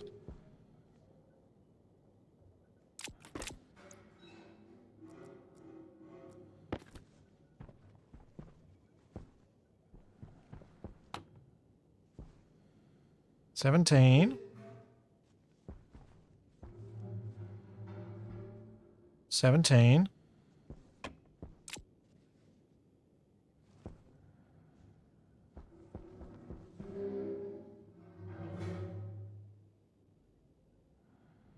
Is it the windows?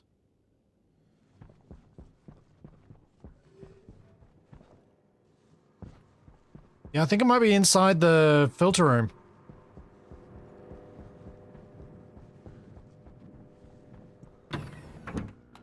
Uh-oh.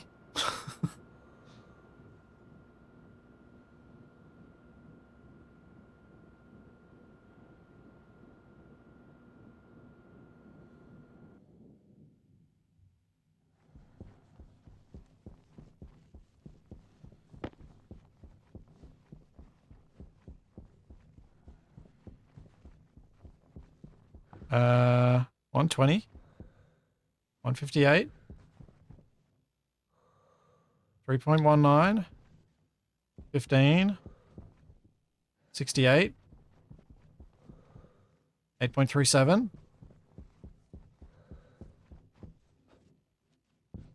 30. Those are both 30s. That's fine. 30. 239. 17.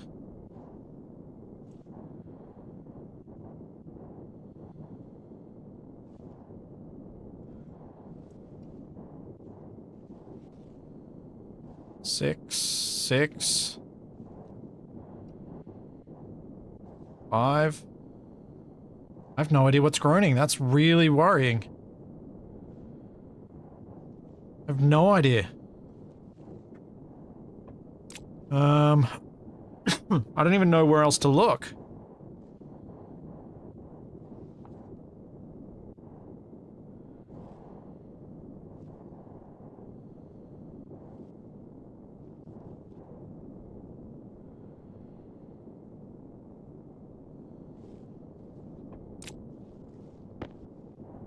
The nitrogen tank's fine.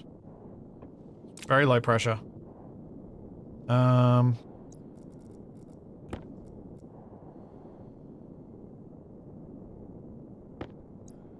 Maybe if I repair the windows, it'll fix it.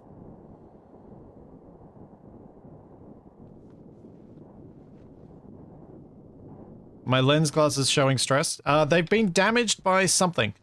I don't remember when or how. But they were damaged all last week too. I presume I cooked them in a fire at some point.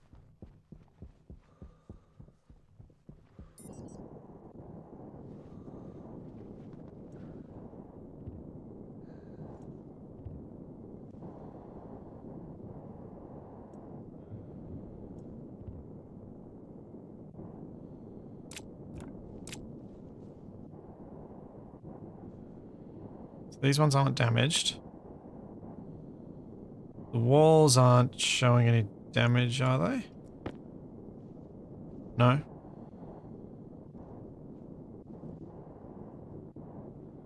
I honestly don't know what's making that noise. I have no idea. Unfortunately, that's the sort of noise that will eventually tell me what was making it, but probably too late for me to do anything about it.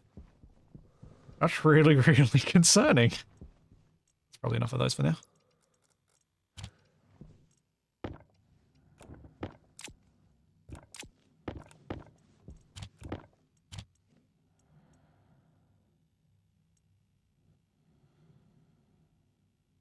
Hothouse upstairs. Oh, it could be.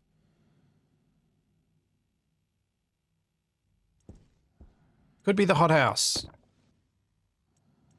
Could be something with it. The hothouse does have safeties, though. To avoid it overpressuring.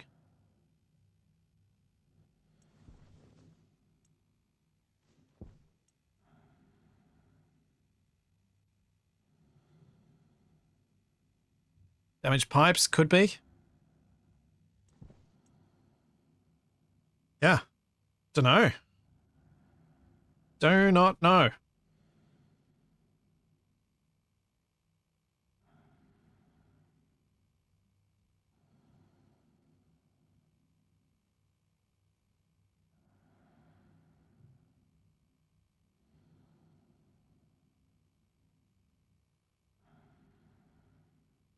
Assuming the safety isn't damaged.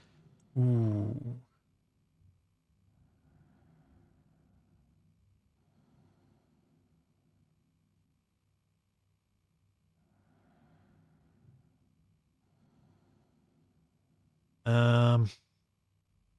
Yeah.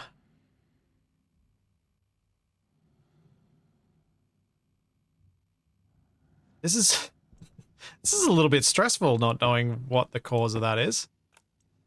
I'm really worried.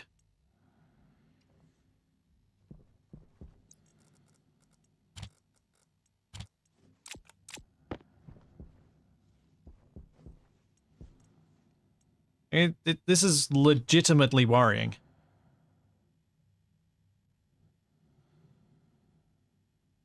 I did blow up a big tank near valuable things. Oh yeah, right. I need to make a new tank.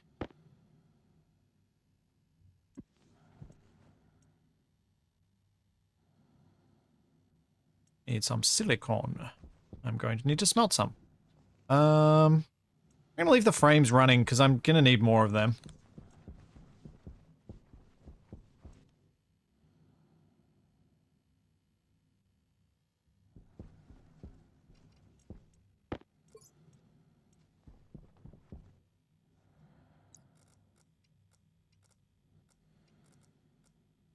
All of the silicon. Take it all in. Need hundreds. What's the progress in the past hour? Composter is functional. And auto-deleting its fertilizer. And I'm now working on expanding my cooling apparatus. Again. Because I think that is kind of the ever-present thing for Venus. Which makes sense. There's a lot of cooling needed.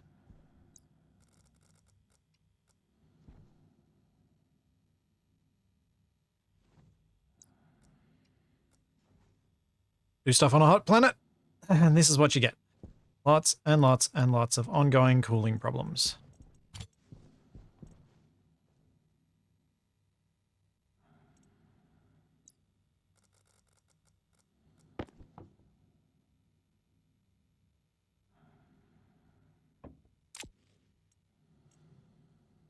Come on.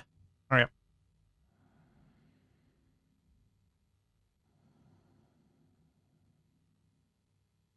650? Yep. There we go.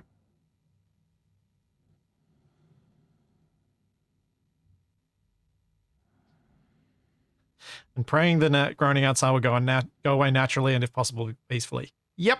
Pretty much what I'm doing right now.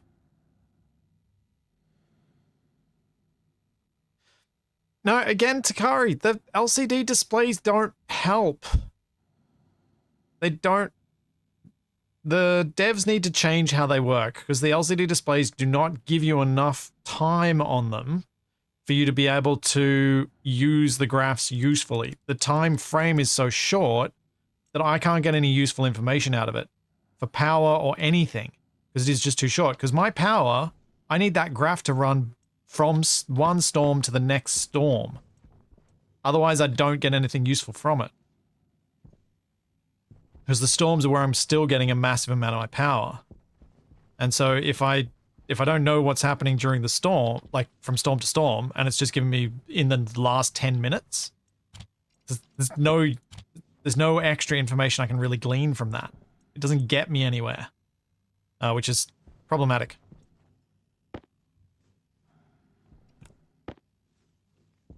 I'm going to take this outside. Oh no, ditch these tanks.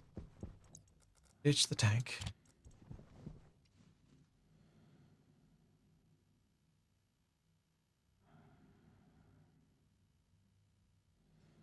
Yeah, it's a common suggestion on their Discord for the graphs to be able to have a modifiable time coordinate. Hydration critical. So you can measure changes over several hours rather than just over a few minutes.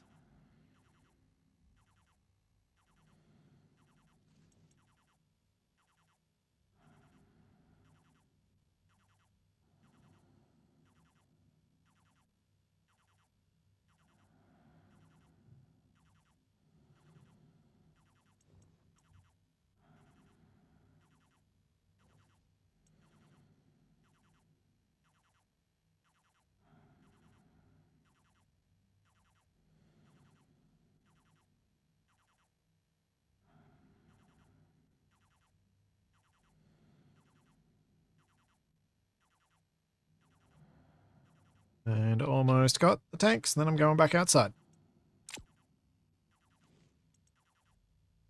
This time, the tank should not explode. I mean, that other tank wasn't going to explode. The thing that I did wrong was I dismantled it without emptying it out. I should have pumped it out. But I didn't. Shoulda, but I didn't.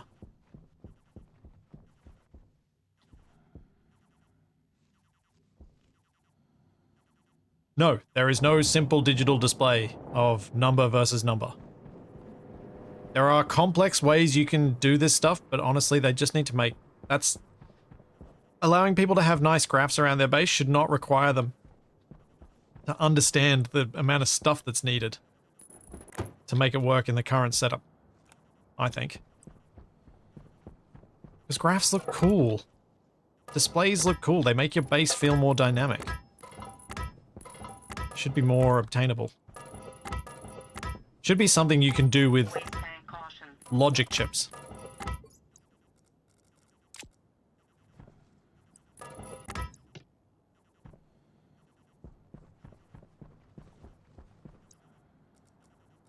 I did turn my vent off, right?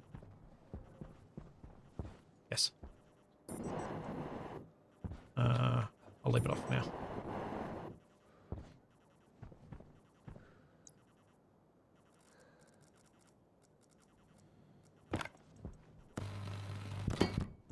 Why is the temperature in the room almost 1,000 degrees Celsius? Because I have very hot gas coming out of my jetpack. And then a whole lot of little bits of heat get added from the devices and other things like that into a very small amount of gas, so the temperature rises quickly. But the effect of that temperature is minimal because it's in a very, very, very small amount of gas.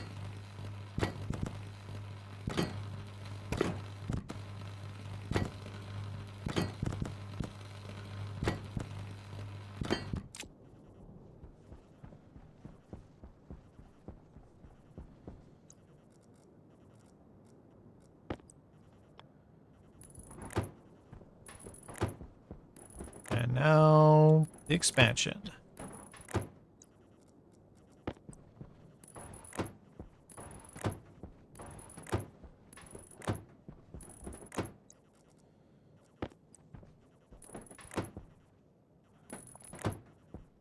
And hoping for another storm once I get it done.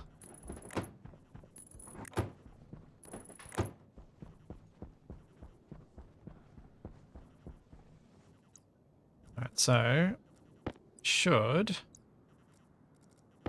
Oh, I should fix the cabling that I've got messed up on this, actually. That's what I should do first. Because there was more cooked than that. Okay, now everything looks like it's hooked up again. Yeah. The temperature in the orange tank currently is, unfortunately, basically ambient. Need to turn the vent on. Yeah. Annoyingly, it is basically ambient right now.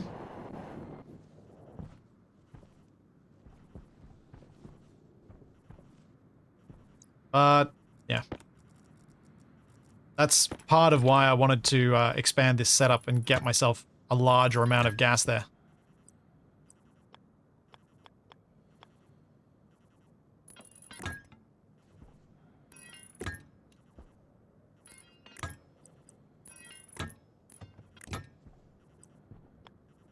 The more gas, the more a storm can cool down. I don't know that I'm gonna need more than this many pumps. I'm gonna leave it open like this until I find out, but I'm not sure I actually need them. Hunger caution.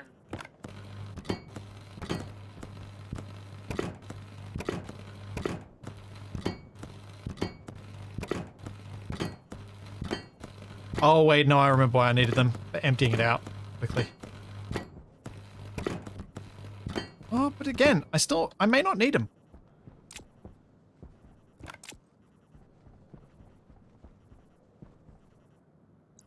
I can't hear any badness going on, so I think whatever it was temporary. Or the windows. I didn't think the windows did that, but I think it might have been the windows.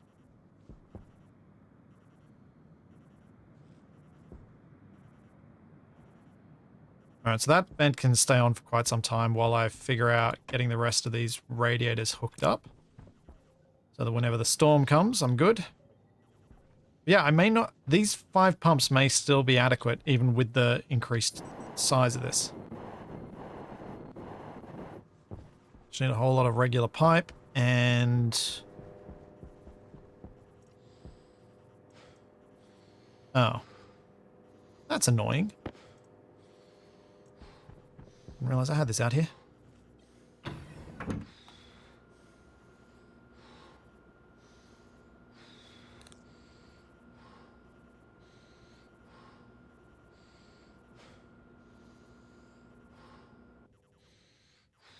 I didn't actually check the hothouse, no, I forgot.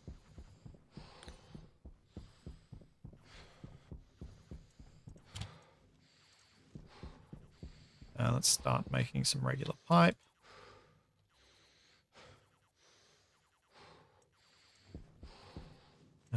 Iron.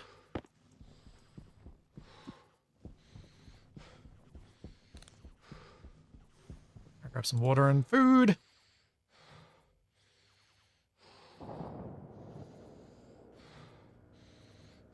You stopped at 5 to not need heavy cables. Ah, is that so? Does sound familiar. All right, so yeah, there's no point adding extra bit for more pumps then. Cool. I've just got to do the pipes and then that's it.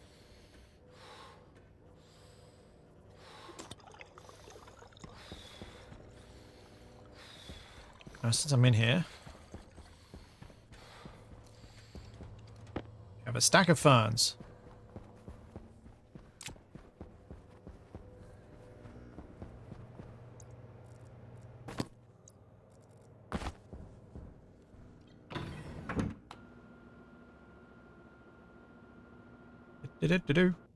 Yes, Inzabak, that's correct. It's very intentional that the pipes next to the radiators are not insulated. Or are you talking about the... Oh no, wait, you're talking about the other way. Yeah, sorry. Yeah, Takari, the stacks of pipes on the shelf are irrelevant, and the stacks of pipe I'm carrying are irrelevant, because I need these stacks. And I need more than these. Like, these pipes up here, I still need more. I need lots of pipes. All the pipes. All of the non-insulated pipe. Because it uses heaps to make this thing. Sorry, I misunderstood what you guys were saying in chat. Apologies.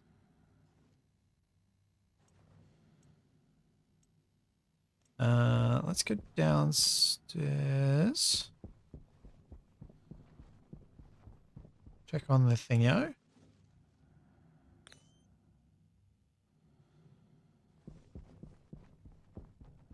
How are we doing? How's the compost room going? We are at 198. Back up to 300. So we are... Yeah. The composter is handling it just. How's the water tank? Probably not great.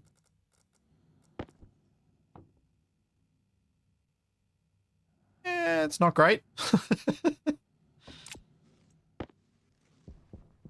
It's not great.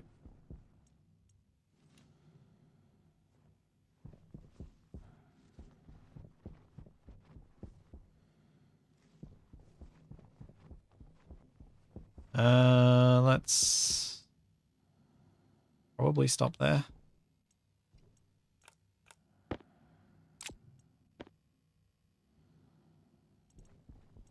And don't need more frames out there at the moment. And then I'll need to come back in and make fancy stuff for more radiators, which I can deal with after. I've connected all the stuff up. Just in case a storm starts, I want to make sure that I want to make sure that the expansion is being useful as I go.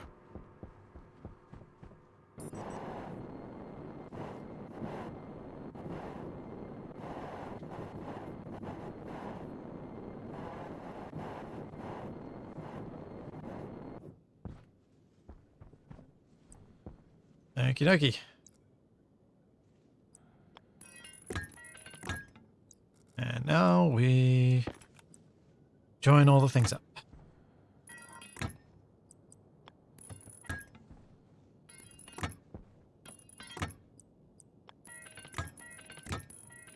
With many, many, many, many, many pipes.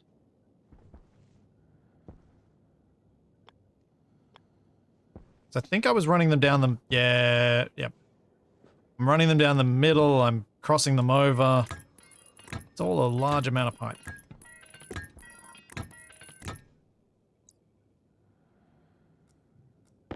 I could have put some tracking solar in the hothouse, but I decided to just make the extra durable tracking solar, which is over with the wind farm over there. Which is... Ever since that was installed, my power situation has been much more reliable.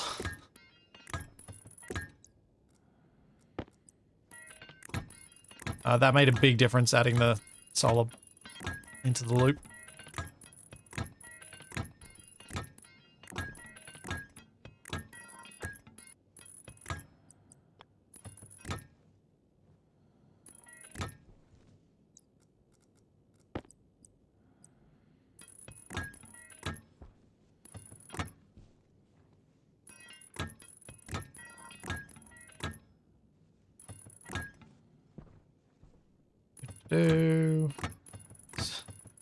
And this is why I need so many pipes, because I have made this super inefficient in terms of pipe numbers. But every extra pipe is a little bit of extra radiation, so it's not the worst thing. And it also increases the total volume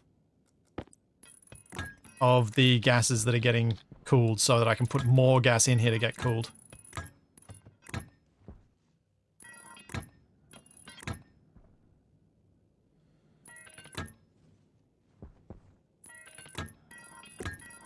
Yeah, solar tracking in the hothouse would have been cheaper.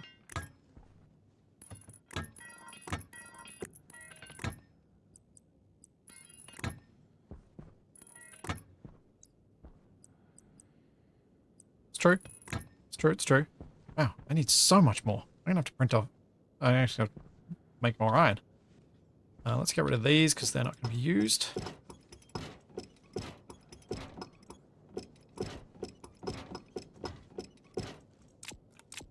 I can put these pipes away when I get back inside. And what's the volume of this network now? 3,950 litres. It's big. Probably don't need the inline tanks at this stage. What's the tank pressure at? 12 megapascals. Still got a while to go. I want that to get up to 20.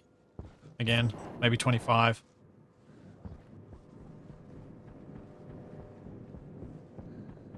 Yep, I guess I could put regular old radiators in there too if I wanted.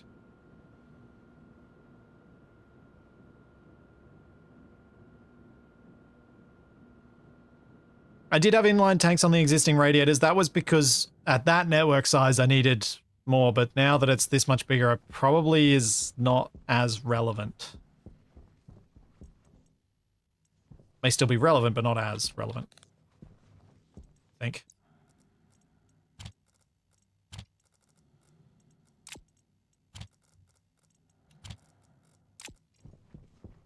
It's a matter, I guess it's also a question of whether it's worth putting that effort and time into doing that for an unknown benefit.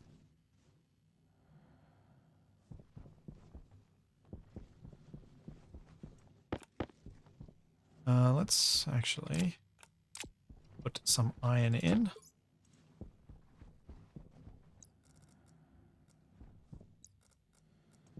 And smelt it. So I've got some more sitting around. I next need more. Actually, I should stay in there and get medium radiator. Kit requires Invar. I need to make Invar. Which is iron and nickel at 18 megapascals.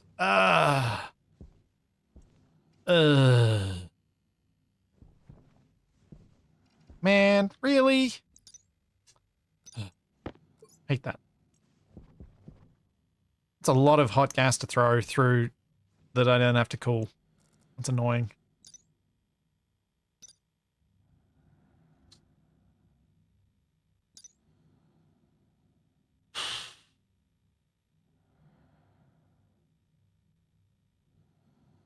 I don't have any option. I have to do it.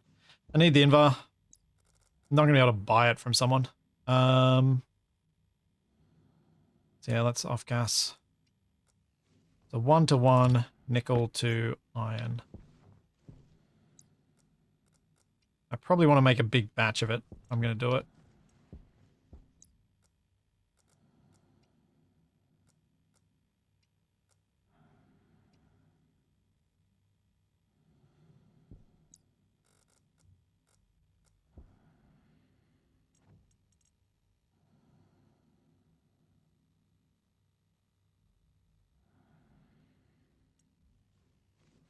much have I got in there so far?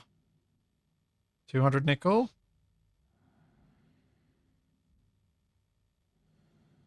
Yeah, I suppose an alloy trader could solve it because they would buy ores. Let's go check.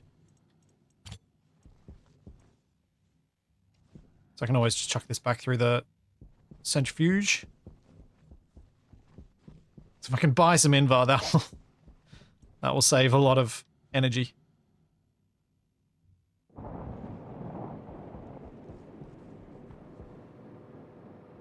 Orbit or outfitters? Nope. You are too big. And Cosmo's convenience. Yeah, I would have to adjust the dish. Actually, I probably should have dushed the dish. Something like that. Cosmic cuisine.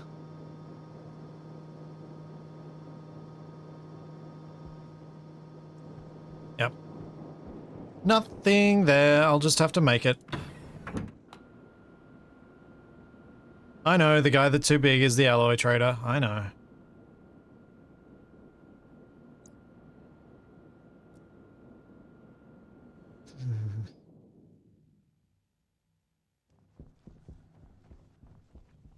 Cuisine may want to buy crops. Oh, yeah. Yeah, fair point. Hey, May. Let's check it.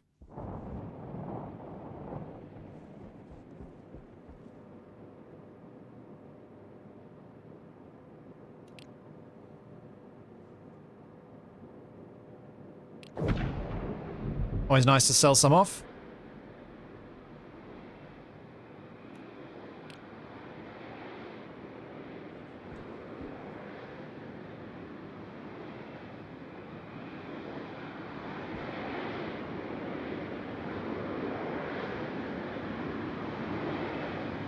Come on.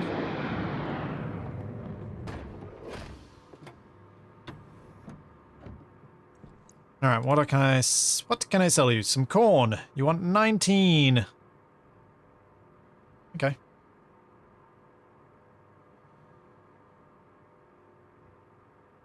Oh, I can take your rubbish.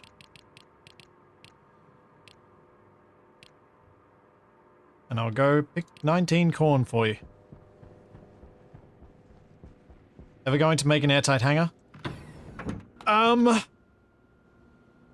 Maybe if the terrain update gets delayed until February? Or later? Maybe. But if not, if it comes in November, almost certainly not.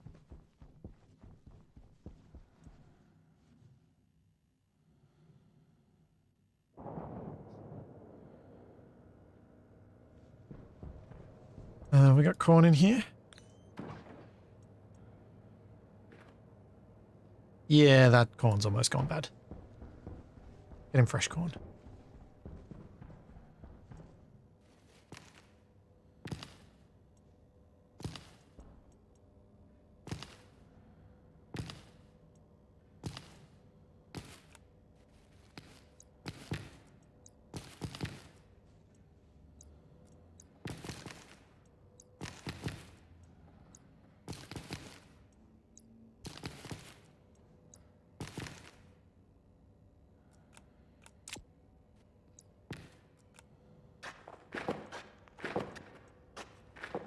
There we go. Not a bad way to make a little bit of cash.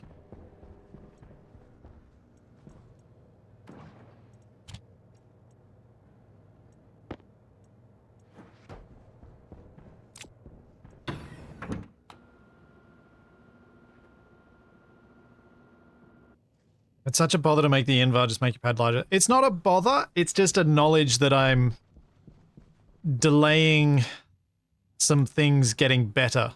Because basically the downside of making the invar is I'm going to pump a whole lot of hot gas into the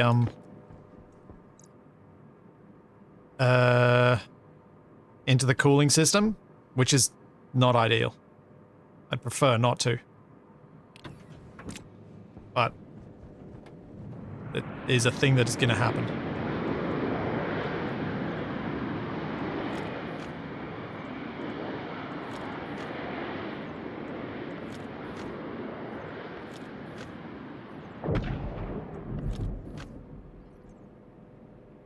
How much did I buy?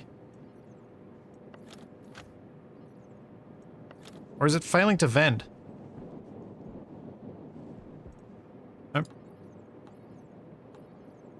Okay. Yeah, alright. I can wait 20 seconds and see what the next one is.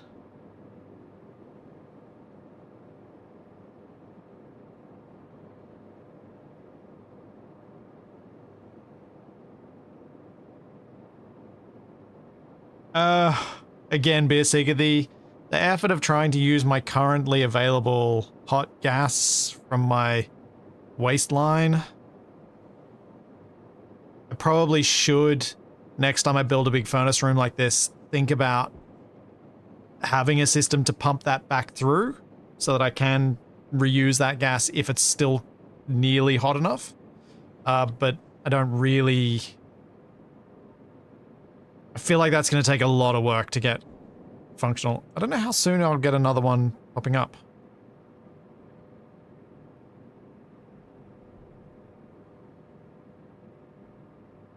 Oh well. I'll come back and check on that later then.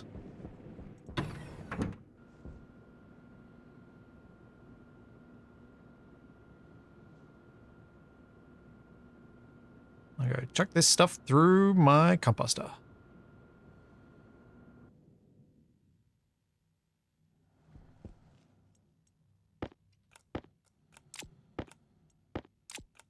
Didn't think I bought this much. This is a lot more food waste than I thought I was buying.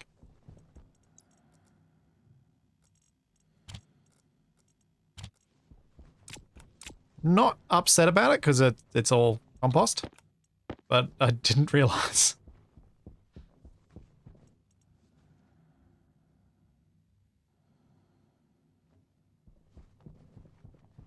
At least that's giving me a little bit of cash without having to go mining, which is delightful.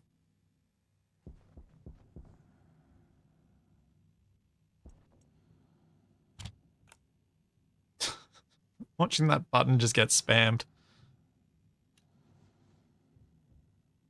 Oh, this is going to take a while. This might be a thing I do periodically. I'm going to need a chute set up in here.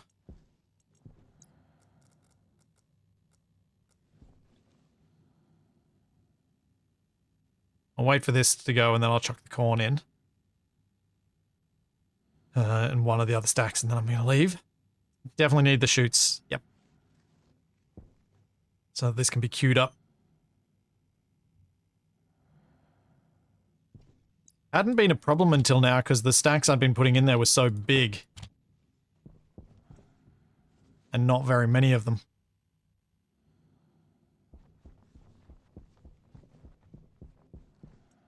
Okay, back to making Invar.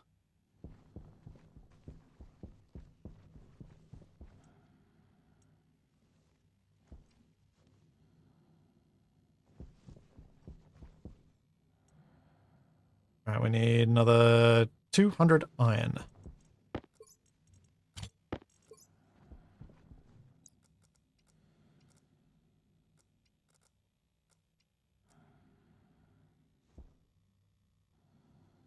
$600 gonna be enough? Maybe I go a bit more than that.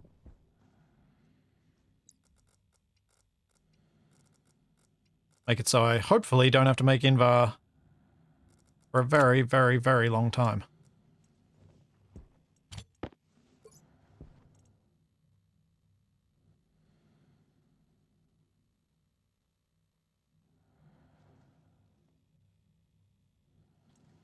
Hey, if I'm not watching the button, it's not doing anything. It's the way I see it. So I'm not worried about it getting spammed. I was just it amused me. It didn't concern me, it amused me. Okay.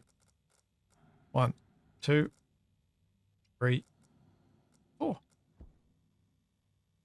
And we should get a kilogram of Invar.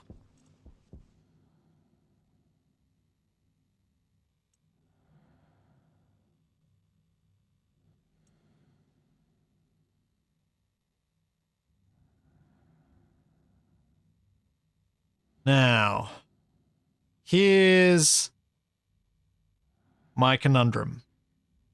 It's 5.3 megapascals in there at 396 Kelvin. Do I leave that gas in there and just pump it full of the 2000 degrees Celsius gas, hoping I will exceed the 1200 Kelvin? I think I do, to save on extra gas, and hope I'm not wrong and end up having to add even more as a result. It's going up pretty quickly. If it reaches... yeah.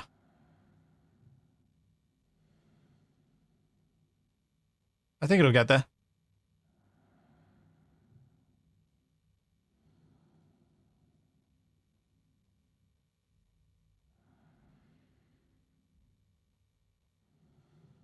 (13 megapascals, 700 Kelvin.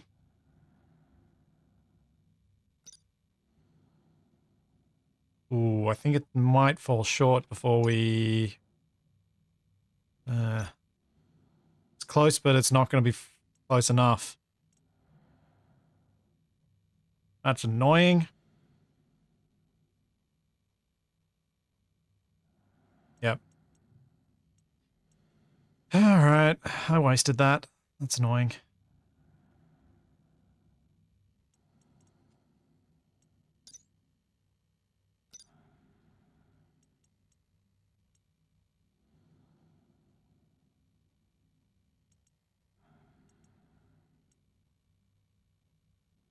Tried to make it more efficient and made it worse. Good job.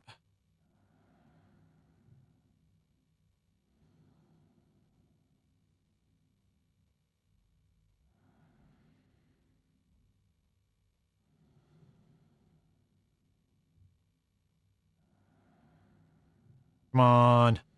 Get there this time. 1.15. Come on, come on, come on, come on, come on. Alright, it's reaching the temperature. Now I just gotta get the pressure and then I'm good.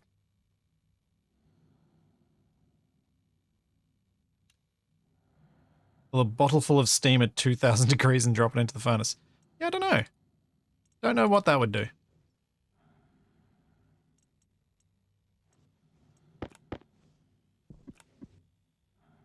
While this is hot, I should probably make some more steel.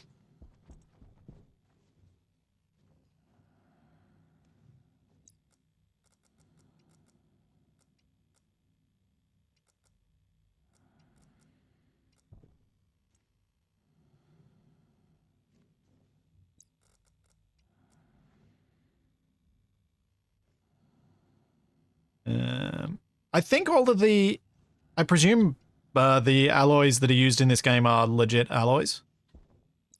What they're used for may not be, but I always assumed that the alloys were actual things. So I'm not surprised that wasp alloy is a thing that got recommended to you on YouTube. Or the making of it. Alright, how much coal do I need? I think I need 3 stacks. Definitely need at least 2.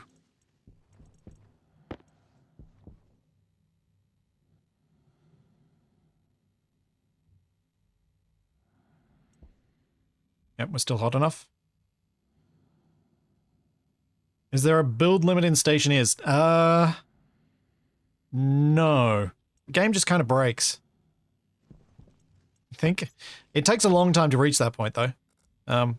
When they did their big refactor of all the stuff, they made it so it's pretty hard to break, depending on your PC, of course. Uh-oh. I have made this too cool now. I have. Dang it! Overshot. Got greedy, tried to get the extra stacks. Oh no, I'm good. Yay, let's get him.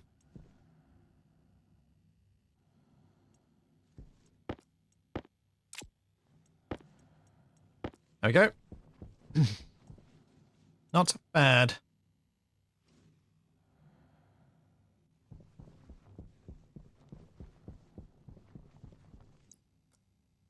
That in there. Start getting some more medium radiators.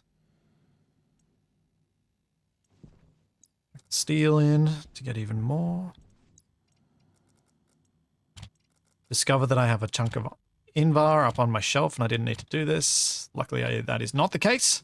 I was really worried that was going to be the case. I was going to come out here and be like, what?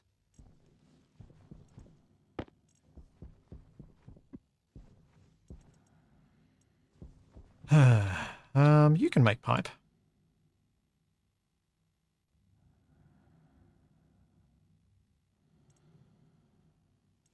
You work on that while the other one's working. On the radiators. No, I don't have a hidden Invar reserve, unfortunately. This is my ingot reserve beyond what's in one of these. In fact, there could be a bunch of Invar in one of these. Only 15 grams, so no. But the electroprinter does have a lot of random stuff in it. I'll have to remember that it's got 300 grams of astraloy in it if I ever need that for something in a different machine.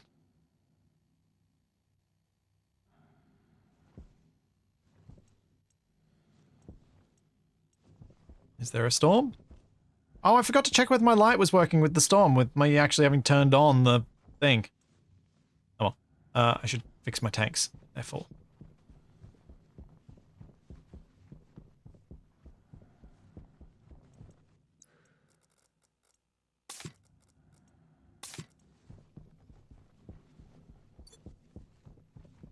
And I will go outside, see what trader is out there. See if I get an ingot trader now that I've made the ingot. Oh, storm. I can't do it anyway. Stellar snacks. Right. Well.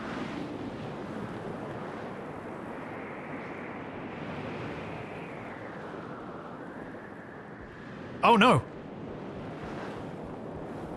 Did I leave my vent on this whole time? I think I did.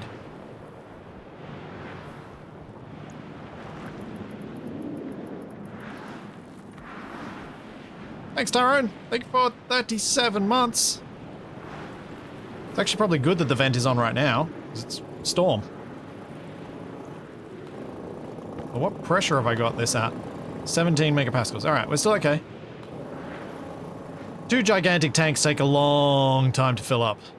But they're down to 377 degrees, so the radiators are working delightfully. In fact, they're working so well that it is currently triggering the on and off. 375 degrees. Wow, they work quickly. I definitely needed to up the gas volume. I don't even really need more radiators, I just need the gas volume up.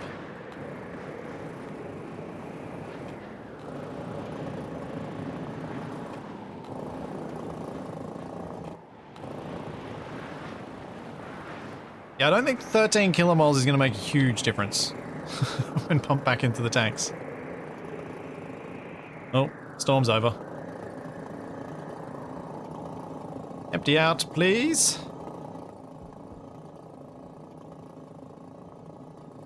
$378 degrees. Not too shabby.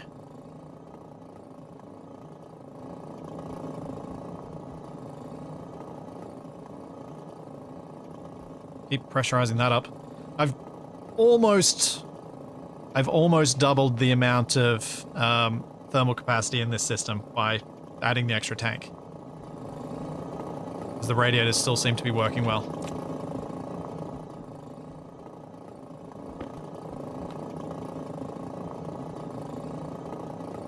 The bigger this network gets, though, the longer it takes to pump out, and the hotter it all gets. What temperature am I trying to hit in these tanks? I'm trying to get these to keep these tanks as cool as I can. So basically, for those who weren't here to see how I built this system, what I have is a closed, well, ignoring the fact that the vent is open right now. a closed gas reserve. During a storm, that gas reserve gets connected up to this farm of radiators so that the heat that's in the gas gets let out into the Venusian atmosphere, which is cooler during a storm, almost 100 degrees cooler. So that means that the gas that I'm using to connect up to my system inside is much cooler, making my air conditioners much more efficient. Hopefully that made some sense.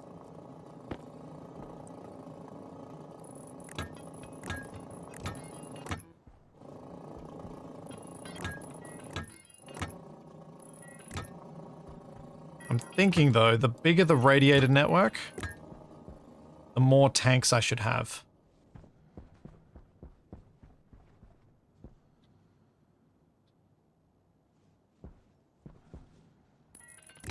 I know the vent is on. I still want more gas here.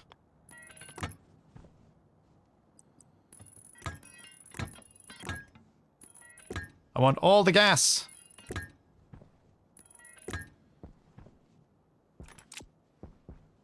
You don't get temperature change with depth.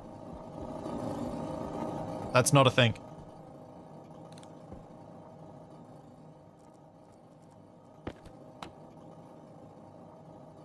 $20 megapascals.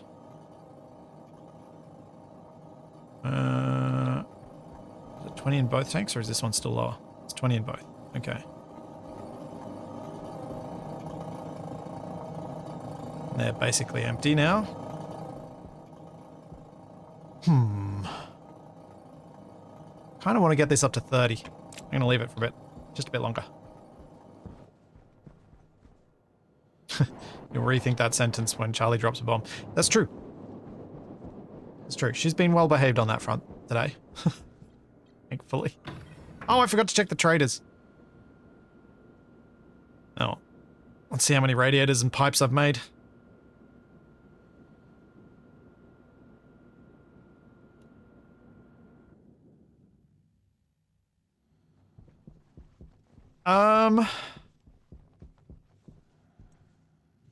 Maybe Beer Seeker, maybe. Maybe it'd be worthwhile having the pumps not cut out, but I honestly don't want to mess with my system that now works at this point. I just kind of want to leave it, expand it. It helps a bit. It's not perfect, but it helps a bit.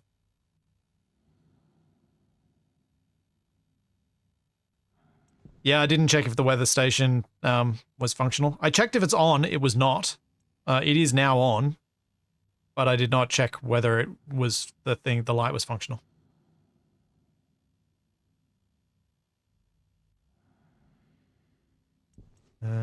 Four. I mean, I do already have another tank. I could attach this tank to the system.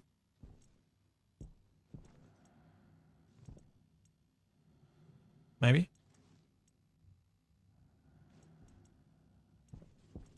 Right, that will do. Let's get some pipe.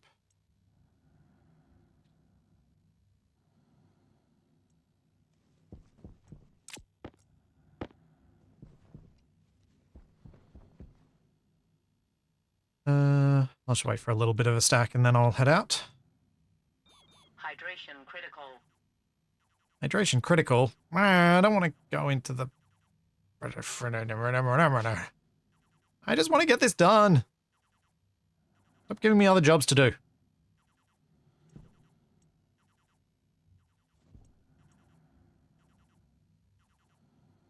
Oh, but hey, what did I say at the start that I was going to do today? Something about...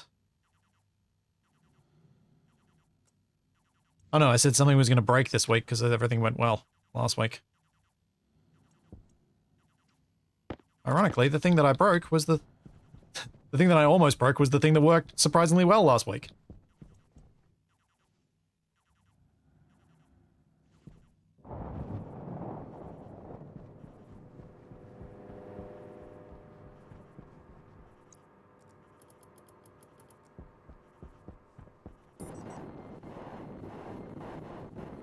Oh, okay. Thanks, Charlie. Yep. Of course you did. I say a nice thing, and this is how she repays me.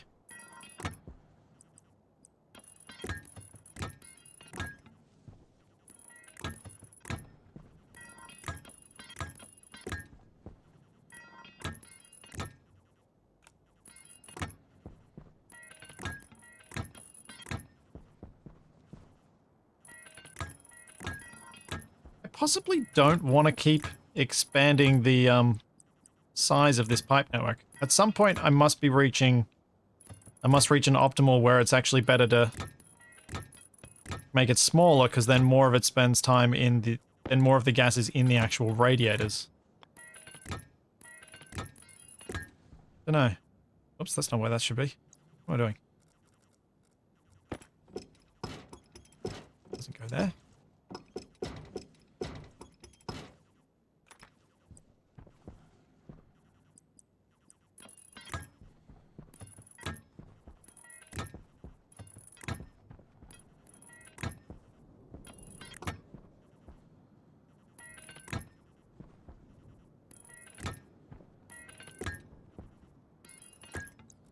Okay. And last one. Let's see if I've got enough pipes to connect most of these. So I think I've got enough radiators.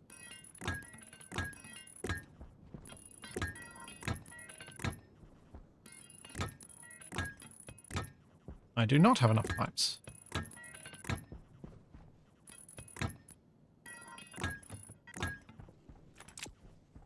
Closer than I thought I was going to be, but do not have enough.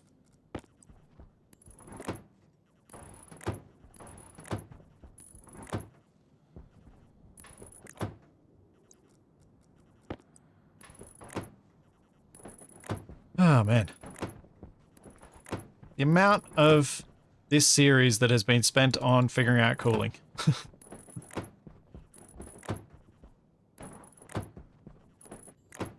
Okay, I've got 10 radiators left.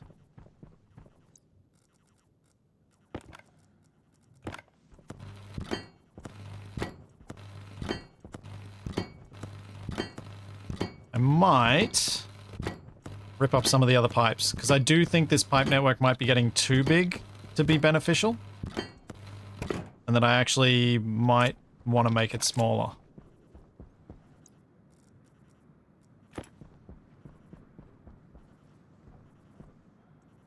Yeah.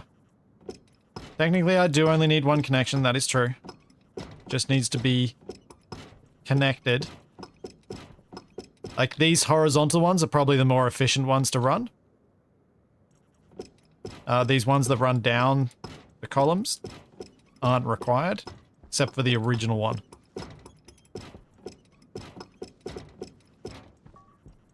Because all the pipes need to be connected to be one combined network. That's all that matters. The cool thing about this is if I do decide to play on Vulcan next, this is a system I can use there with great efficacy.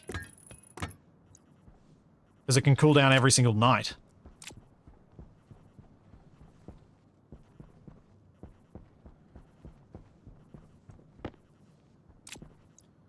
There we go.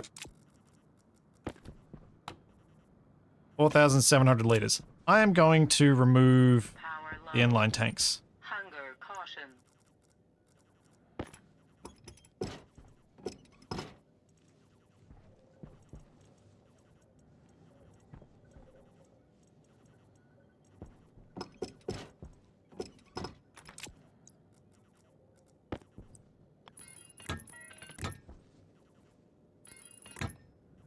You can set it to a predictable clock. Yeah, you could.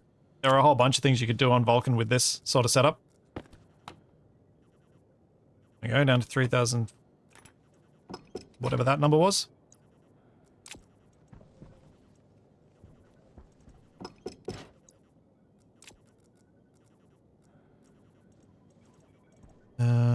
So it's this row that I'm getting rid of the join.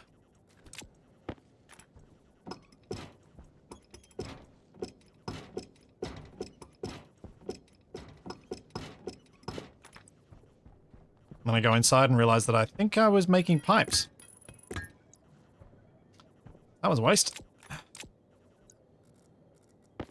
Sure, I can use them eventually. There we go. About 25% reduction in volume. Let's turn this off. Because we are at 23 megapascals. That'll do.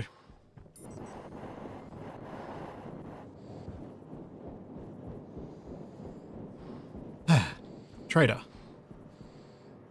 Interstellar ingots. There we go.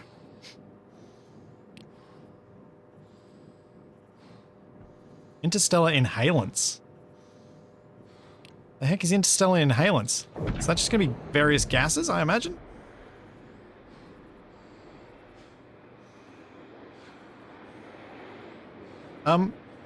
Kitamaru, we've had one stream of Wrong Way Out.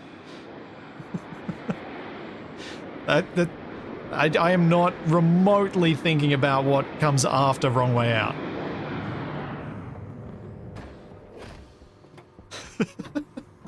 It's way too soon. And this guy sells Invar. Of course he does. I can sell him a bunch of junk. Alright, I'm going to leave him there, and maybe if I get time between now and next week, I'll do some off-stream trading with him to get my cash reserves up.